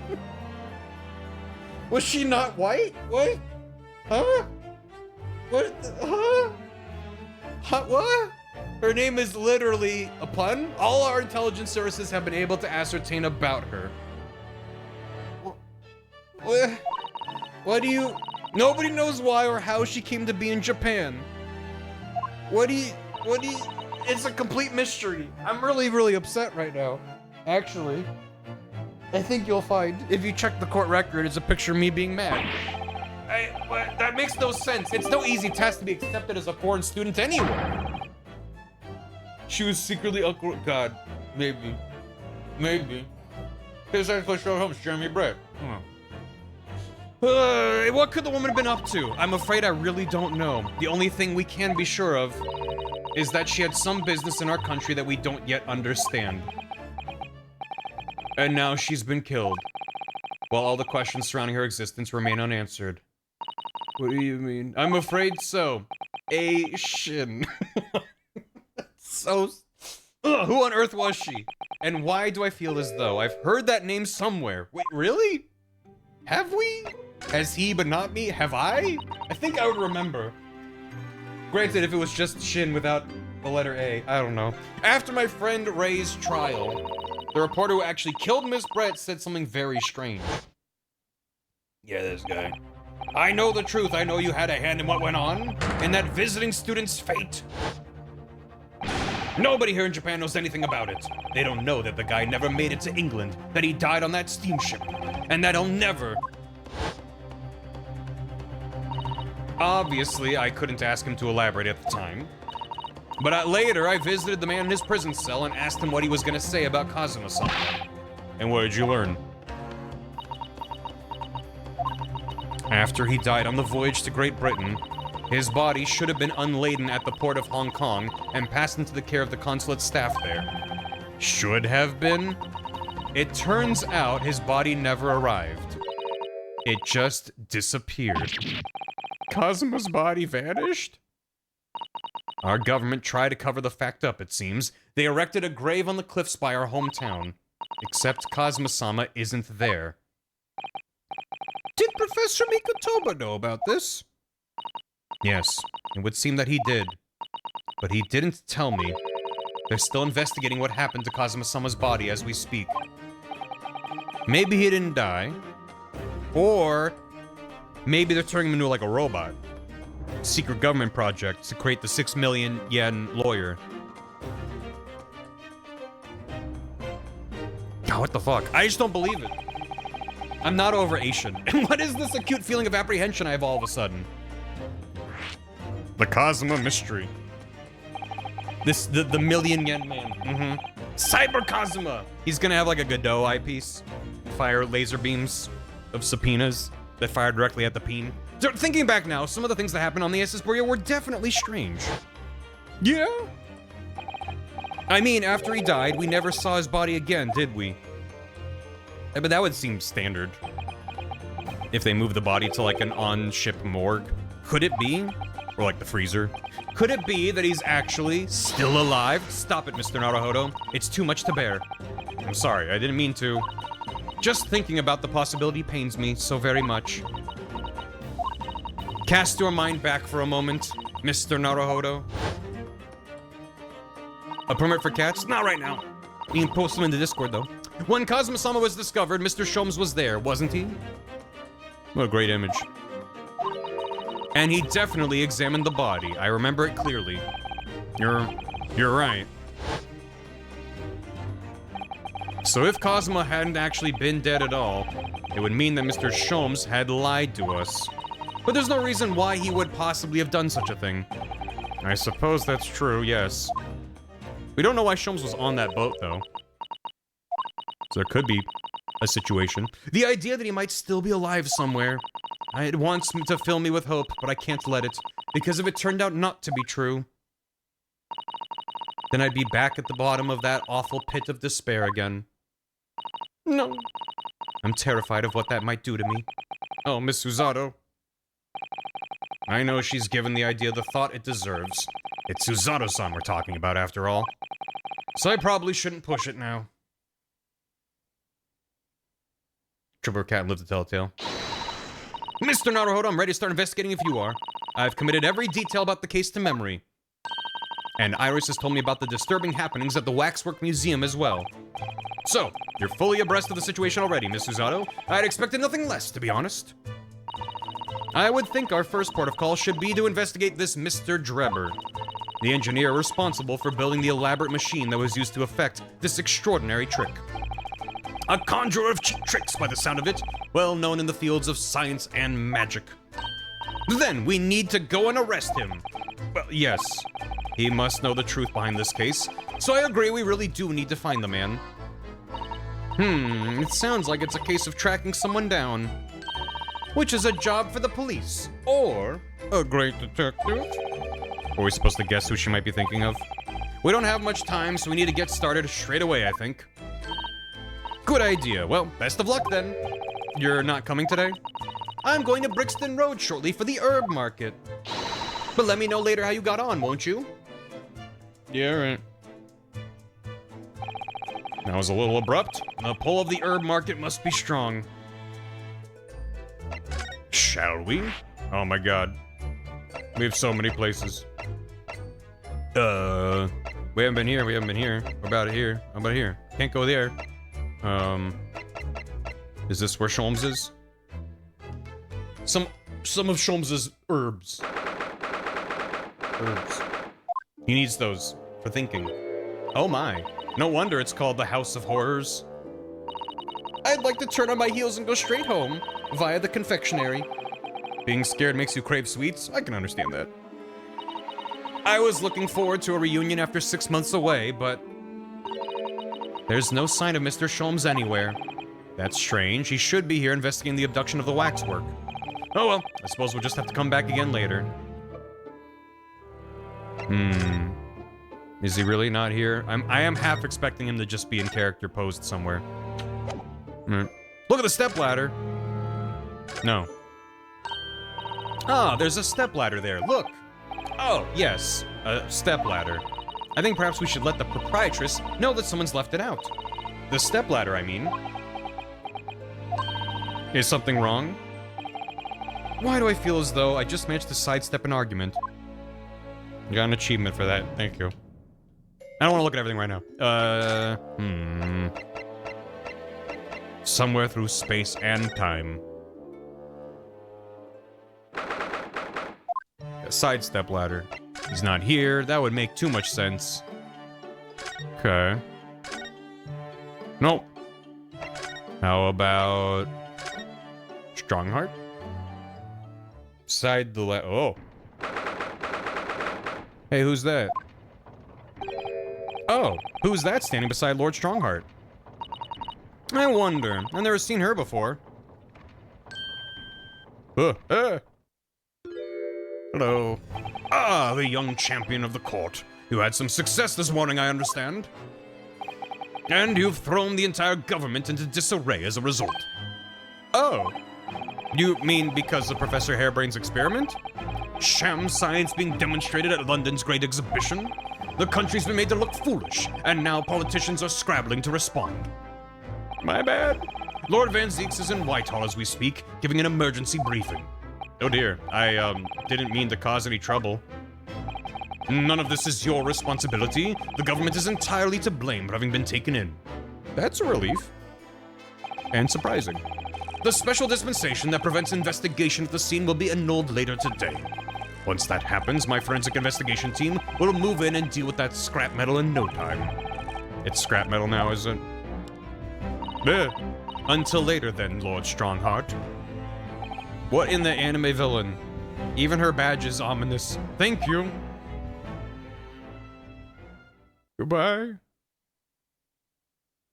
Should I be worried about that? Who was that? I was oh. I was waiting for him to be like, who was who? No one was here. That was Dr. Courtney Scythe, Scotland Yard's esteemed chief coroner. You know, her name being on the report was suspicious. My scythe. My scythe. My scythe. My scythe. Mice. She's leading the forensic investigation team's handling of this case. She was just delivering her report about the victim, in fact. I see. About Mr. Assman. Following the outcome of the trial earlier, I asked the coroner's office to reevaluate its findings. The fact that she has a model animations is probably just like a neat detail. Like world building. Not gonna come up later. Because it would be crazy if, like, the coroner was in on the scheme and diagnosed a wax figure as if it was a real person to further confuse the issue and hide up the crime. That'd be crazy. So it's a good thing it was just a fun detail to give the coroner a name and a face. They had a cool design lying around in the archives and they wanted to use it. I don't have time to tell you what she concluded. If you want to know, you'll have to ask her directly. You can find her in the forensics laboratory. All right. Is that a place I can go? What were you here to see me about? I can give you 7 minutes and 39 seconds of my time. He's not running quite so spectacularly late anymore. I mean, he might be. He gave us time last time, even though he was 11 hours late for a meeting. Sup? What exactly is the forensic investigation team that you mentioned before? The British Empire's police force must become the most exemplary in the world. For that to happen, it's imperative that we embrace forensic science and everything it has to offer. I first created the forensic investigation team a year ago now, unofficially of course, to pave the way. Yeah, just like Shakespeare, just show up once and then never again. Goodness, a year ago? At next month's symposium, I intend to present the results of their work to the world. Once I do that, the House of Lords will be powerless to oppose the creation of a full-scale forensics division. And once that happens, the position of Attorney General will be mine, and criminals will suffer dearly. What do you mean? For too long, those scoundrels have made a mockery of our legal system with false evidence and bribes. But London's scum is about to be rounded up and burnt in the fires of hell. I intend to see to it personally. By creating the finest police force the world has ever known to protect our honor and our future. Look at those eyes. He means every word. Dr. Scythe is an extremely reliable coroner. When I officially establish the forensics division at Scotland Yard, she will run it as my right-hand woman. Now then, speaking of the symposium, Miss Mikotoba. Oh, yes, my lord? Your father should be on the high seas as we speak, making his way here to represent the Empire of Japan. Yes, that's right. I understand he'll arrive at the beginning of next month. Are you acquainted, Lord Strongheart? With Professor Mikotoba, I mean? It was many years ago now, but yes, I remember Dr. Mikotoba very well. Huh. Team Rocket-ass speech. If my memory serves, it was some 15 years ago now that your father came to Britain as a visiting student. It was the year I was born, so yes, 16 years ago, in fact. Mikotoba was a young practitioner of forensic science, and Jikoku accompanied him as a young, promising judge. And they got embroiled in something that the only evidence of which was a bloody dog collar of high value, and then they tried to cover it up, and now it's being exposed again, and now they're involved in further duplicitous schemes to cover up what happened 16 years ago, maybe? Possibly, hypothetically? Could that be? The punctiliousness and politeness of the Japanese at the time impressed us greatly. Or maybe it's all a big misunderstanding. Not that I wish to imply impoliteness or carelessness on your part in any way. I didn't think that you were. Dr. Mikotoba studied forensics at one of London's large hospitals. St. Sinners, if I'm not mistaken. Ain't no way there's a real hospital called St. Sinners, right? I know England is a silly fantasy land, but like... St. Sinners? Dr. Scythe was also there then, as it happens. Then, Dr. Scythe knows my father, does she? So in the first game? Oh, I forgot. She was a young medical assistant at the time, so I doubt their paths crossed regularly. As last case, I thought that was St. Bart's. But I've no doubt they knew each other superficially. After all, Dr. Mikotoba was here studying his subject for some 6 years in total. 6 years? That's a long time to be studying abroad, isn't it? Maybe he studied many broads. I lived with my grandmother in those years. So he left his newly born daughter behind and went overseas for 6 whole years. One from the last game, right. Yeah, we've been at St. Bart's every time we've been in the hospital, I thought. It was a rather turbulent time at home. Oh. Perhaps father wanted a reason to get away. What do you mean? Why?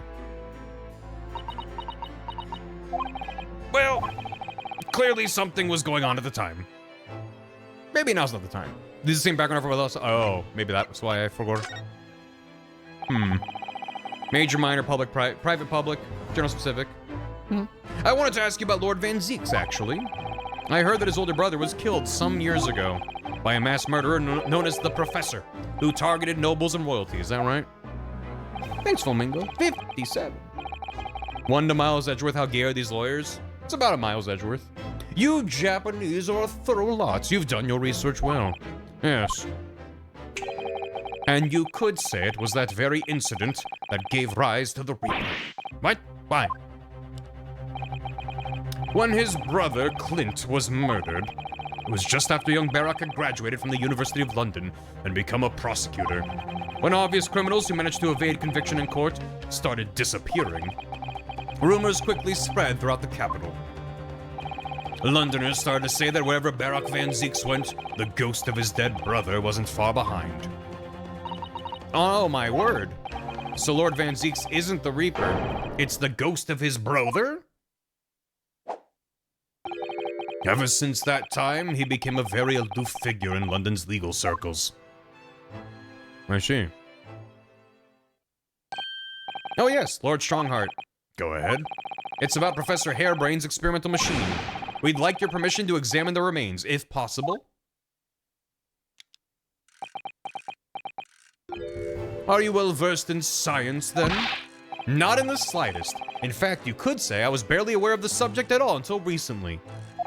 Science, you say? What an odd word. Well, the special dispensation legally preventing investigation of the machine is currently being annulled. Within a few hours, Dr. Scythe's team of experts will begin their own investigation. But I suppose until then, there's no harm in you looking at the wreckage, as long as you touch nothing. Thank you. Being able to look at it is better than nothing. And I'll be able to see it too. Your time is up. You'll have to excuse me now, I'm afraid. My next engagement calls. We are extremely sorry to have troubled you when you are so busy, my lord. I have important matters to attend to in preparation for the symposium, you understand? Goodbye. Alright. Yeah, he's 6 hours late for his next meeting. Just sitting behind that desk must make you feel so important, don't you think? Would you like to have an office like this, Mr. Naruhodo? With such a grand desk? Oh, me? No. No, I don't think so. Oh? Well, imagine if you suddenly found yourself needing the toilet. You have to go so far. How true. Perhaps the important people who work in ostentatious offices like this haven't considered such things. I'm gonna take that as a compliment. Yeah. Good point. Just leaves us. Oh, he always does. As ever, the enormous clock is diligently maintaining its rhythmical tick-tock today. Watching machinery at work can be quite mesmerizing, can't it? Ironically, you can completely forget the time. What I particularly enjoy is watching the enormous wheels of a steam locomotive turning. When I was a little girl, grandmother often used to take me to watch the railway engines, you know? It's an open fire for me. I could sit and watch the flames for hours. Mr. Naruhodo, we could install one in the office. An enormous wheel turned by an enormous steam engine. Perhaps we could start with a simple fireplace? You couldn't read all these books even if you were reincarnated 6 times over as a bookworm. Can you really have read all these? Thinking about it, Father's study is full of books that look as though they've never been read too. Oh, really? Peddlers of books are forever pushing their wares on him, you see. And I think he's just too kind-hearted to refuse them. There's a phrase for that in Britain. People would say they saw him coming. It makes me wonder if perhaps the vast numbers of books on the shelves in here are a sign of Lord Strongheart's overwhelming kind-heartedness. I'm not sure you could afford to have a kind heart if you had to keep Lord Van Zeeks in line, could you? These very European suits of armor are still glaring at each other across the carpet, I see. In a way, they feel like guardians of the Lord Chief Justice's office. I suppose they're rather like the lion dogs that guard shrines in Japan, aren't they? Aren't they a bit too human to be called lion dogs? Did you know it's a dream of mine to keep 2 cats one day? I feel as though we've gone off on a bit of a tangent, don't you? Waga high and waga bye. Dueling crime solvers.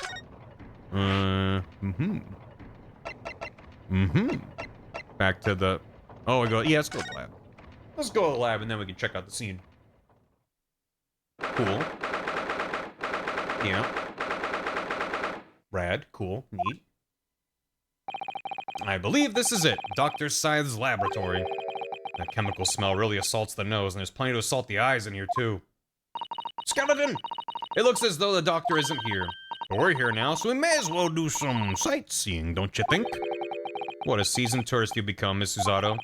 We could just have a little look around, being careful not to upset any restless souls. Oh, it's so quiet. I suppose this is Dr. Scythe's desk.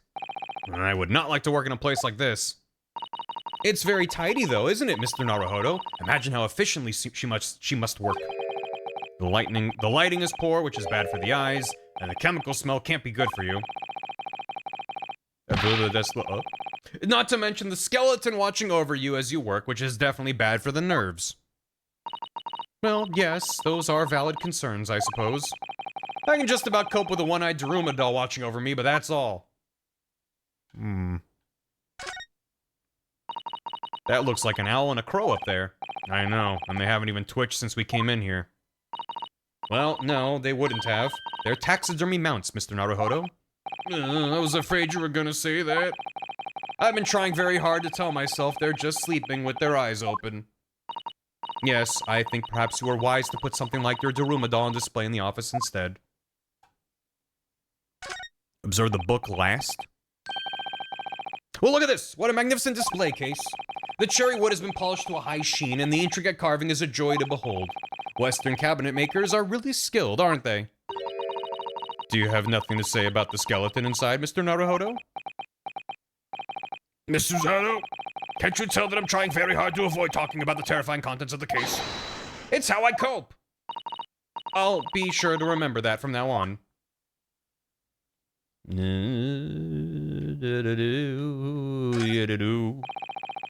Just like that. A table and a set of sharp tools. We consider each in isolation all looks quite innocent.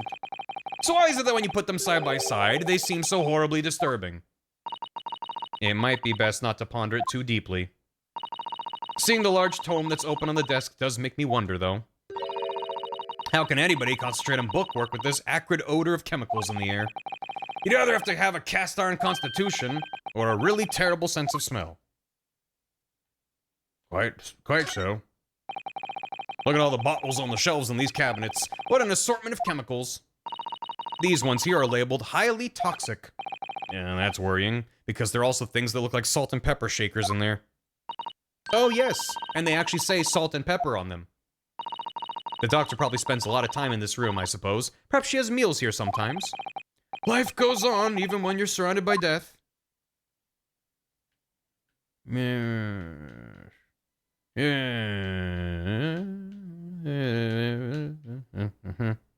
Book? Look at this big, thick book here. Ah, it appears to be an accounting ledger. It's a record of the forensic investigation team's spending, I think. Oh? What is it? It's clear the team purchases various equipment and supplies on a monthly basis. But one entry seems rather strange. Really? In what way? They're buying 500 scalpels every month. 500?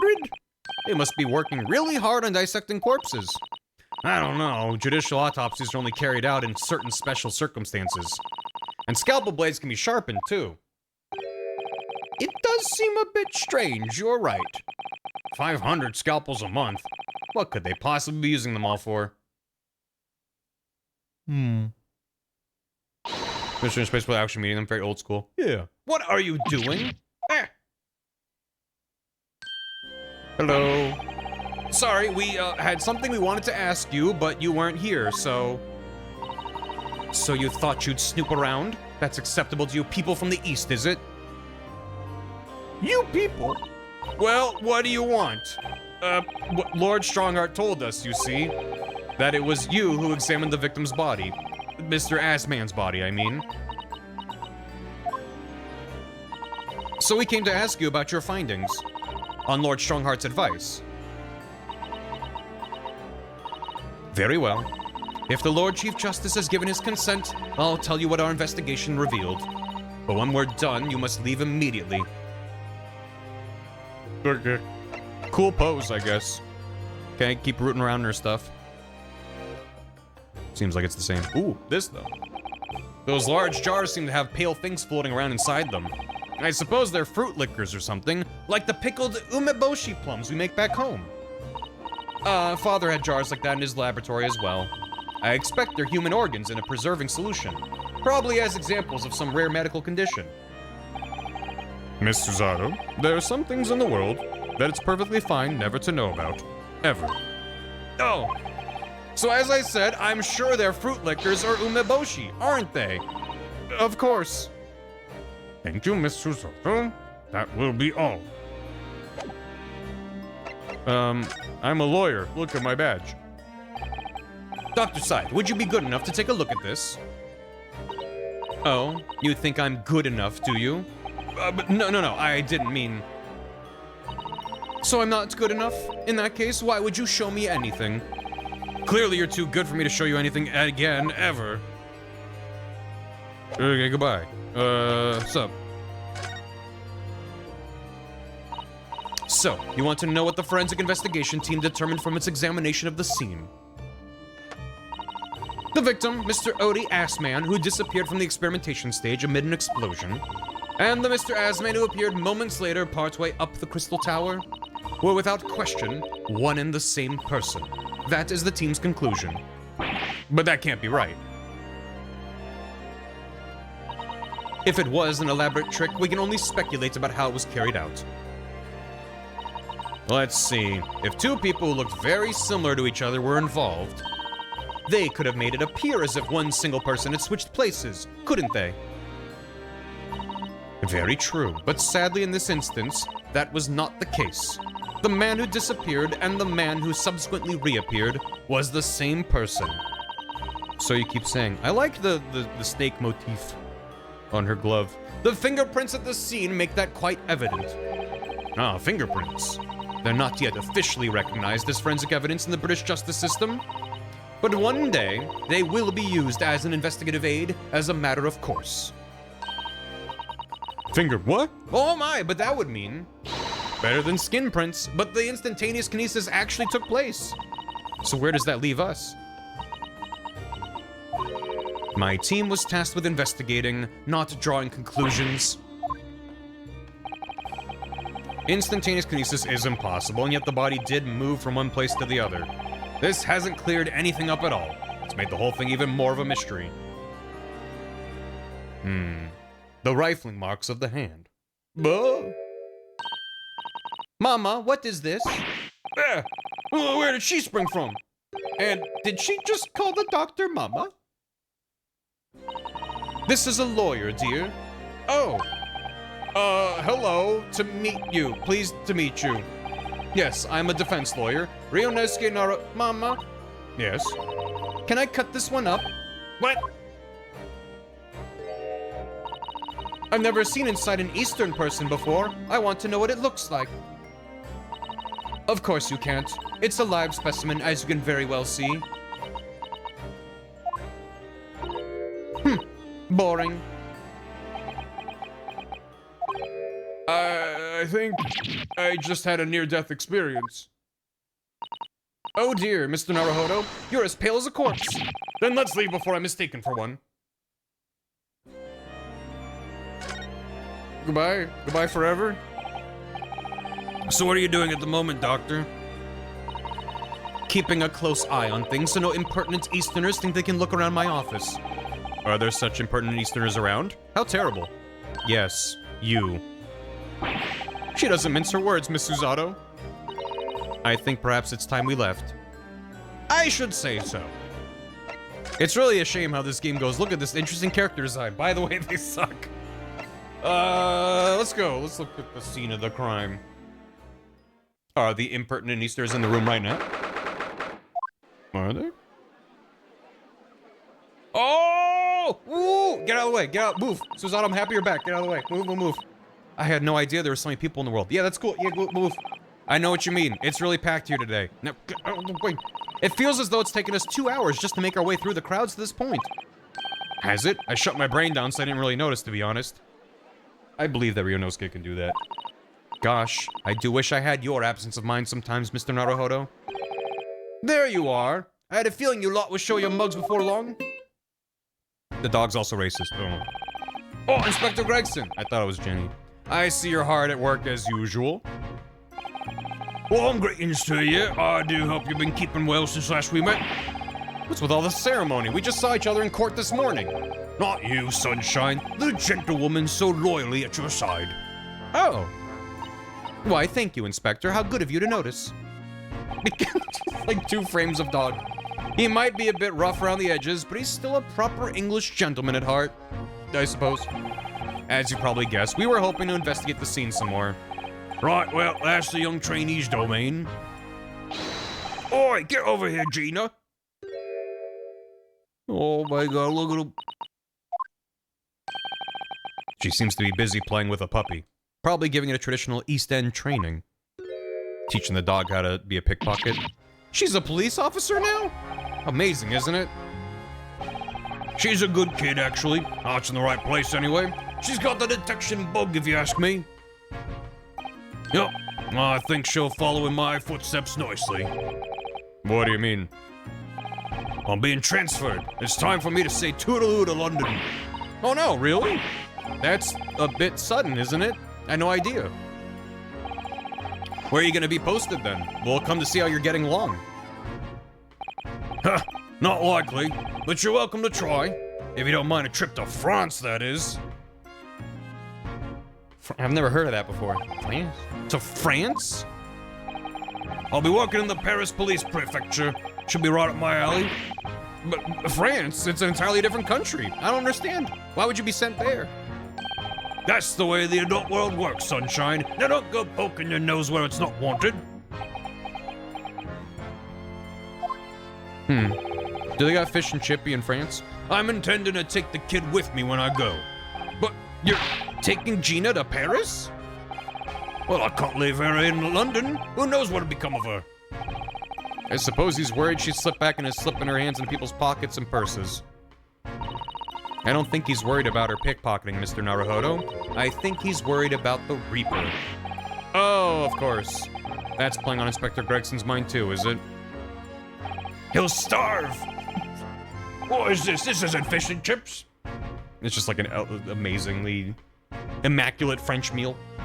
This is rubbish. I haven't mentioned any of this to Gina, so don't go blabbing, you hear me? No, of course not. I gotta keep that diving diva safe and sound. Until all this is over, at least. Gregson's come a long way. That is true. Oi, did you just call me a bloomin' diving diva again? So you heard that, did you? Right, well, any questions about the scene, you can put them up to my capable detective diva here. Hello. Alright, yeah, the boss. Inspector Lestrade's in charge here now. I suppose I better keep my word and not mention anything about Paris. Gina, you've got a new dog, have you? Yeah! Yo! Isn't he great? Toby's his name. Yeah! Let's go! How delightful. He's absolutely adorable. Toby! So the dog does seem lovely. Her music makes me want to snap on the cue, which is bad for doing my job. Toby Holmes. Toby Fox. After Tobias. Yeah. It's the not so lovely Inspector Gregson that's playing on my mind, to be honest. That's really good. Can I see the dog? Where did he go? You sold him. Show me the puppy again. Okay, sure. Gina, we were actually hoping that we could investigate the scene again. Yeah, alright. If it's around here, you can do what you like. That's alright, is it? Yeah! I'm gonna be playing with me new friend here. Ah, yes, Toby. Whoa! Lot to say. The machine that exploded must be at the top of those stairs, I presume. I haven't actually seen it yet, so if you don't mind. Sorry, can't go up there, Suze. Oh. It's like I told Otto yesterday. Even I ain't allowed near that wreck. What's it called again? The reason we ain't supposed to touch it? The Special Dispensation for Scientific Equipment Act. Is that what you were thinking of? That's the one. That's why only them lot around to investigate it. What they called again? The forensic something? The Forensic Investigation Team. Is that what you're thinking of? That's the one, yeah. But isn't it the case that the Special Dispensation has been lifted? I think so. I don't really get it, to be truthful with you. You're still supposed to get permission from some bigwig or other, as far as I know. What was his name again? Lord Strange something? I'm not sure that's quite right, Gina. I think you mean Lord Strongheart, perhaps? That's the one, yeah. Apparently he's always watching the time or something. Actually, we've just recently been to see Lord Strongheart. But you met him. Last time the boss was called to go and see him, he waited for 3 hours at the Cove's office and came back sniveling.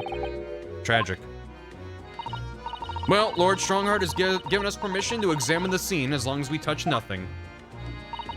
Oh, yeah? Honestly. Alright then, go ahead. But if it turns out you're lying, it'll be the boss who gets it. He'll never eat another chip again in his life. Not another chip.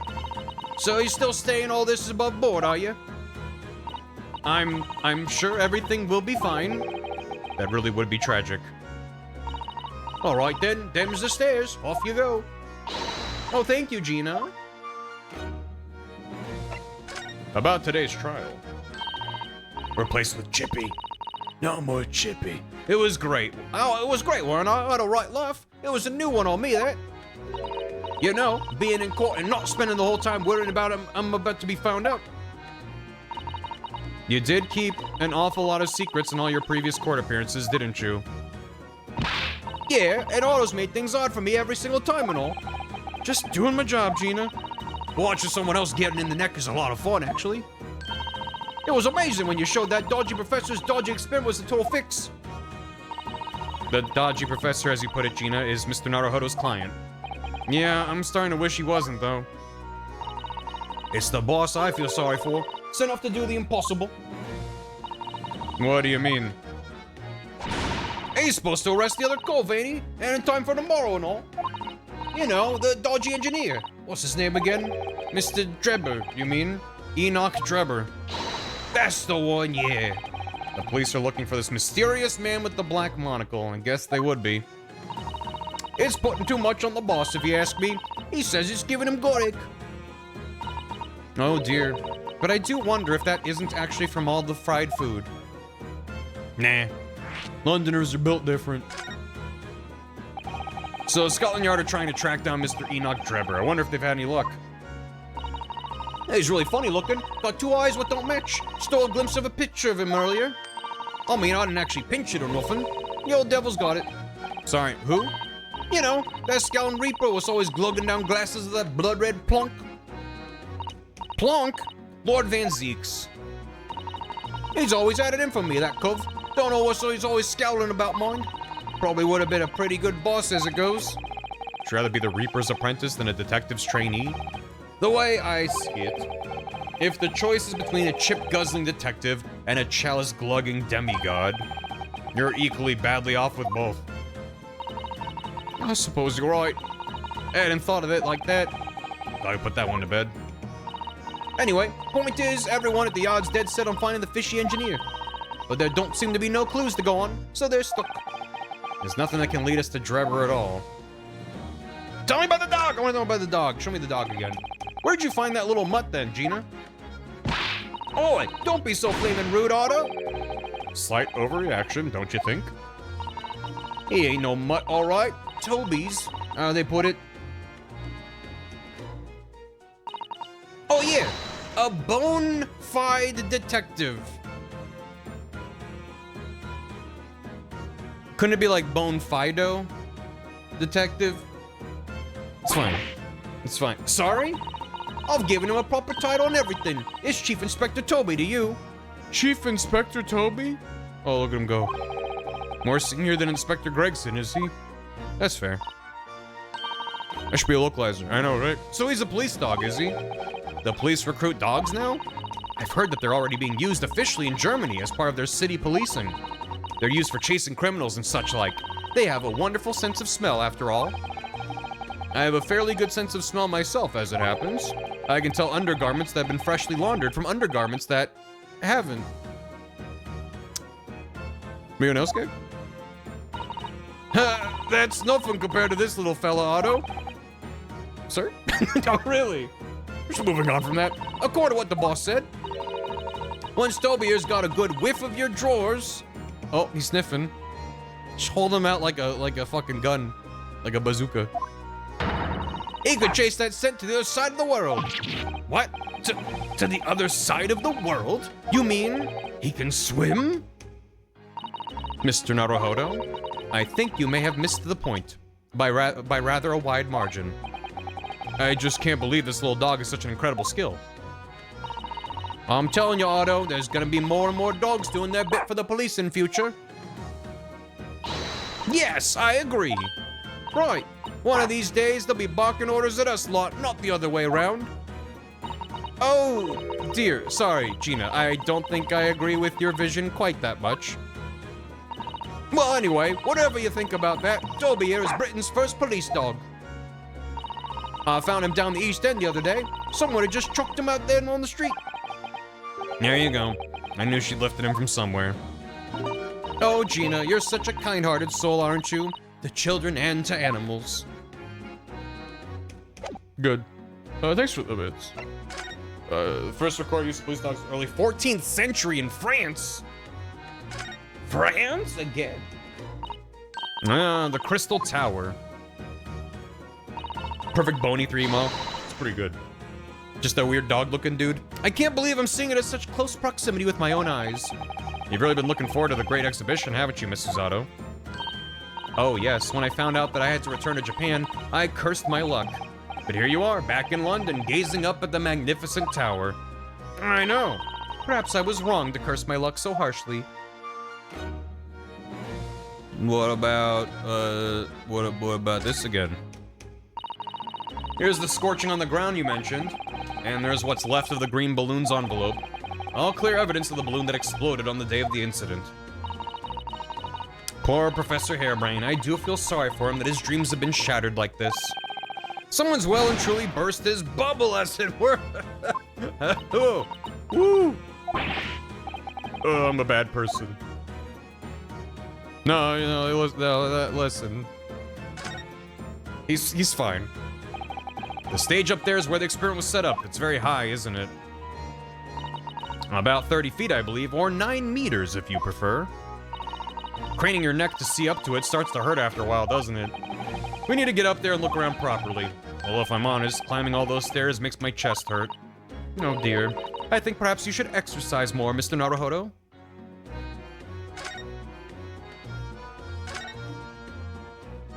He's not with Iris anymore. Nope. Yeah, Iris would have been laughing with him. What a shame that the symbolic landmark of the Great Exhibition has been damaged like that. Unfortunately, the birdcage crashed in the most prominent position possible. It's the gods giving us a warning, if you ask me. Man must travel under his own steam and not cut corners with instantaneous kinesis.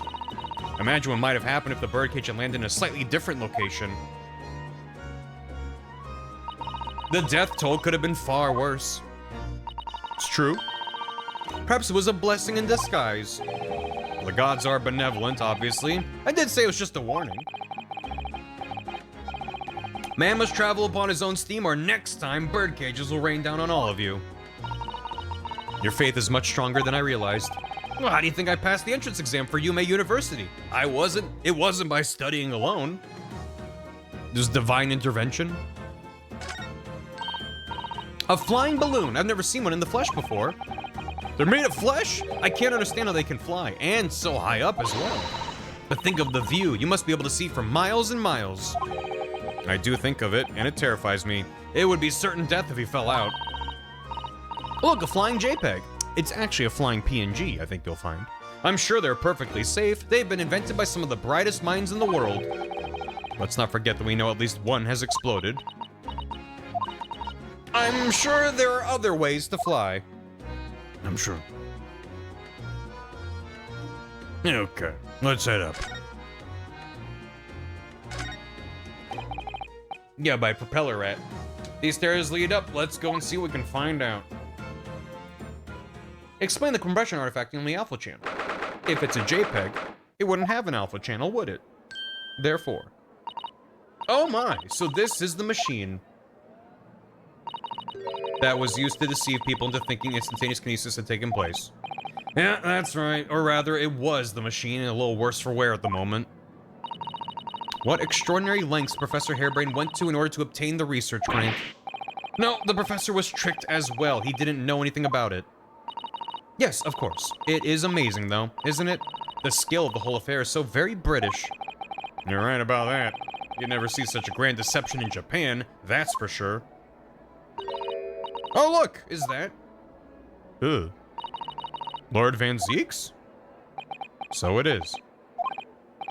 So I think we're more or less done here, aren't we? Shall we, Mrs. Otto? Already? He is the Reaper, remember? We do well to keep our distance, I think. But we have permission to be here from the top. We're perfectly well allowed to investigate this machine, as long as we don't touch anything. From the top? Do you mean Lord Strongheart? Exactly. We can stay here and stare at this wreckage for as long as we like. Impending murder. She could have been at the center of the explosion here, and it wouldn't have bent her steel will. Hello. Hello. Where's your apprentice? The least approachable man in the world, winner, 10 years in a row. Be strong, Mr. Naruhodo. Your country and your assistant stand firm behind you. Lord Van Zeeks. Hello. Hi. How you do? What? Well, beautiful weather we're having, isn't it? I thought I was making it quite clear that I didn't want to be disturbed. Apparently, you Nipponese are unequipped to read the signs. Okay. Oh, I read them. So, what are you doing here? Entry to this area is prohibited.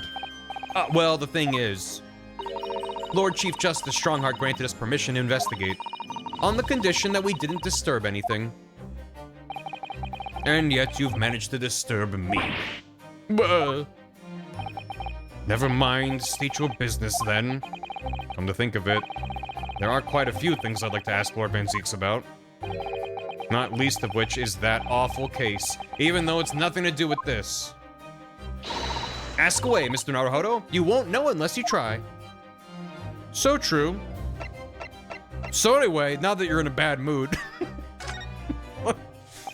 So, Clint was the name of your older brother, I understand, Lord Van Zeeks.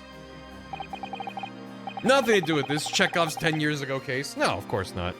So, haha, heard about your dead brother. You Nipponese, I always have to be on guard whenever you're around. So you've been investigating me, have you? No, it's not like that. Well, alright, it is a bit like that. My older brother was also a prosecutor. He was the pride of the Van Zeeks family. But tragically, a vicious killer took him from us. The professor, you mean? He laughed? Is something funny? That's the extent of what you've discovered, is it? I shouldn't be surprised. There's more to it then? Lackluster work is very much your trademark, isn't it? You're too kind. Are you going to tar all Nipponese with the same brush next? So tell me, what's your interest in that historic incident? As it happens, Lord Van Zeeks, there's a rather curious case that's come to our attention. Are you aware of the Madame Tuspill's Museum of Waxwork, perchance? I am, naturally. I believe that since last month I feature in one of the displays there, for public scorn. Of course, the infamous Reaper of the Bailey would have to be exhibited, wouldn't he? Well, a particular waxwork has been stolen from the place and held for ransom. A particular waxwork, which... Wait, you mean... Yes, it's the professor. Mr. Sholmes is investigating the case as we speak. I was unaware of that. He's turned as white as a sheet, as opposed to his normal status. Anyway, are the police trying to locate the engineer, Mr. Drebber, already? Surely that goes without saying. We're very keen to see him found as well. The trouble is, we don't have much to go on aside from the description of the man we heard in court earlier. Slightly whiter than the marble statue's colored after. Mm-hmm. Not as pale Scythe. No, Scythe is the advanced level of paleness. Considering his style. God. Which, according to Professor Hairbrain, was of a tall, thin gentleman who has straight white hair and wears a black monocle. So I was just wondering, I mean, I realize it's probably not possible, but... we'd very much appreciate any more clues you can give us. Wow, Susato-san really knows how to take the bull by the horns. Fine, why not? It doesn't hurt to ask. I have a photograph of the man here from an investigation 10 years ago. Oh, okay. Though it appears he already had that black monocle at the time. You know what'd be so crazy? If I could line up that jaw with, like, this jaw. That'd be crazy. I mean, he does seem to have two eyes visible, but they're under a mask, so, like, I don't know. Ain't no way. Though it appears he already had that monocle at the time. Tumblr sexy man looking ass? Yeah. There's been a lot of those in these games over the years. What? Oh, no, nothing. I was just surprised that you shared that with us. We all need this man's testimony in court tomorrow, which means we have to do everything we possibly can to track him down in the short time available. So why wouldn't I show you the photograph? What is it about Lord Van Zeeks? Sometimes I just can't work him out at all. Photograph of Drebber. Drebber. Drebber. Enoch Drebber. Oh. The guy I was just thinking of for no reason. The file I requested for the trial tomorrow. Thank you. Yeah, no, so this is, are you alright? Who is this man, Mr. Naruhodo? Lord Van Zeek's apprentice, apparently. So I'm not the only one. Suzato-san can see it too. Oh. Okay. Lord Van Zeeks, may we speak with your apprentice for a moment? With him? Why? He doesn't know.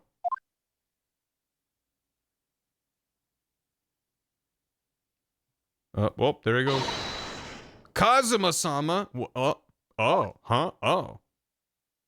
Not the direction I thought things were going. Home? He was turned into a cyborg? Kazu-ma? I don't believe it.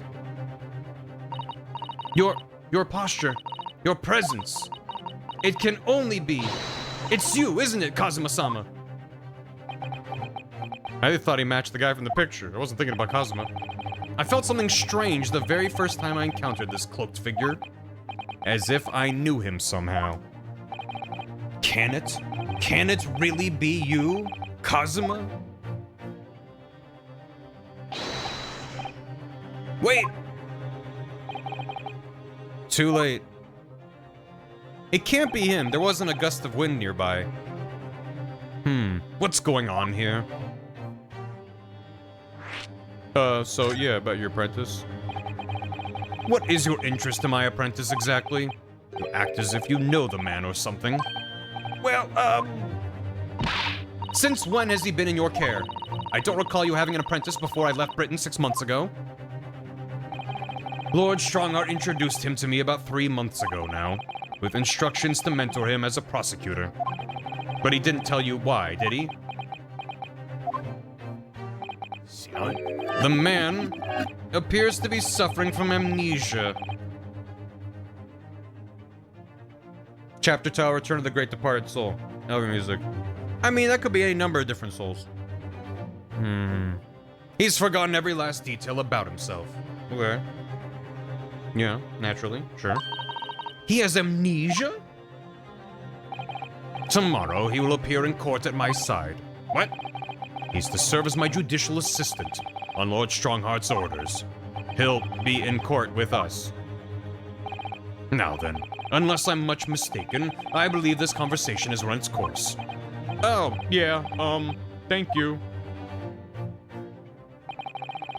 Yeah, I was also thinking of Mother 3. I definitely saw a reaction there. When Suzato-san called out like that, it really seemed to hit a nerve. When she called out Kazuma-sama. Oh, I gotta go.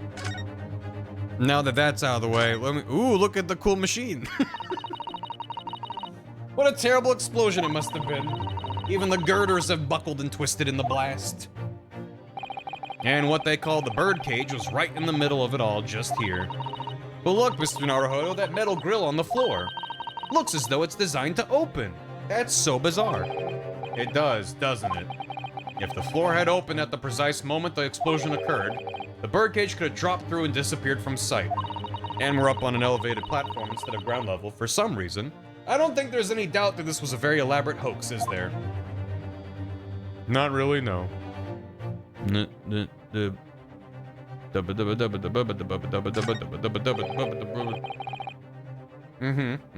This wasn't here yesterday. Really? But if I'm not mistaken, it's the cage in which the victim was standing before he was apparently beamed through the air. That's right, the birdcage. According to what Professor Hairbrain said, it's made of wood. Or more precisely, Japanese cypress, I think. Really? And despite having been in an explosion and then falling from a great height, it's relatively unharmed. There's gotta be a more convenient wood that could have been made from either Germany or England. But okay. What wonderfully durable construction, wouldn't you say, Mr. Naruhodo? I'd understand that if the forensic investigation team had taken it away yesterday to examine it, I suppose they must have brought it back here when they finished their work. Yeah? You think? But sadly, not with the body inside it. No, that's right. I know we were given strict instructions not to touch, but still. This is too important a piece of evidence to overlook. We might need it for the trial. I'm just gonna carry it out of here. No one's gonna worry about it. Woodman from Mega Man. Anyone? Any Woodman fans in the chat? You'd already met that masked man, hadn't you, Mr. Naruhodo? Yes, yesterday, in fact, at Lord Van Zeek's office. I see. And if Kazuma-sama really is still alive, it means that Mr. Sholmes lied to us. I know. We're gonna need to speak with him about him. There he is. I was waiting for that. Torres. You're going to have to leave now. The forensic investigation team are due to arrive shortly. If they find you here, it will cause problems. What sort of problems? Foreign affairs problems. Well, we could do without that. Alright, we'll be on our way. Let's go, Miss Susato. Of course.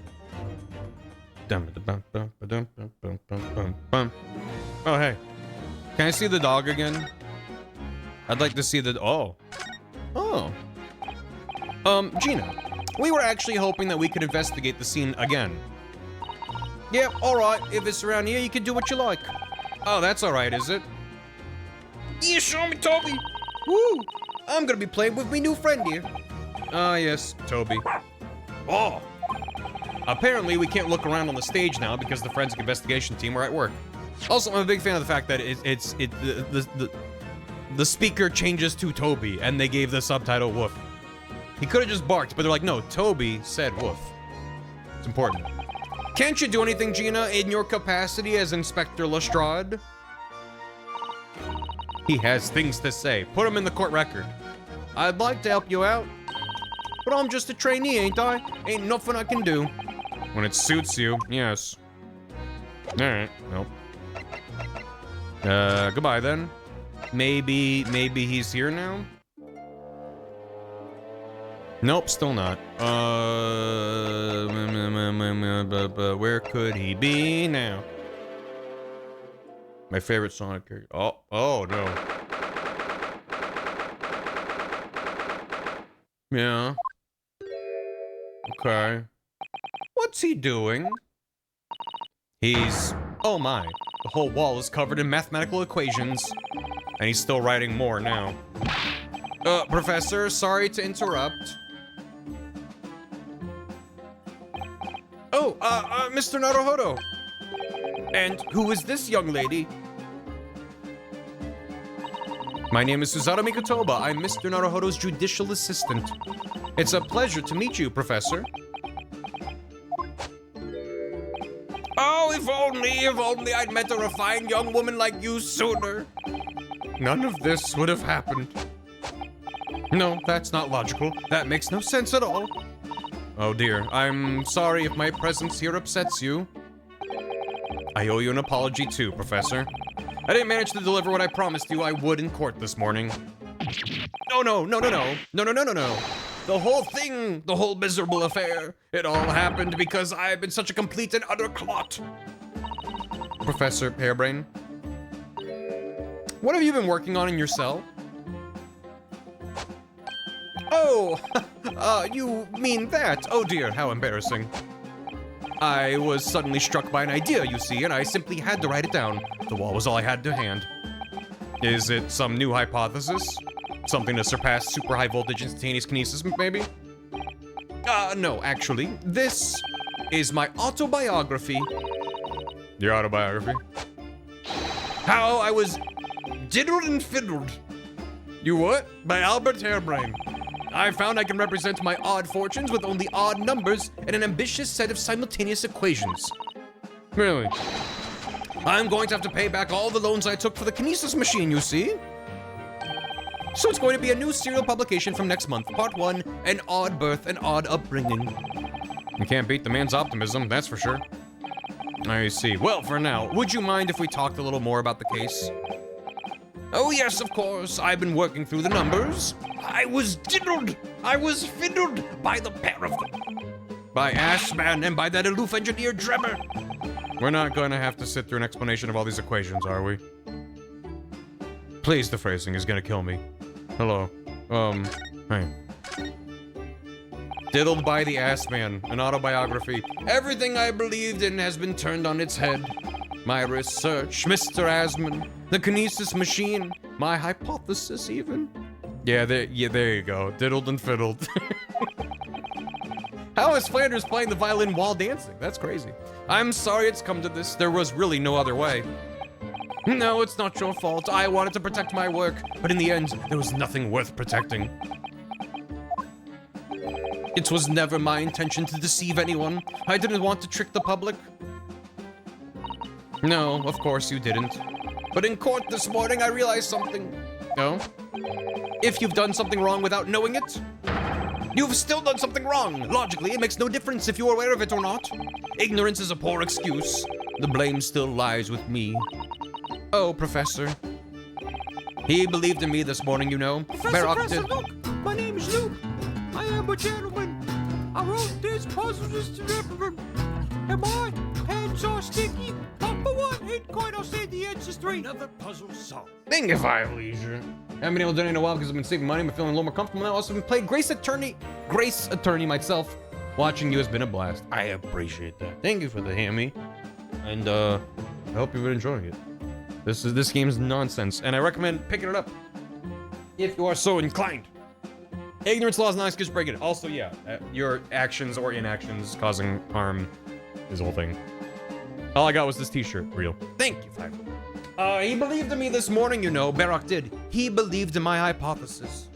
Because it meant you were guilty. But I think that was just a necessary factor in the prosecution establishing its case. No, Barak wouldn't do something like that. Wouldn't he? I'm sure he genuinely believed it. Did he? I think I understand now why it was that he decided to take on the prosecution in my trial, I mean. What do you mean? He's putting the word stopping. Yeah, he's had a real turnabout. After the terrible accidents occurred, nobody would believe in my hypothesis anymore. Not the police, not the prosecution service, not any lawyers even. I feel like I dealt with some kind of finishing blow there. I was dealt some kind of blow. So if any other prosecutor had taken the case, if it was anyone other than Barak, I'm sure the prosecution would have declared my hypothesis a complete and utter nonsense. And in that case, you would have been declared a fraud yourself, Professor. Exactly, which would have been a fate worse than death for me. But Barak insisted that I was a proper man of science from start to finish. You think that's why he... I know him very well indeed. He's an extremely kind-hearted soul. But that extremely kind-hearted soul spent all morning trying to paint you as a murderer, didn't he? Well, admittedly, that part of the analysis appears to have some flaws in it. And what about the whole Reaper side of things? How does that fit in with the kind-hearted soul idea? Conflict of interest? We have never known that to exist in this universe, past, present, or future. Do you think he set out to trick me from the very start? The fact that we have had multiple members of the jury go, I am implicated in this crime. I know these people. I know this witness firsthand. And we're just like, oh, interesting, and move on, is like, none of that matters. Do you think he set out to trick me from the very start? I'm sorry to say, that does seem very likely. That does seem likely, yes. When I first met him, he introduced himself as a wealthy financier. He looked over the paper I'd written and said my work would benefit all humanity and must be pursued. He was so enthused, he was so emphatic. But in reality, he was the mastermind of some vast criminal network, it seems. I still can't believe it. As the machine was essentially a set decoration for some stage magic. It probably didn't require a large amount of investment, actually. But the scale of it wasn't just some small trick. It was a very elaborate feat of deception. All young scientists are full of hope about their burgeoning ideas, full of zeal.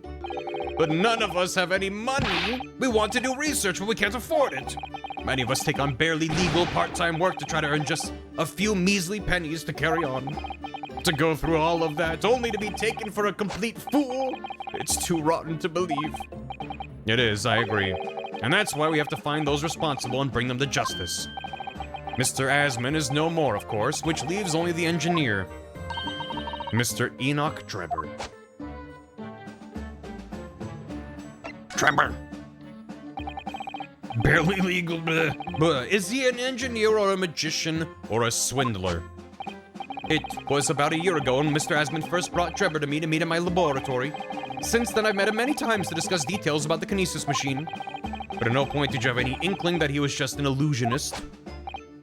Oh, he definitely wasn't just an illusionist. What do you mean? He was a wealth of deep scientific knowledge. There's no question that the man's a genuine scientist. It's instantly apparent in conversation. I see. But the wretched man deceived you, Professor. It's unforgivable. We must do everything we can to find him and bring him to justice. Are there no more clues you can give us as to his whereabouts?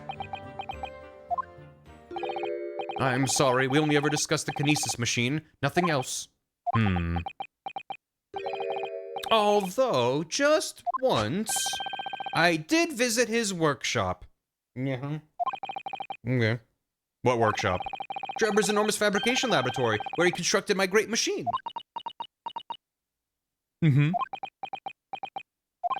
May I see it? Why didn't you mention this before?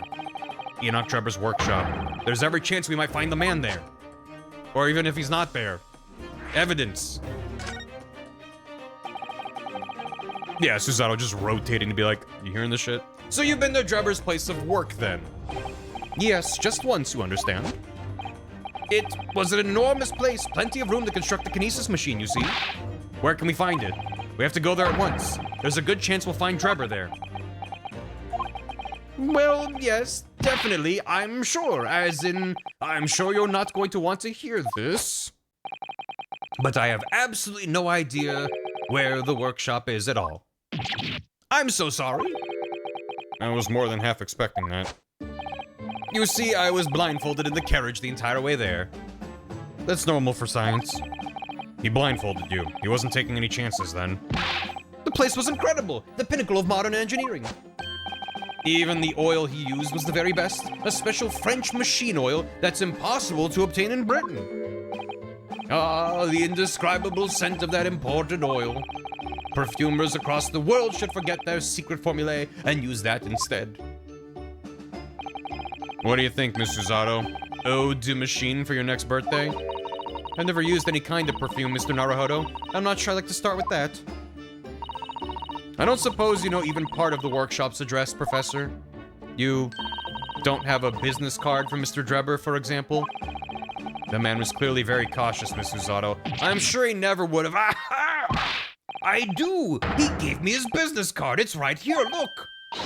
Let me see that. Yeah. Throw etiquette to the wind, why don't you?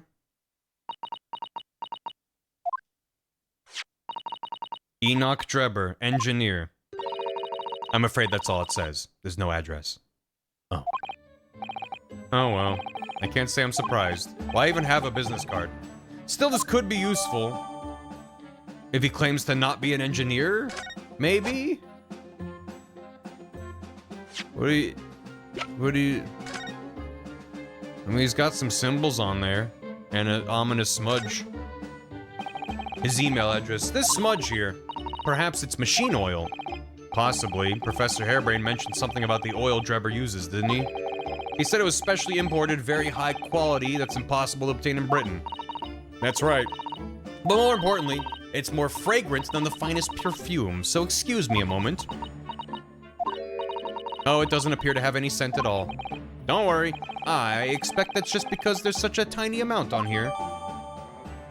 A smear of machine oil. Uh-huh.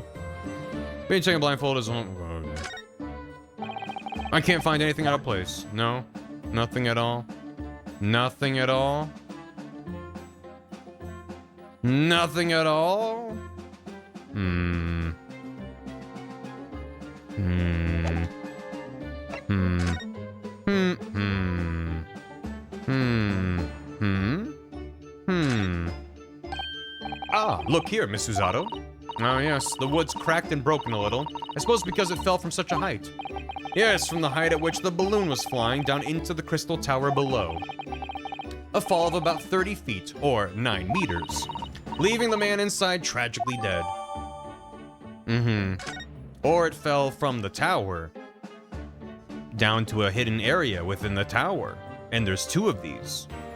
Maybe. It does have pause and select buttons. This is actually a Wiimote. What an inventor. Okay. Is there anything else? Is there anything I should show him? Professor Urban, what do you make of this? That's just we need to prove my hypothesis. No, it has nothing to do with your hypothesis. Then take it away. I don't want to be bothered. Alright, keep your abundant hair on. Is this him? Is this the man? Okay, never mind. I just wanted to confirm that that was him. Okay. Fine.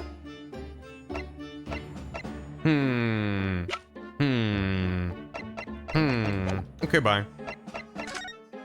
Maybe now? Maybe now. Maybe now. Still no? Okay, where am I? What am I still missing? You can show him the screwdriver. Okay, I could do that. Back to prison. What do you think of Andrew? How's he doing? Professor, do you recognize this? Oh, it's Andrew, my faithful friend. How have you been? Are you alright? Nobody's mistreated you, have they? Don't worry, he's being very well looked after. I always rub him with machine oil until he's gleaming. Right. Okay. And then, when I come to tighten a screw with him, he slips in my hand and I can't do it. I see. It's that age-old problem faced by driver files the world over, isn't it? What? I really wouldn't know, I'm afraid. I don't... I'm worried about it. I'm worried about it. I'm gonna leave now. Maybe... Is Sholmes here? What am I missing? What have I not... Who have I not spoken to or not grabbed from some area in the game? No, he's there. We're back to prison. I don't think there's anything else here. Unless I happen to miss something. Could see the dog again. I like to see the dog. I know he's not here. Yeah, people keep saying barrel principle. I'm like, I don't know. That doesn't help me. In the laboratory. It's either a dialogue I'm missing or a thing I haven't clicked on, but I don't know what. And if I don't know what, then I don't know. If anyone knows, I would welcome... It's neither? I'm not missing anything? There's text from Suzato.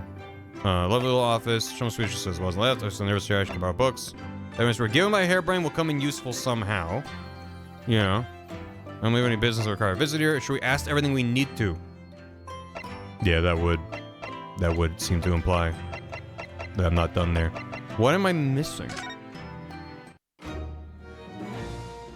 I haven't asked everything I need to? There's something to present her? Something that's stinky, maybe? That a dog could sniff? Thank you, chat. I'm still learning me letters at the moment.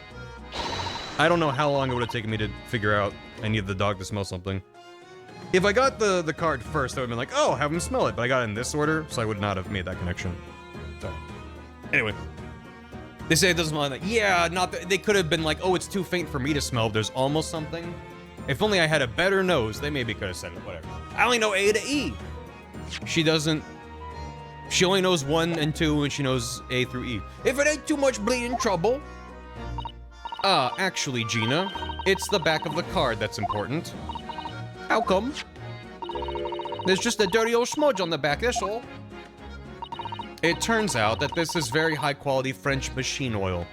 Also, I should say, I didn't think Toby was going to have any bearing on the plot or the story, or I would have to think of Toby as a tool to be used. I was just like, oh, sweet, a cool dog. That was literally as far as I thought about it. So, I wasn't like, okay, as soon as I find something smelly, I need to bring it to Toby. I was just like, cool dog. So, yeah. It's an Meister. I know. That's fair. New missile just dropped. Wait, that's a bad way to phrase that. It has a very particular scent, apparently. You don't say. Let's have a whiff, then. Sniff, sniff. You sure? I don't smell nothing. We didn't mean that you should smell it. What? You mean Toby? Give it here. Yeah, he's on the case. His sense of smell so good he can track people over the oceans, can't he? Professor Hairbrain informs us that this oil is unique to Mr. Drebber's workshop. Oh, he's sniffing it. Sniff, sniff, sniff. Sniff, sniff, sniff. 6 sniffers? That's a lot of sniffing. I think he's picked up a scent. I would assume. So you mean if he follows the scent of this oil, Toby could lead us to that dodgy cove's workshop? That's right. That's exactly what we're hoping. All right, then. We'll give it a go. I'll just borrow that. What? Wait, when did you... It's a pickpocket. If I can lead everyone to that Drebber's workshop, I'll be the boss's boss before next week. Oh, yes, Gina. I'm sure you'll be promoted. Poor Gregson. Also, she's going to France and she doesn't know it. Right then, Otto. Leave it to me. Sorry. We're gonna get going after that dodgy engineer cove right at this minute. But hang on. Someone's supposed to be on guard duty here all the time. I'm afraid we can't help. We need to get on with our investigation as well, Gina. Oh, right. Oh, well. Never mind. It ain't gonna be me what gets in the neck. It'll be the boss. Poor Gregson again. Ready, Toby? Got that oil scent, have you? Come on then, boy. See you later. Bye. I do hope the scent of that oil leads them to that swindler's workshop. I hope so too. Ideally before the dog swims across the channel to France. France. Well, I think we've done all the investigating we can here for now. If we could just determine the whereabouts of Mr. Drebber. I'm sure Gina and little Toby won't let us down. Now then, do you think we ought to try to speak with Mr. Sholmes at this point? We have things to discuss and I'm dying to meet him again after all these months. And it's quite possible he might know something useful, you're right. We ought to find him at Madame Tuspel's. He's supposed to be working there as a temporary waxwork exhibit. Yes, Iris told me all about his latest unusual venture. Great, so she knows. She's aware, you know. UC London, UC France. My God. Here we are again at the House of Horrors. I'm afraid I haven't gotten used to this place yet. I'd still like to turn on my heels and go straight home, via the confectionery, of course. Suzuki-san really is after something sweet today, isn't she? Eek! Don't tell me. What's the matter? Look, Mr. Naruhodo, look at that waxwork. I'm quite sure it wasn't there before. It looks exactly like Mr. Sholmes, down to the very last detail. Aha! What is it? Oh, sorry. I think you'll find that's the temporary waxwork himself.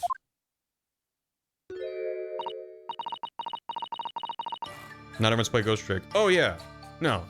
If anyone hasn't played Ghost Trick, go play it. If anyone in chat who's played Ghost Trick or knows this game is revealing things about that game, stop it. What the hell? The friend of my dedicated employee.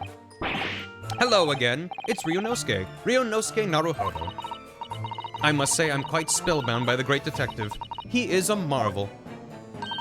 My precious waxwork is already back where it belongs. You don't mean... But yes, the mystery is solved already. Wow, Mr. Sholmes can really engage his brain when he's hungry enough. So as you can see, he has returned to his habitual duties. Yeah. His habitual duties? Laws. Zuta laws do not disturb. Huh? He's really good. Poor Suzato-san. She looks very perplexed. Mm-hmm. It's quite understandable, really. What, am I really just... Okay. I guess I'll work my way over to him. What a horrifying scene. A murderer caught in the grisly act. I know. And in case you were wondering, it's the one with the big knife that's supposed to be the killer. I don't think anybody would be in any doubt about that, surely. And did you know that according to the description, the bathtub at the back has no particular significance? What? Really? I would have thought it was meant to show that the killer also worked in the bathhouse peddling criminal wares. Aha! We have a new theory. It's a good bit. I also love Naruhodo being explained the exhibits and then him turning around and explaining them to Susato. It's very good. Thought the killer was the bathtub. Mm-hmm. What's your bathtub theory? I think she dissolved the evidence in the bathtub, but the evidence, in fact, was a smaller bathtub. So that's the twist. The heavy curtains in the middle of the House of Horrors, whatever's on the other side of them, you just know it's gonna be terrifying, don't you? I wish I was the bathtub. The sign says it's the Madame Tussbell's special exhibit. The bathtub was she was making hooch, unrelated. It seems you have to pay extra to go inside. Can you believe that? Pay more money, as if we haven't been scared enough already. It's not my doing, Mr. Naruhodo. That old policeman isn't here now, obviously. Still can't believe he just happened to be on the jury, though. What are the chances? I'd understood that London has a population of 6 million people, and yet, you do seem to run into the same people disproportionately often, don't you? It's just, you know, coincidence. Over and over and over and over and over again. Lots of coincidence. This one's posture reveals his weakness. Sorry? The killer's stance leaves him wide open to attack. I'm quite sure I could see him off.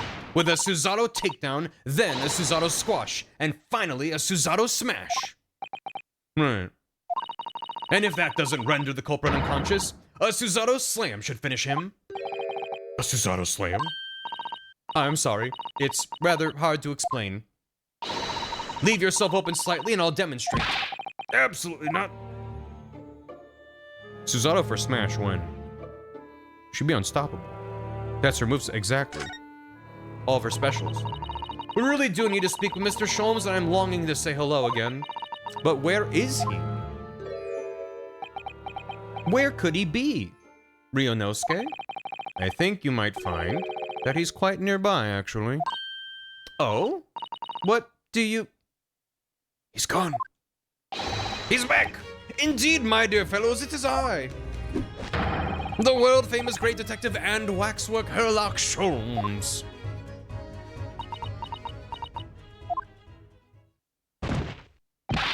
Susato-san! Oh my god, she actually got by him. That's amazing. Yeah, how do you feel? You fucked up. My most humble apologies. I thought I died and gone to eternal paradise for a moment, via London. My dear madam, allow me to make amends by offering you a tasty free deduction at some point. As long as it's not of questionable street food quality. I don't understand. Why are you working as a waxwork here, Mr. Sholmes? I thought you said Iris explained it to you. Merely a secret identity, you understand? Though the case is largely solved now. English heaven? Mm-hmm. Largely solved. We're talking about the waxwork abduction, I presume? Indeed we are, my good fellow. As I predicted, it was as easy as proverbial pie. Though I confess, I'm yet to partake of a pie, proverbial or otherwise, or any food so far today for that matter. This man should probably eat something. That stomach rumble echoed around the whole museum. So how did you manage to solve it so quickly? Ah, well, do remember I said it was largely solved? Anyway, I simply negotiated with the culprit. Are you familiar with the so-called telephone? Oh yes, it's a most modern invention, allowing you to hold a conversation with people far away. In Japan, only the imperial capital and a handful of other cities are connected as yet. This morning, a telephone call was received here from the perpetrator of the abduction. As such, I was able to negotiate terms, and in the end, the waxwork was returned. That's amazing. Just between you and I, it would appear the culprit had always intended to return the stolen waxwork in any event. But I thought whoever was responsible had demanded a ransom, no? Alexander Graham Bell is a fraud and a charlatan. Everyone knows the telephone just has a tiny guy in the earpiece who you're just pretending to have a conversation with, who's good at impressions. It's not real science. I think perhaps the ransom demand was necessary to avoid unwanted suspicion regarding the true motive. But does that not mean your negotiating was entirely unnecessary? A fact that I must ask you to keep from Madame Tuspells at all costs. A hungry young Iris awaits my return to Baker Street, after all. Poor Iris. She's never eaten. Now then, do I sense that you have some business with this great waxwork? Yeah. Yeah. He did literally steal the patent for the phone from an Italian guy who died before he could take him to court. Wait, really? I didn't know that. Damn. Never. We're in the process of trying to track somebody down. Oh? Yes, a man by the name of Enoch Drebber. He's the swindler who duped Professor Hairbrain and the engineer who built the kinesis machine. A swindler and an engineer. Quite the modern man. He also seems to be a conjurer of sorts too, with considerable knowledge of stage magic. We really need to locate him before the trial resumes tomorrow morning. But we have so few clues to go on. That's the trouble. Do you have any good ideas? I have no data yet. It is a capital mistake to have good ideas before one has data. If I knew something of the man's appearance at least, I may be in a better position to help. Drebber's appearance. Fortunately for you, however, presently I have little to occupy myself and little to fill my stomach. As soon as you find any clue, no matter how small, I should gladly give you my thoughts on it. Alright. Mr. Sholmes, did you lie to us? My dear Mr. Naruhodo, stay that piercing stare. What is this about? Last winter, when we were first on our way to Britain, aboard the steamship. Your words were very clear. So then, let us unravel this mystery and discover what events led to this curious murder. You told us that it was murder, and you examined Kazuma-sama's body. Indeed, and wherein lies the problem? We met him earlier today, the victim, Kazuma Asogi. You're quite sure? He was wearing some sort of mask and was apparently suffering from amnesia. But yes, I'm quite sure. It was Kazuma-sama. You must have known at the time, Mr. Sholmes, that he wasn't actually dead. Well, I can only assume I was swept up in the murderous atmosphere of the moment. But the fellow wasn't dead at all? Priceless! I don't suppose that performance would pass muster, would it, Mr. Naruhodo? I could believe that the crewman present at the time made a mistake. But not you, Mr. Sholmes. He was mostly dead. I will now tell you something of the first importance, my dear fellow. Great detectives are wont to lie. It will serve you well to remember that. Please, Mr. Sholmes. Tomorrow in court, you will find yourself on the threshold of a very great mystery. For now, I'm afraid that is all I can say. Meh? You motherfucker, that's it? I'm mad at you. Have you seen this man before? Mr. Sholmes, would you cast your eyes over this photographic print? It's of Mr. Enoch Drebber, the face of the engineer we seek. Gonna say punked multiple times. Real. Well, all Englishmen look broadly the same, of course. So looking at the photograph won't be particularly instructive. Are you alright, Mr. Sholmes? Ah, yes, forgive me. Very interesting, this. Very interesting indeed. Maybe? What's wrong, Mr. Sholmes? You've turned quite pale all of a sudden.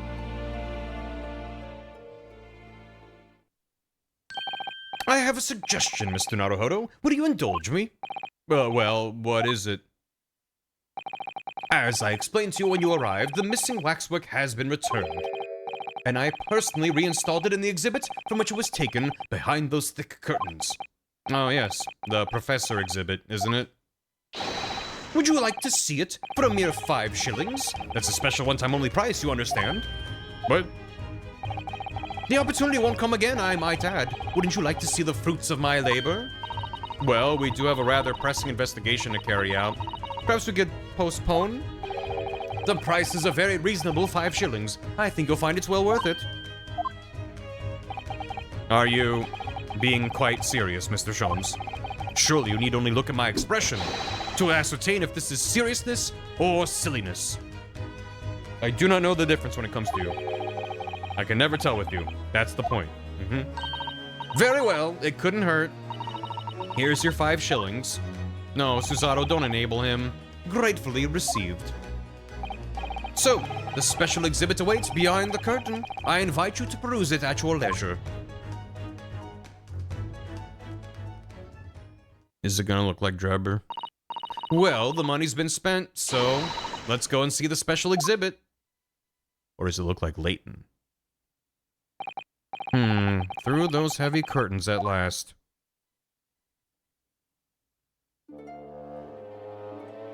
Okay, I have to do it myself.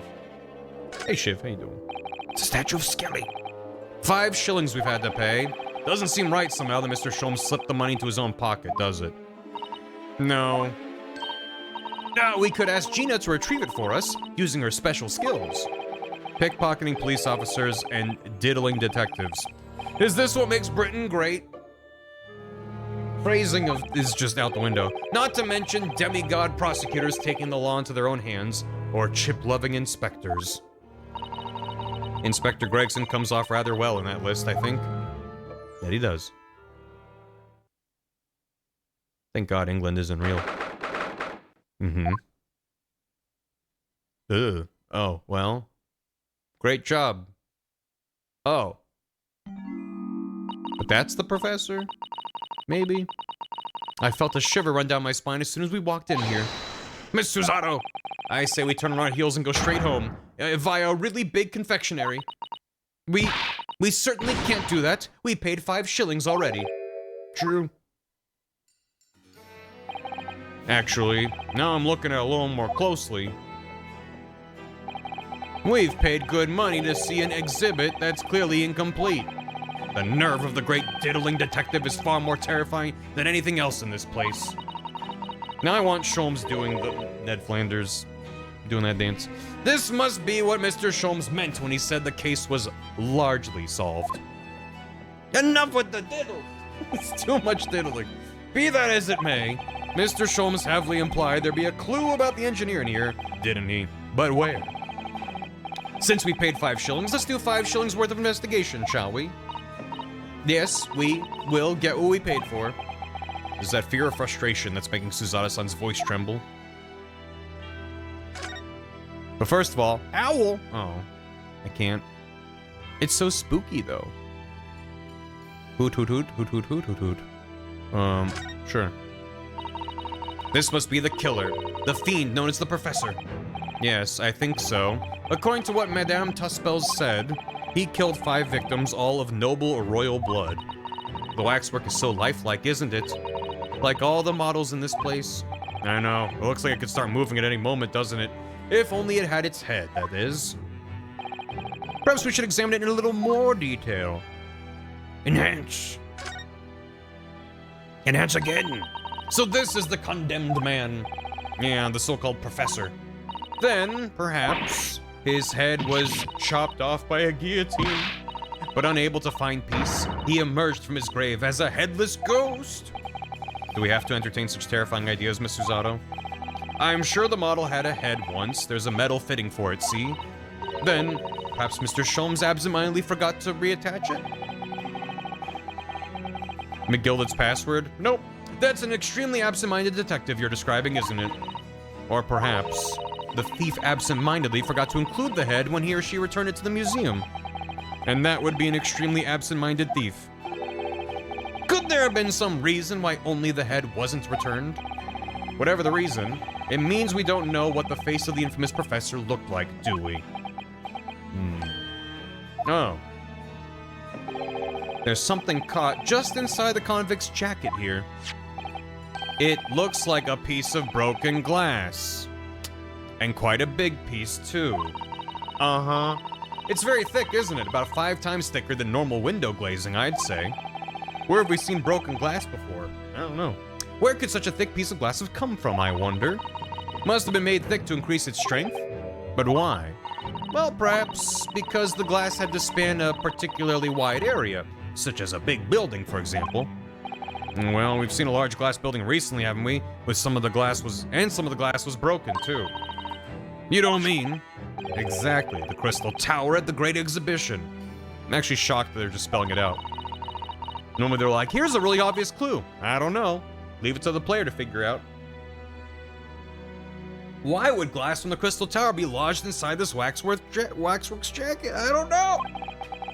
There's no way to know. It makes you think, doesn't it? But I don't like thinking.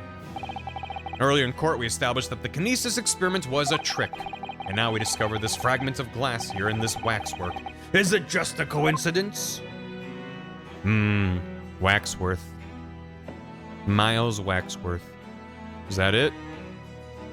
Okay. Okay. Go back. What about you? This part of the exhibit is just as disturbing as the rest. It looks so real. It seems to be a young man in a white overcoat. And he has a large shovel in his hand too. Look. Nah, that's a spade. Perhaps we should investigate in a little more detail. It's so crazy how I'm not able to see his face. A camera? Little German boy, is that you? And like a plus there. They really don't want me to look at the face, do they? Oh my god, wait, but he's got one eye covered. That's so weird. Oh well. Guess I'm not supposed to look at that. Is it a shovel? Really? What a large shovel. He's holding it rather ominously, isn't he? What on earth was the man doing with a shovel in a graveyard in the middle of the night? Miss Susato? Yes? That's a spade, isn't it? No, it's a shovel. No. Shovels are for digging. That's for scooping up loose material. It's a spade. We've been through this, Mr. Naruhodo. It's a shovel. No. Although, we haven't considered trowels. We've allowed ourselves to be distracted, I feel. Perhaps we should concentrate on what the man was doing with the implement. So we're going to bury the hatchet? You're right, though. What was the man doing in the graveyard in the first place? That's the real question. It could have been a trowel. Bury it with a shovel. What's this here? Well, this would appear to be a lens in the middle, so I believe it's probably a camera. A camera? But it's so small. British technology is incredible, isn't it? What about Mr. Sholmes' skin prints? Blech. I think perhaps you should treat Mr. Sholmes' inventions as exceptions to the rule. But anyway, why would the man be in a graveyard at night with a camera? I wonder. Perhaps he was trying to capture the moment a dead body came back as a ghost on film. We'll just borrow this for a little while, I think. Yeah, we'll borrow it. That's fine. By looking at the photographic plate inside the camera, we can see what picture was taken. It's an exhibit, it's not a real... It's not from the actual event. What's a photographic plate? It's a piece of glass coated in a special emulsion that reacts to the light coming in through the lens. If we open the cover at the back, we should find it. Let's have a look. You should see yourself, Susato-san. Your eyes are shining. You really do like machinery, don't you? We'll get to that in a moment. Your cat bit you! What the hell? How rude. That's quite a large lamp the man's carrying. Or is it a lantern? It's not like a Japanese chochin paper lantern, actually, is it? Lamp, lantern, chochin. The point is, it casts very little light. To be walking alone in a graveyard at night with only this, I certainly couldn't do it. I'm not sure I could visit a graveyard at all, even in broad daylight, to be honest. Can I look at his face? I can! I can't see his face very well, can you? Perhaps if I just... Oh, do you think you should be manhandling the exhibits, Mr. Naruhodo? I'll put it back exactly as it was, don't worry.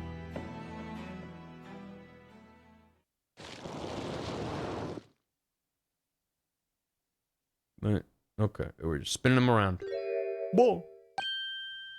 Ah. What on earth? How can... I don't believe it. A black monocle. Mr. Naruhodo, is it possible this man is... Yes. It's Enoch Drebber. The color of his hair is different, but it's unmistakably him. Indeed it is. Mr. Sholmes, this man is the subject of your present hunt, I believe. Yeah, that's right. Just who is this man? Why is he here in this exhibit? And why does the convict behind him have no head? The head was missing when the model was returned by the thief who stole it. What a surprise. So then the case isn't yet solved, is it? Did I not say so myself? Largely solved were my words, I believe. But I must locate the missing head, tout de suite, as Madame would say, or I'll be in grave trouble.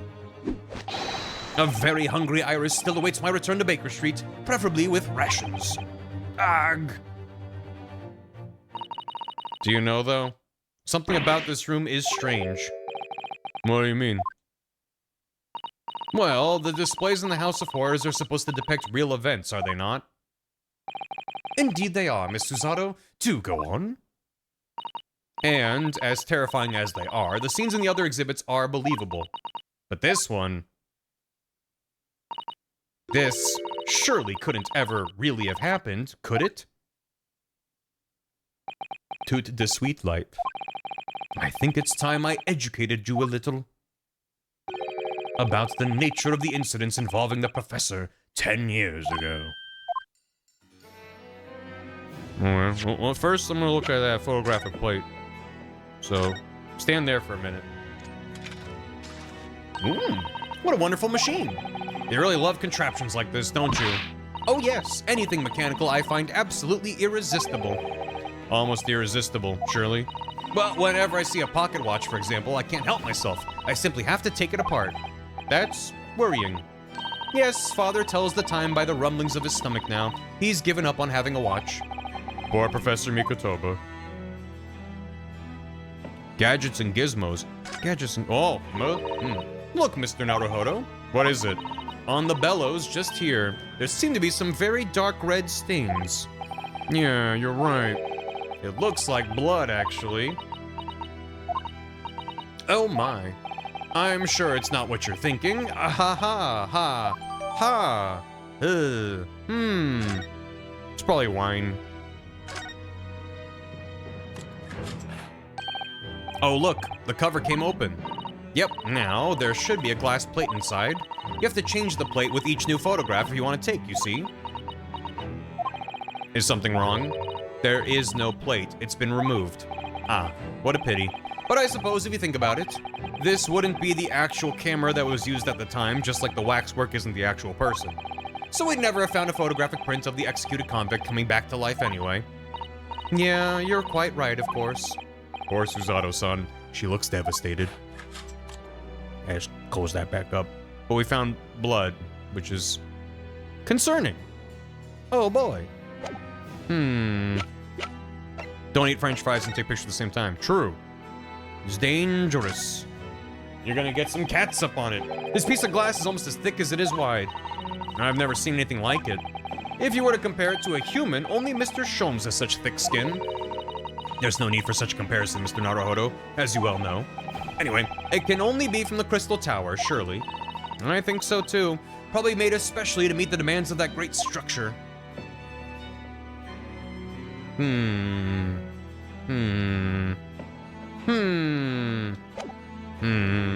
Don't call me Shirley. Alright. Tell me about it. I believe I told you a little about the professor yesterday, did I not? He took the lives of 5 victims, every one being either a member of the aristocracy or royalty. All were attacked by an enormous hunting hound and had their throats ripped from their bodies.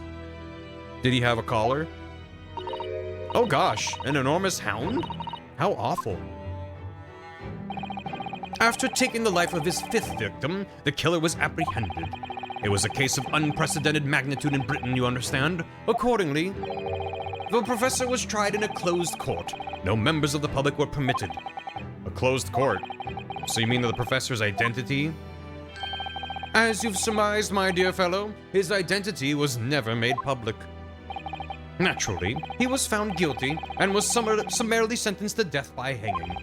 He was buried in a grave at Lowgate Cemetery, which adjoins the rear of the prison where he had been held. However, that was not the end of the affair. Oh.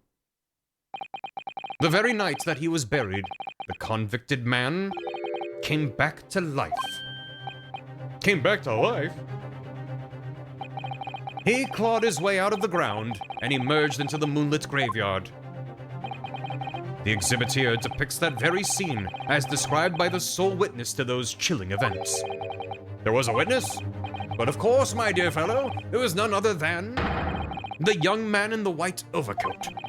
Enoch Drebber. He saw it happen.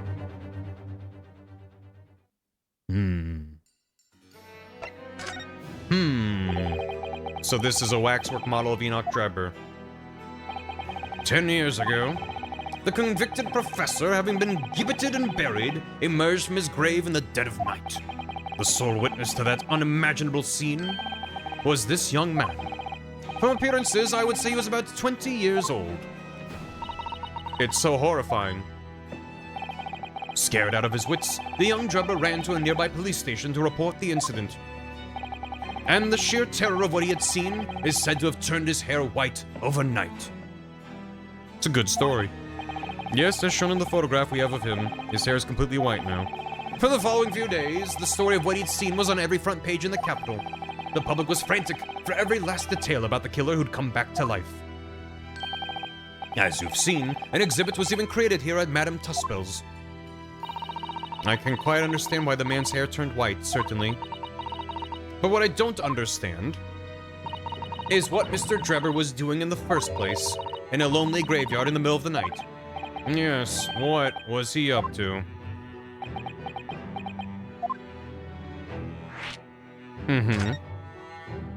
Gibbeted. The professor's acts of terror threw London's upper classes into complete panic 10 years ago. It was a great scandal, one might say, at the very highest levels of society. And since the killer's identity was never made public, rumors abounded. After all, no killer had ever before systematically employed a dog as a weapon of murder. I can imagine the impact the case must have had. But in time, of course, the rumors abated. So too did talk of the shocking witness account of the convict who came back to life. It was forgotten, dismissed as a dubious ghost story, as a preposterous parlor tale. But why did people stop believing it? Why, simply because there was no resurrection to speak of, as was established in fact. What do you mean by no resurrection? The police investigated the grave in Lowgate Cemetery and published their findings. The convict's body was found to be buried exactly where it had been following the execution. But that would mean Mr. Drebber must have lied to the police and the newspapers. That would appear to be the only logical explanation. Yes. The young man subsequently vanished from society, and nothing has been heard of him since. It's rather striking, then, that he should resurface now, don't you think? Of course, the convicted murderer couldn't really have come back to life. That's not possible. But Drebber's hair is unusually white, if that really did happen overnight, as a result of shock. It's hard to believe the incident was an out-and-out lie. Corpse swap? Something. Oh. What the bleeding no, Otto? What have you gone and done? Gina, what are you doing here? I asked Iris, and she said this is where you'd be, so... Gina, not so loud in the museum. Madame Tuspels will have you take a position as a waxwork if you're not careful. I think there might be a more pressing concern. I still had some flash powder left from 6 months ago, so... All right, Gina, we understand. But please, put down the gun. And where, for Pete's sake, is Toby? Sorry, got scared. You should try being the one on the other end of the barrel. So what brings you here, Gina? What brings me here? What do you think? We found it. We found that dodgy cove's workshop. What? You found Drebber's workshop? Yup. Toby's nose took me straight there. The boss and the others are heading over there now in a drag. So come on. Here's the address. I got the boss to write it out. Oh, thank you, Gina. We'll make our way there at once. 91. That's a lot of months. Thank you, NS22. All right, then. See you there. But. You'll be on clever, but the next segment is pretty chunky. Gotcha. You go, don't mind me. I'll just stay here, being still. What? I know my place in the exhibit over there. I don't like him missing his eyes. Oh dear, someone is feeling sorry for himself. Let's go, Mr. Sholmes, you're coming. Your words hearten me, I must say. But if I were to shirk my duties here, Madame would have me pay monetary recompense, and Iris's dinner plate would be empty once more. Forget that, I'll pay for everything. Then there's not a moment to lose, my dear fellow. I shall hail a carriage at once. No offer to share the cost from Mr. Sholmes, then? I shall gladly pay half, Mr. Naruhodo. Thank you, Mr. Zato. Right, let's go. I hate him so bad I have to dunk him in milk. Yeah. If this is a long segment, we can save it, but I think it's okay. Let's just keep going for now. I will need to wrap up soon, but hopefully we can just get through this. That looks like... Oh, it's another super high voltage instantaneous kinesis machine. It's not short, that's... Indeed it would appear so, though only a prototype, naturally. Ah, so you got here, then? Gina, well done for finding this place. And in such little time.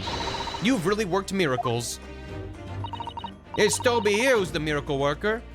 Oh, Toby. Oh, Toby. Oh my god, his eyes. I thought you lot would show up before long. Hello, Inspector. That's one knitted brow. That is something else. He looks like he's eating a lemon, not a bag of fish and chips. So, Inspector, is there any sign of the engineer? Sadly not. We didn't find a soul in here. Oh, what a shame. Well, thank you for letting us know about this place and giving us the chance to investigate. According to what Gina tells me, only found it thanks to a clue that you lot turned up. I wouldn't want to, say, go to Paris with a debt of gratitude unpaid now, would I? Thank you. Gina didn't overhear that, did she? Anyway, if you're hoping to snoop around in here, I'd get cracking. Lord Van Zieks and the forensic investigation team are on their way here as we speak. Them again. I imagine you got the picture by now. They don't take too kindly to lawyer types, right? So then, my dear fellow, let's turn this place upside down whilst we have the chance. And you, Sholmes. Pardon? They take even less kindly to great detectives than they do to lawyers. Very droll, Gregson, very droll. But you may consider me nothing more than an inconspicuous waxwork model. In the middle of the workshop. Right, let's see what we can find here. He's looking. What's he looking at? I'm sorry, Mr. Naruhodo, that machine is covered by the Special Dispensation for Scientific Equipment Act. I was trying to look at Gregson. There would be serious repercussions if you were to examine it from the Crown and the government.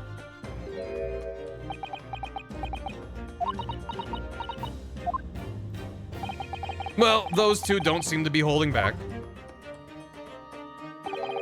It's quite hollow inside. No working parts or devices of deception to be seen, my dear fellow. No loose change dropped on the floor, nothing. Not even a bone for Toby here, my dear fella. British people are very much ruled by their own ideals, aren't they?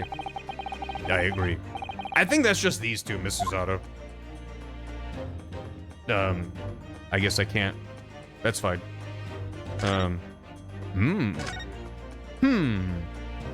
Trophy. This appears to be most interesting. Most interesting indeed, wouldn't you say? It's an impressive looking back massager, that's for sure. I have no doubt that you've hit your shoulders a few times with that. If you hit your shoulders with that, your aches and pains would soon go away. It's a Royal Society trophy for excellence in science. A young scientist could wish for no higher honor.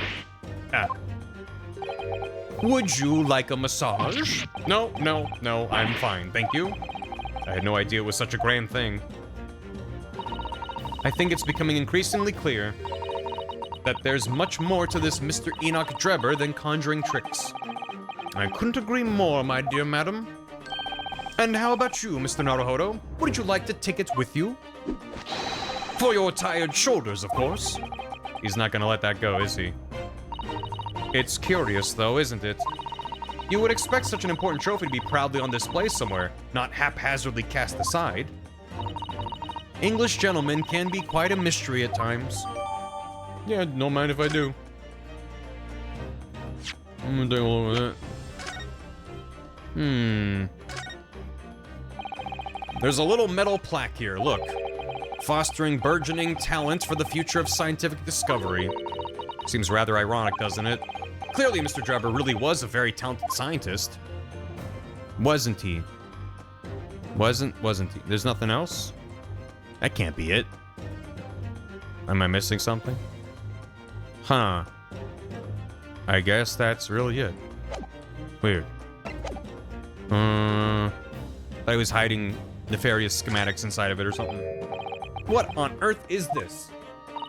An aeroplane, Mr. Naruhodo? One day, scientists believe it will allow humans to fly freely in the skies. Is that how the trick will be described, is it? Sorry? Well, it's actually suspended by a thin but very strong cable, isn't it? Oh, well, this model is, yes, but a real aeroplane would actually fly high in the sky.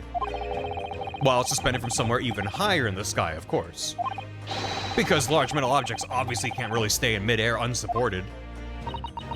So to you, the solution is ever taller towers? Yeah.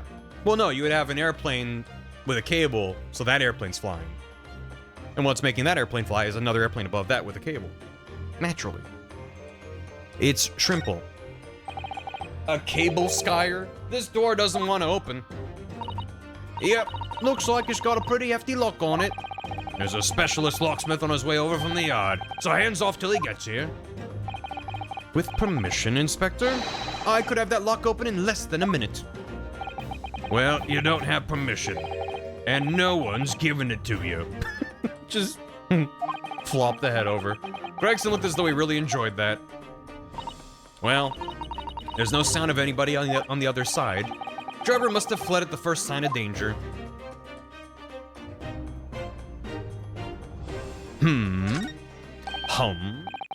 That's really good caramel sauce. This is a European-style quiver of arrows with steel bolts inside. Do you suppose? Crossbow bolts these, and just the right size for the bow you lot turned up at the exhibition grounds. In other words? Yep, that's more evidence to support your theory. It all goes to show that Drebber was the one pulling the strings behind the scenes of the whole scam. It says it... Oh. Well. Could be coincidence. Is something wrong, Miss Susato? Well, I thought I heard a noise. From the far side of that door. Far side? Well, Gina, did you hear it too? Yep, I heard it and all. What do you reckon, Toby? Right, mind the grease. Whoever's in there, open up. This is Scotland Yard.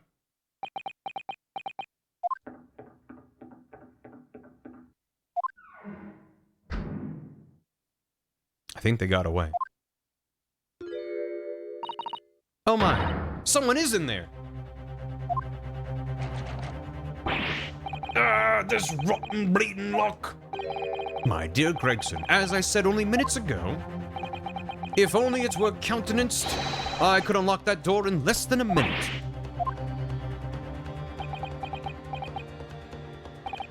Fine, I'll take the rap for it. Just get us through that blasted door. There, you may enter at will. You've confused minutes with seconds, I think. Time is of the essence, I feel. What are we waiting for? Nothing for it, I suppose. This is an emergency. There's a strong possibility that beyond that door is the engineer you all seek. But be prepared for action, my dear fellow. Yes.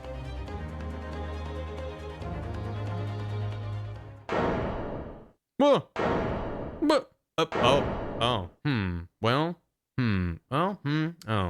footprints up there.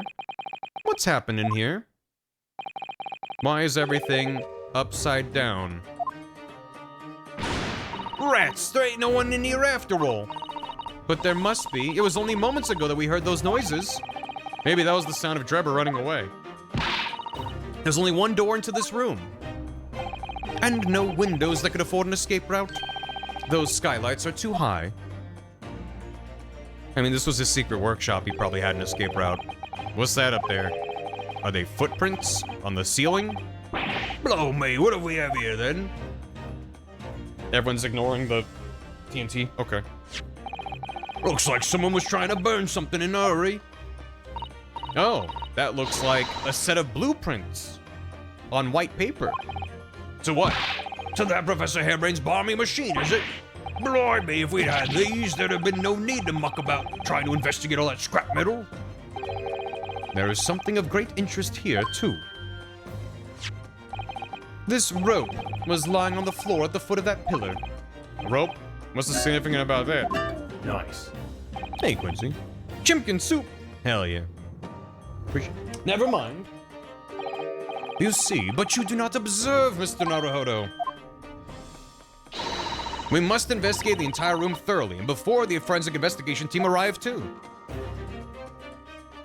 What about is this a bomb? Are we about to explode? Mr. Sholmes, have you found something? Mr. Naruhodo. Yes, in point of fact, something rather fascinating. What do you make of this? Let's see. I've never seen anything like it before. Looks like a bundle of thick cigars wrapped up in a large watch to me, but... Miss Susato, what's the matter? That's a... Surely that's a time bomb, isn't it? What? Did you say? A time bomb? Sorry, but... What's a time bomb, exactly? You truly are one of a kind, Mr. Naruhodo. I won't take that as a compliment. You don't know nothing, do you, Otto? What? Clearly there's something more important than being like, he doesn't know what a time bomb is. As it's ticking down. You haven't got a clue what it is either, have you, Gina? I invite you to consult a dictionary later, Mr. Naruhodo. But this particular specimen is no time bomb, though I confess it has a very similar appearance. Oh, well, thank goodness. But then, what is it? I see. So that's it. Goodness, Mr. Sholmes, have you seen to the heart of the matter? There are times when I consider my lot most unfair, for I'm fated never to know how it feels to flounder as you do when a puzzle presents itself. But I have learnt to accept the hardships that come with being a great detective, Miss Susato. Here we go. I feel a great deduction coming. Once again, I can draw two conclusions from the scene we see before us. The first is that the inverted nature of the furniture in this room is the work of Drebber himself. I mean, it's his workshop. How could you? And the second conclusion is that the small device on the floor there is, without question, completely genuine. Please, Mr. Sholmes, you must explain everything. It would be a pleasure. After all, it is a great detective's civic duty to teach Scotland Yard the finer points of the trade. Well, Inspector Gregson seems delighted with the idea anyway. Oh, you deflected the inspector's glare with such fortitude there, Mr. Sholmes. Well done. You're too kind, my dear madam. I hereby dedicate this great deduction to you. Kindly stand just there, Miss Susato. Oh, yes. I'd be delighted. Stand there to block something important. Shall we begin? Once again, Sherlock Sholmes is proud to present his logic and reasoning spectacular. Oh no. Oh no. Flipped furniture. Oh god. It's plain to see that this room is in complete disarray. The bed, the table and chairs, the lamp, everything is upside down. Almost as if every item in the room had until recently happily been positioned on the ceiling before falling straight down onto the floor. Every item in the room was on the ceiling. Are you suggesting? Indeed. The key here, safe with a number, is gravity. Neat. Okay, but the chair did have a safe combo on it. It would appear that technology has at last succeeded in freeing us from the great pull of the Earth. For the gravity in this room was reversed and then suddenly restored to normality. Goodness! The inverted furniture clearly reveals the truth about the part gravity played in this whole business. I quite understand your skepticism, Miss Usato. I too was incredulous at first. However, my conviction is my analysis was cemented when I observed this. An anti-gravity device, almost identical to one that featured in a dream of mine only the other day, in fact. Oh, so it really is a time bomb and we are all about to die. Got that. Copy. But then why does it have a clock on it? A most relevant question indeed. That is a timing device that controls when the gravity direction will switch. Let's just stand here and watch until it hits 0? Okay. There was clearly a requirement for the engineer to be able to restore normal gravity automatically. And the commotion we heard earlier from the other side of the door was the moment that restoration occurred. Yes, the reason why everything in here has been turned upside down is because of the anti-gravity device. So you see, we need look no further to explain the state in which we now find this room. The direction in which gravity acts in here was reversed by Mr. Drebber, before being restored to normality in an automatic fashion sometime later by the timer device. I have witnessed precisely this scene in a dream I once had when I fell out of bed.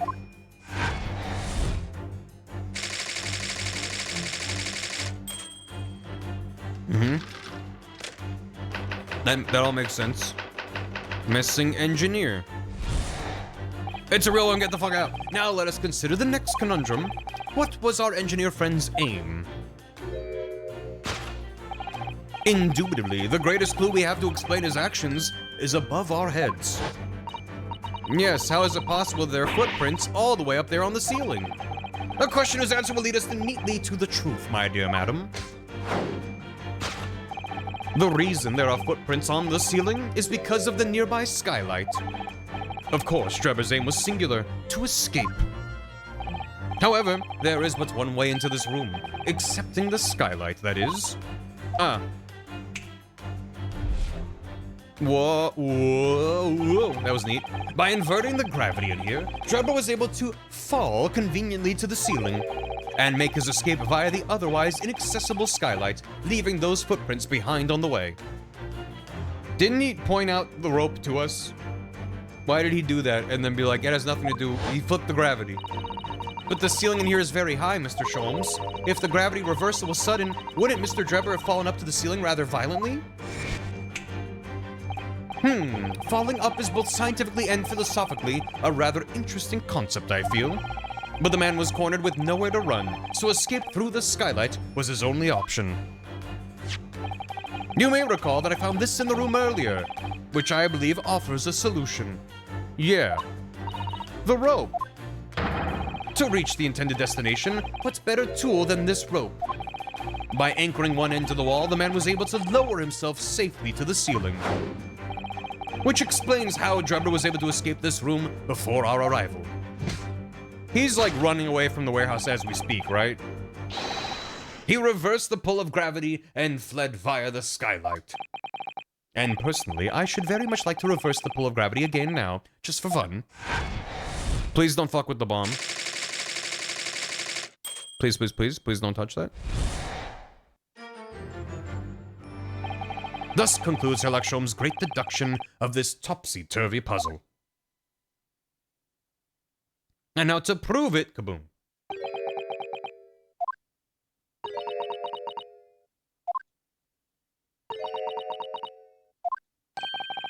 She's completely spellbound. Mr. Sholmes, there's just one thing that troubles me.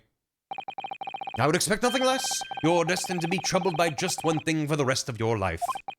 The thing is such a thing actually possible? An anti-gravity device, I mean? I would say that with man's current scientific knowledge at the turn of the 20th century, it's no more possible than instantaneous kinesis. Which you said wasn't possible. Got it. But your whole deduction hinges on it. Ah, but my dear fellow, when you have eliminated the impossible, whatever remains must be the truth. However improbable it may seem. It's a marvelous line, wouldn't you agree? One of my enduring pearls of wisdom. I had Iris come up with the exact phrasing. My original was clumsy. Yeah, I have a feeling I've read it in something that Miss Susato lent me once. Objection! Actually, there is one other thing, Mr. Sholmes. Ah, the spell's broken at last. The rope you found was on the floor, wasn't it? Indeed it was, in lonely coils near the wall. But if Mr. Drebber had used it to escape in the way you described, wouldn't it still be tied to the wall?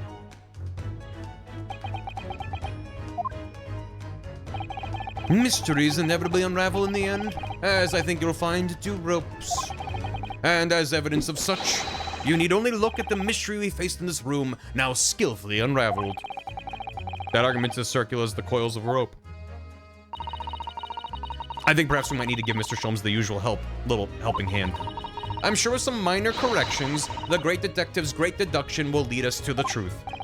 Yeah, you're right. And we must do it quickly before Enoch Drebber gets too far away. If you're ready, then let us resume. Herlock Sholmes' logic and reasoning spectacular.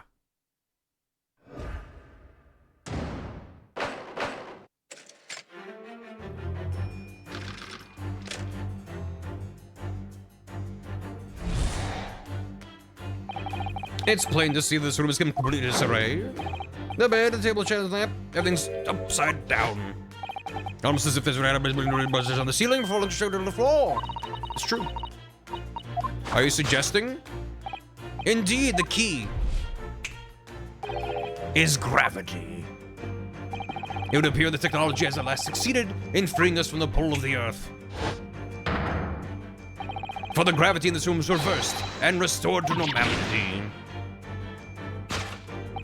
The inverted furniture reveals the truth. To think gravity could have been reversed in this very room, I find the whole idea utterly enthralling.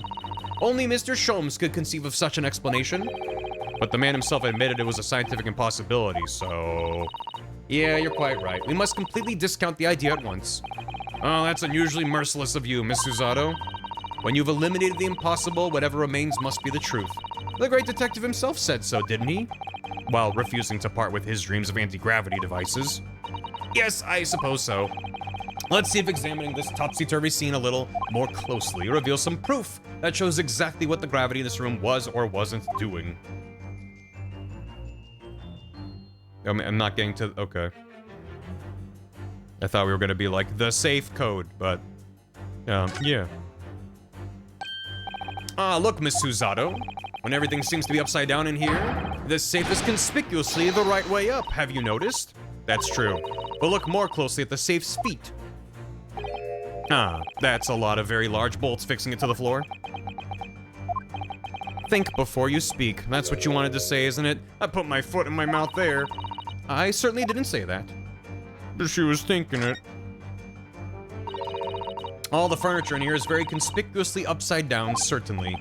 It does immediately put you in mind of some strange quirk of gravity, I admit. Could it be that a mini whirlwind passed through here, do you think? I'm not sure that's much more plausible than Sholmes' explanation. No. Saying the first thing that comes into your head isn't the way forward here, it seems. No. Well, I wasn't expecting to find a pretty bunch of flowers in here, that's for sure. Look at that. I know. That slender little vase looks like it's about to topple at any moment, but the flowers are thriving. Somehow it makes you think of the fragility of life, wouldn't you say? To be honest, Mr. Naruhodo, something else about it made a rather deeper impression on me. Yeah, but, you know, it's probably nothing. Everything else is just inverted furniture. Alright. Take that! Take these flowers, Sholmes.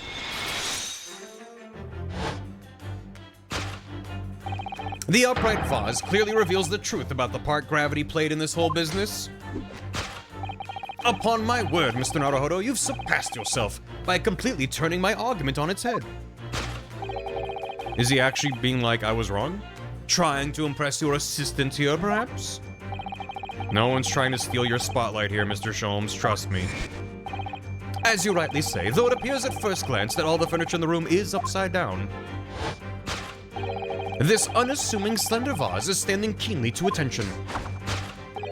And unlike the large safe, there is nothing affixing it to the floor. And it's the exception that breaks the rule. In short, much as it pains me, The gravity in this room is never inverted at all.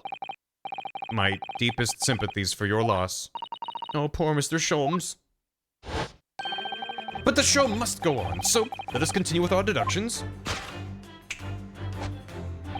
Now that we know this contrivance is not in fact an anti-gravity device, there remains but one other possibility. You don't say.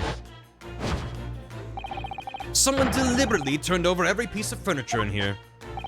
Which might sound obvious, but leaves one mystery very much unsolved. Namely, why would anyone choose to do that? Quite, and naturally, there is an explanation. You want a pull? I'll try to grab that later. The reason why is because of the anti-gravity device. He's absolutely determined that this device must have something to do with it, isn't he? I'm afraid the lure of an exciting scientific explanation is too strong. Well, there's no doubt that somebody did this. Somebody turned all this furniture over. So whoever it was must have had a reason. I'm afraid nothing comes to mind at all, though. Well, let's look around and see if the answer presents itself. I think it was probably the anti-gravity device.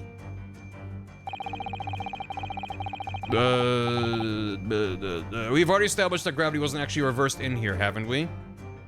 We have. Sholmes is either as stupid as he appears, or stupid, but I can't say fucking with Ryu, I'll say messing with Ryu. And I don't have enough characters. Stupid messing with R. You'll figure it out.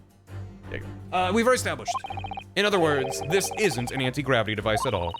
Which makes me very curious to know what sort of device it is. But I think for now it's clear that we're looking for an answer elsewhere. Yeah, maybe. Probably the flowers again. The coal-burning heater. The coal-beating herder. That's a coal-burning heater, I think, isn't it? It is, but it's not just for heating, you know. You can grill on it, bake in it, boil and steam things with it. It serves all sorts of purposes. That seems like having your cake and eating it, too. Unlike a heated kotatsu table with a nabe hot pot, a mikan orange, a cat, and an elderly relative.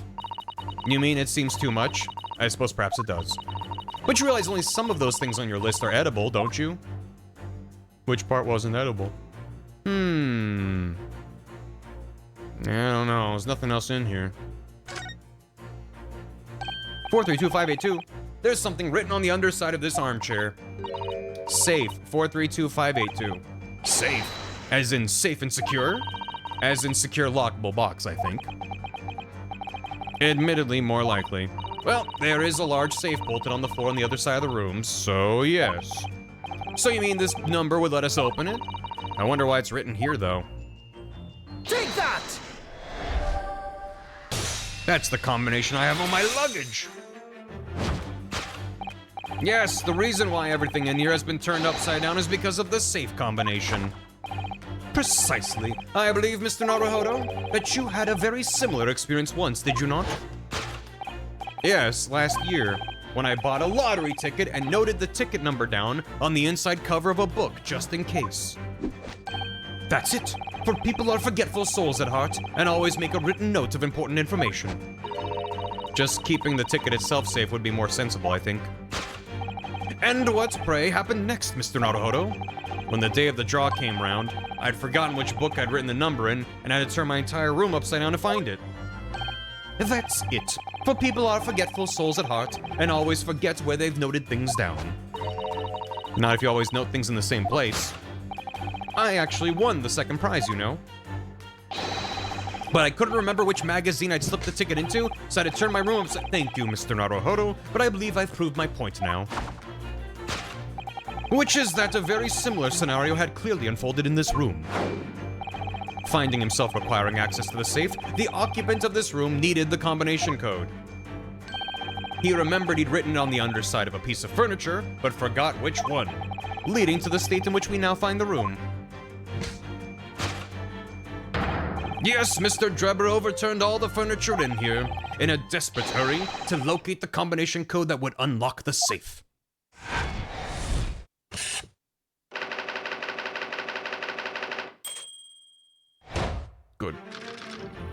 We are so gonna explode. Now, let us consider the next conundrum.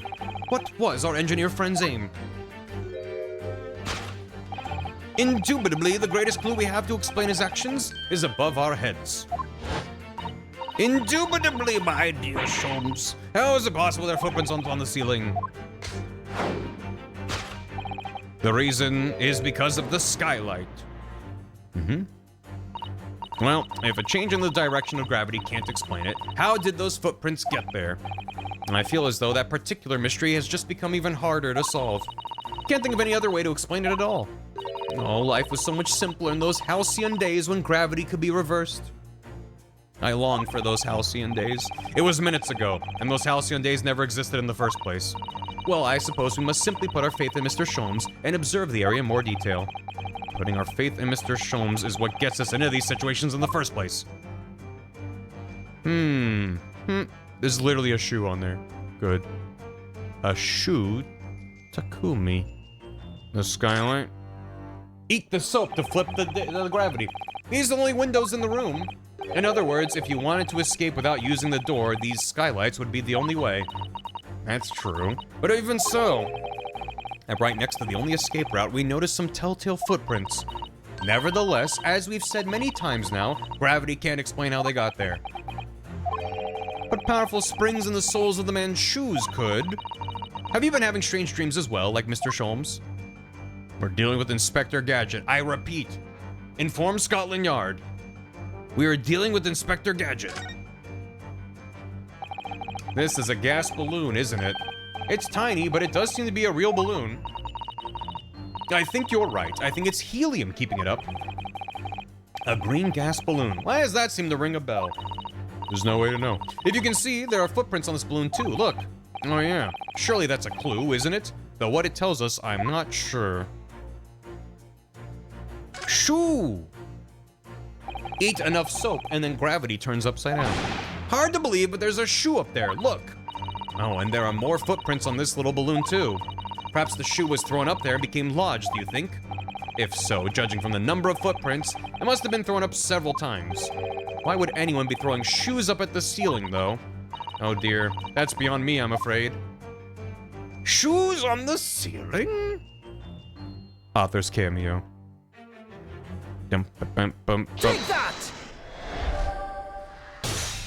Shoes! You can't get through a skylight with a rope. You gotta go through a skylight with a shoe. And on closer inspection, there are clearly footprints all over the balloon as well. In other words, the aim was never the skylight at all, but the balloon. But for what purpose? A green balloon. That seems somewhat familiar data. It was a piece of a green balloon's envelope that Mr. Naruhodo and Iris found at the scene. Shoo the cat, I missed that cat. Inside the green balloon, Master Gotts claims he saw above the stage when the incident occurred was the second birdcage, the crux of the whole instantaneous kinesis deception. You mean to say, if we assume the balloon in here is a model of the one used on the day, there is a strong possibility something may be concealed inside it. Something our absconder was desperate to retrieve before making a hasty getaway. But the balloon's out of reach. Hence why I resorted to a projectile, namely the shoe. Most probably, Drebber intended to tear a hole in the envelope by assailing it with the shoe. Another pull. Thank you. However, his efforts were thwarted when the shoe itself became a prisoner of those lofty heights. Oh dear. We desperately need to examine that balloon. If only there was some way we could see inside. You may recall that I found this in the room earlier, which I believe offers a solution. Oh, the rope. To reach the intended destination, what's better tool than this rope? Mr. Sholmes has managed to bring the deduction back to the rope. Alright, I have to admit that was clever. So we just throw the rope up to the balloon and then pull it down to us on the ground? Which is much easier said than done, I feel, and could take us a very long time as well. True, perhaps we need a more surefire method. We already have one, of course, don't we? We throw Sholmes? We just throw Sholmes at it?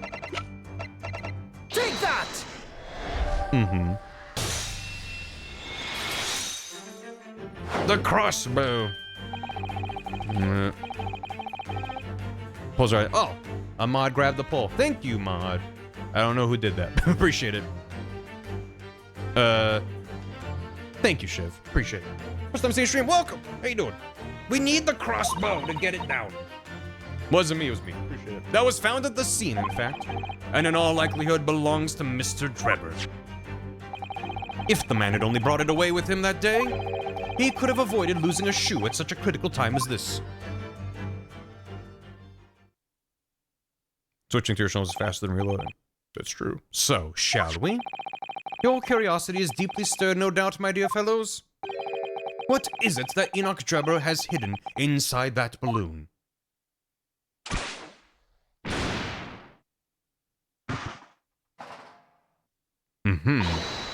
Ah! What the? A waxwork. Indeed it is. A waxwork head inside a metal mask. A mask that is shut tight and fastened with a strong and quite impenetrable lock. So we can't see the face inside, that means. Good. Just a moment. This is the head of a waxwork model? Does that mean... Oh, goodness. I see you've joined the dots, Miss Susato. Excellent. Of course, a headless waxwork model. The case of the abducted Madame Tuspel's model that you'd largely solved. It was only the head of the killer that was still missing. Indeed it was. Thanks, Kevlar. No worries, Pidgey. I appreciate that. But I believe Madame Tuspels will now have to settle her sizable account with me. This, as you have now surmised, is the head of the infamous Professor. Yeah, but why is it here? This conclusively confirms my suspicions. The man responsible for stealing the Professor from Madame Tuspels and returning it, sans tête, earlier today was none other than Enoch Drebber. This is incredible. Professor Hairbrain's case and the waxwork abduction are inextricably linked by Enoch Drebber's workshop. No way. That's crazy. Sans tit? Yeah. Sans under tit. Well, it appears our logical pleasure cruise has come to an end, my dear fellows. All that remains is, yes, to speak with the architect of this adventure. The architect? You mean Mr. Drebber? As it seems quite impossible that he escaped via one of the skylights, obviously the man must still be here in the room. What? This is fun. And his location should be abundantly clear. If you simply reflect on the journey we've made together during this deduction. You know, Drebber's right here, somewhere in this room. So, Mr. Naruhodo, will you do the honors? Yes, of course. Mr. Drebber's hiding place must be... He was in the balloon! I mean, there's no way he's in the safe. There's no way he fits in there. He's too big. Oh, the wardrobe, like the cruise. If you need to hide, there's no better place than a wardrobe. I stand firmly behind that. Yes, you had some experience of that yourself a year ago, didn't you? We'll find him in there, mark my words. He'll be curled up in a ball, trembling and hungry. In fact, my own hand is trembling just thinking about making the discovery. Never mind, Mr. Naruhodo. He could be hiding somewhere else, you know. Well, where? There's simply nowhere else that could be. The cupboard. This looks to be a cupboard for cups and saucers and the like. An ingenious hiding place. Is it? Well, when you say cupboard, you automatically think of cups and saucers, don't you? And the clever engineer knows that, so he knows you'd never look for him in there because he's not crockery. Though, sadly, it does seem to be full of only crockery. Maybe he took the skylight out. Personally, I still think he might have escaped via one of those skylights. But you heard what Sholmes said. The man must still be here in the room. I'm afraid your opinion might put you at loggerheads with the great detective. Miss Susato, sometimes a man must stand up for what he believes in and fight. Oh, well, in that case, I'll leave you to it. I want to present that and have her be like, why did you think that? A cupboard for Western vessels for I forgot the rest. Look at all the mess in front of the safe. Plans and accounting ledgers. Almost as if somebody was in a hurry to empty the contents of the safe, in fact. That's just conspicuous for conspicuous sake. Maybe he's hiding inside the bomb. Take that! Somehow I get a penalty. Before we gained access to this back room, we heard noises from in here, which tells us the engineer was still in the building at that point in time. He was in fact searching for the combination to his safe, and pressed for time, made no attempt to right the furniture that he overturned in the process, from which we can deduce that his search for the combination happened very recently indeed. In summary, Mr. Enoch Drebber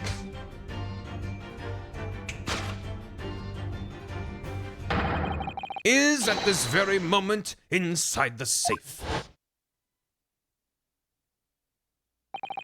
Thus concludes Sherlock Sholmes' great deduction of this topsy-turvy puzzle. Yeah, he's down there? Yeah. He's been cubed. Mushed up in there.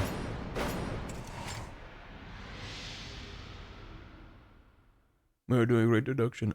I'm so hungry. We have to wrap up soon. So, Mr. Naruhodo,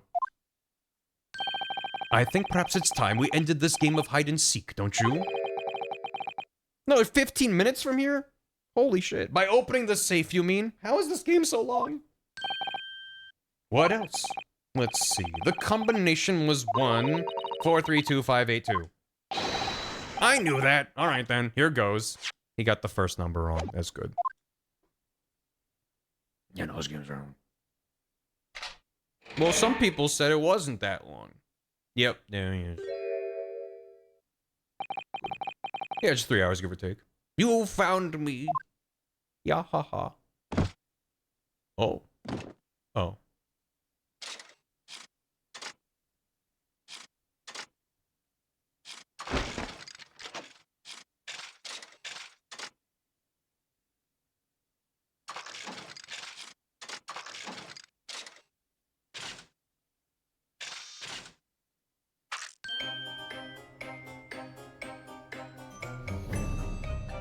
Okay.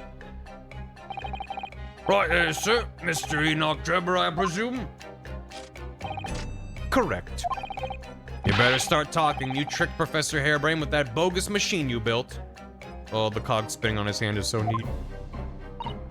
And you shall have to explain the theft of the waxwork from Madame Tuspel's as well. Whilst I would be delighted to answer your many questions.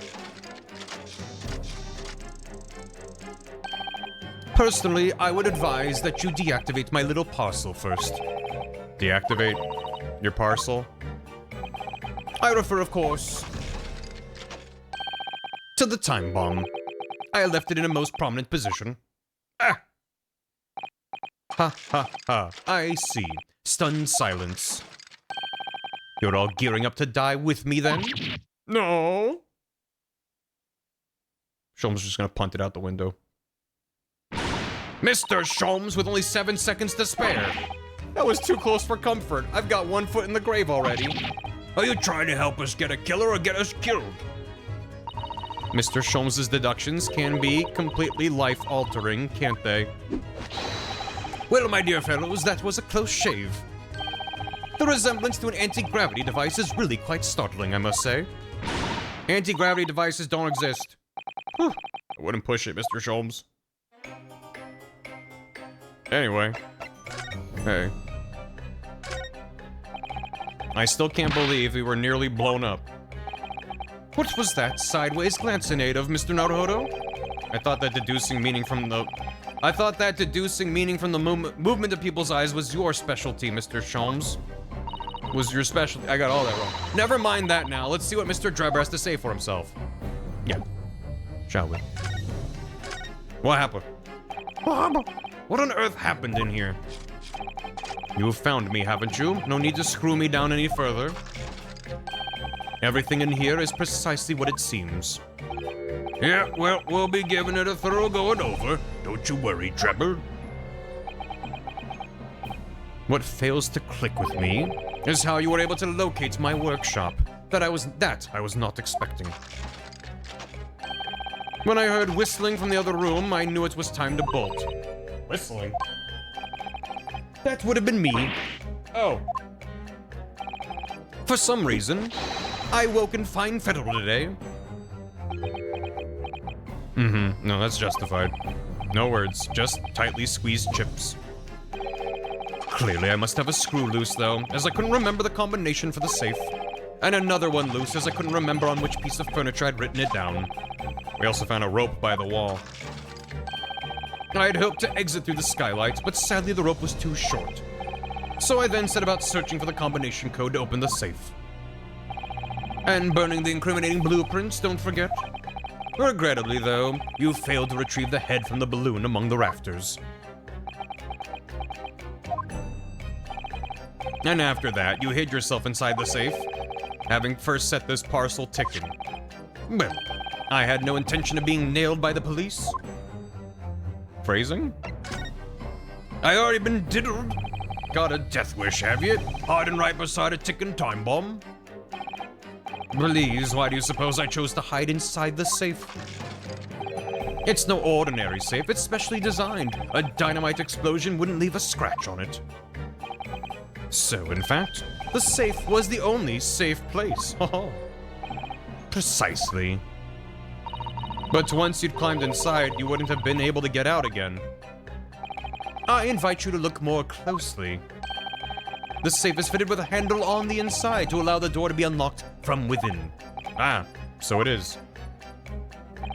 I'd always intended to blow this place to smithers in any case. Smithers. I just wasn't expecting uninvited guests to come along and screw up my plans. Do you mean to say you were planning to blow us all up? You left a time bomb, yeah. No, that was unforeseen. What do you mean? Most people run, you see, when they see a ticking time bomb at their feet. Yeah, we spent like 10 minutes in here talking about shit. I calculated the time required for retreat to a safe distance and set the device accordingly. But your seemingly endless discourse in here threw a spanner in the works.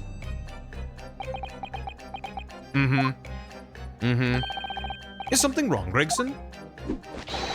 Do I have something on my face besides the usual eyes, ears, nose, and mouth? Didn't account for Sholmes. I think we have a fairly good idea of what's been going on here now. What about the two incidents you've evidently been involved in recently? Professor Harebrain's instantaneous kinesis experiment at the Great Exhibition, and the waxwork model you stole, which this head belongs to.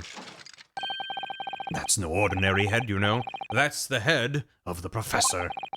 Clad in a mask with a lock so strong, I'm unable to open it safely to reveal the killer's identity. I've been considering carrying it around as protection. After all, that's enough. What's going on here, Gregson? I'm sure you're aware that I have sole jurisdiction to investigate here. Yes, well... Dr. Scythe again. So the forensic investigation team are here. And you know full well this engineer is a key witness. Why are you allowing this lawyer access to him? If Lord Strongheart knew of this, you'd be finished. You lot, leave at once. My dear madam, there's no need for such a threatening tone, I assure you. After all, that's no way to greet an old acquaintance, is it, Dr. Scythe? Hello, Sholmes. Mr. Sholmes knows Dr. Scythe? If it's protecting the machine next door that's causing such a sour expression on your face, you're quite misguided. It's really nothing more than a shell. You get out. But of course, we'll assure ourselves the door. I see you haven't softened at all. Mr. Naruhodo? Yeah? It would appear that our delightful entertaining investigations have run their course for today. But Mr. Sholmes, let us leave this place in the doctor's capable hands.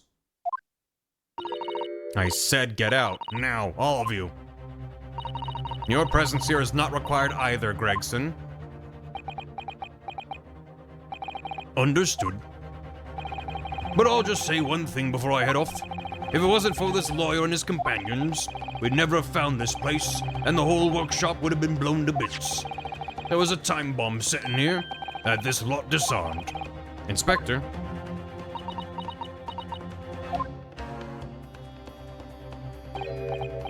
K-k-k. Hmm? Something giving you a chuckle, is it, Dribber? Comes from the verb she's assuming to die. Oh, so sorry. Didn't mean to offend. You're quite right, of course. You're having a laugh, mate. You did disarm the time bomb, didn't you? Yes, you did disarm that one. What? What? That one? You mean? K-k-k-k-k. Toby's not here, right? I don't care about the rest of them as long as Toby's fine. What? Second explosion? Why? Why would he?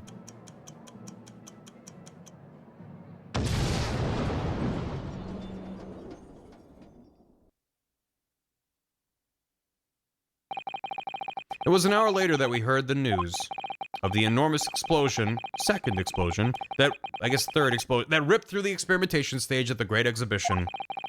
Professor Harebrain's invention and all its secrets were blown away forever.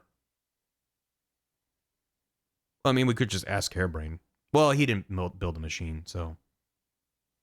Okay, that's where we're gonna leave it. Oof. Hope you're having fun, chat. We'll pick this up next time.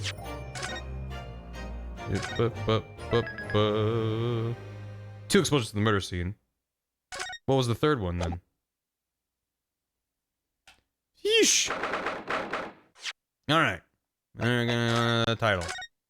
Yippee! Yahoo!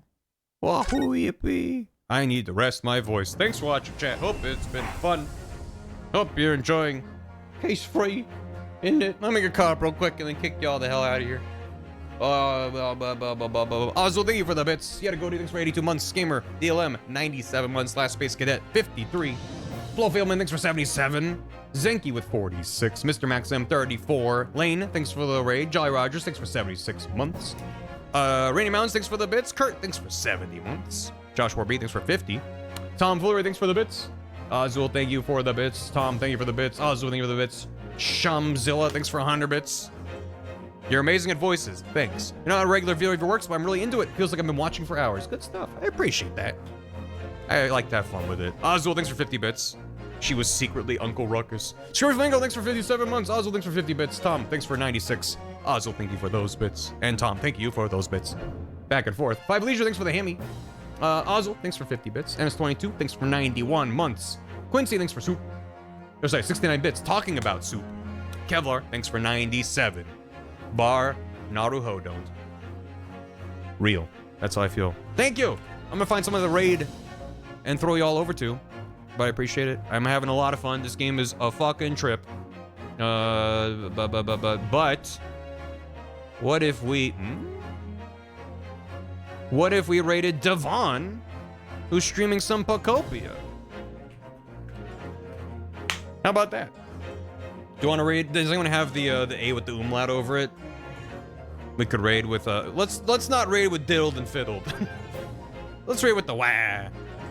2 on the poll. I don't give a fuck. We're gonna raid with the wah. Wah. There you go. Exactly. Appreciate it. Go say hi to Devon. If you're not already following Devon, what the hell are you doing? Go follow Devon. Devon is in the first area of Pocopia, for whatever that's worth. If you're like, oh, I don't want to see stuff from later in the game. I don't know how far he is in the game overall, but we'll see. But anyway, I'm gonna send out the raid. I'll be back Thursday. Yeah, I assure you. So, appreciate it. Have a good one. Take care. Oh yeah. You can do whatever you want. I can't stop you. All right. Have a good one. Oh wait, is Devon leaving? Devon might be leaving the first area. Never mind. Devon is not leaving the first area. He was at a door. The door's like you can't go yet, so it's fine. Anyway, have a good one. Get the fuck out of here. Go and get. Thanks for watching, VOD watchers. I gotta stop streaming and stop talking for a bit, recover my voice. I hope you enjoyed. See you. Goodbye.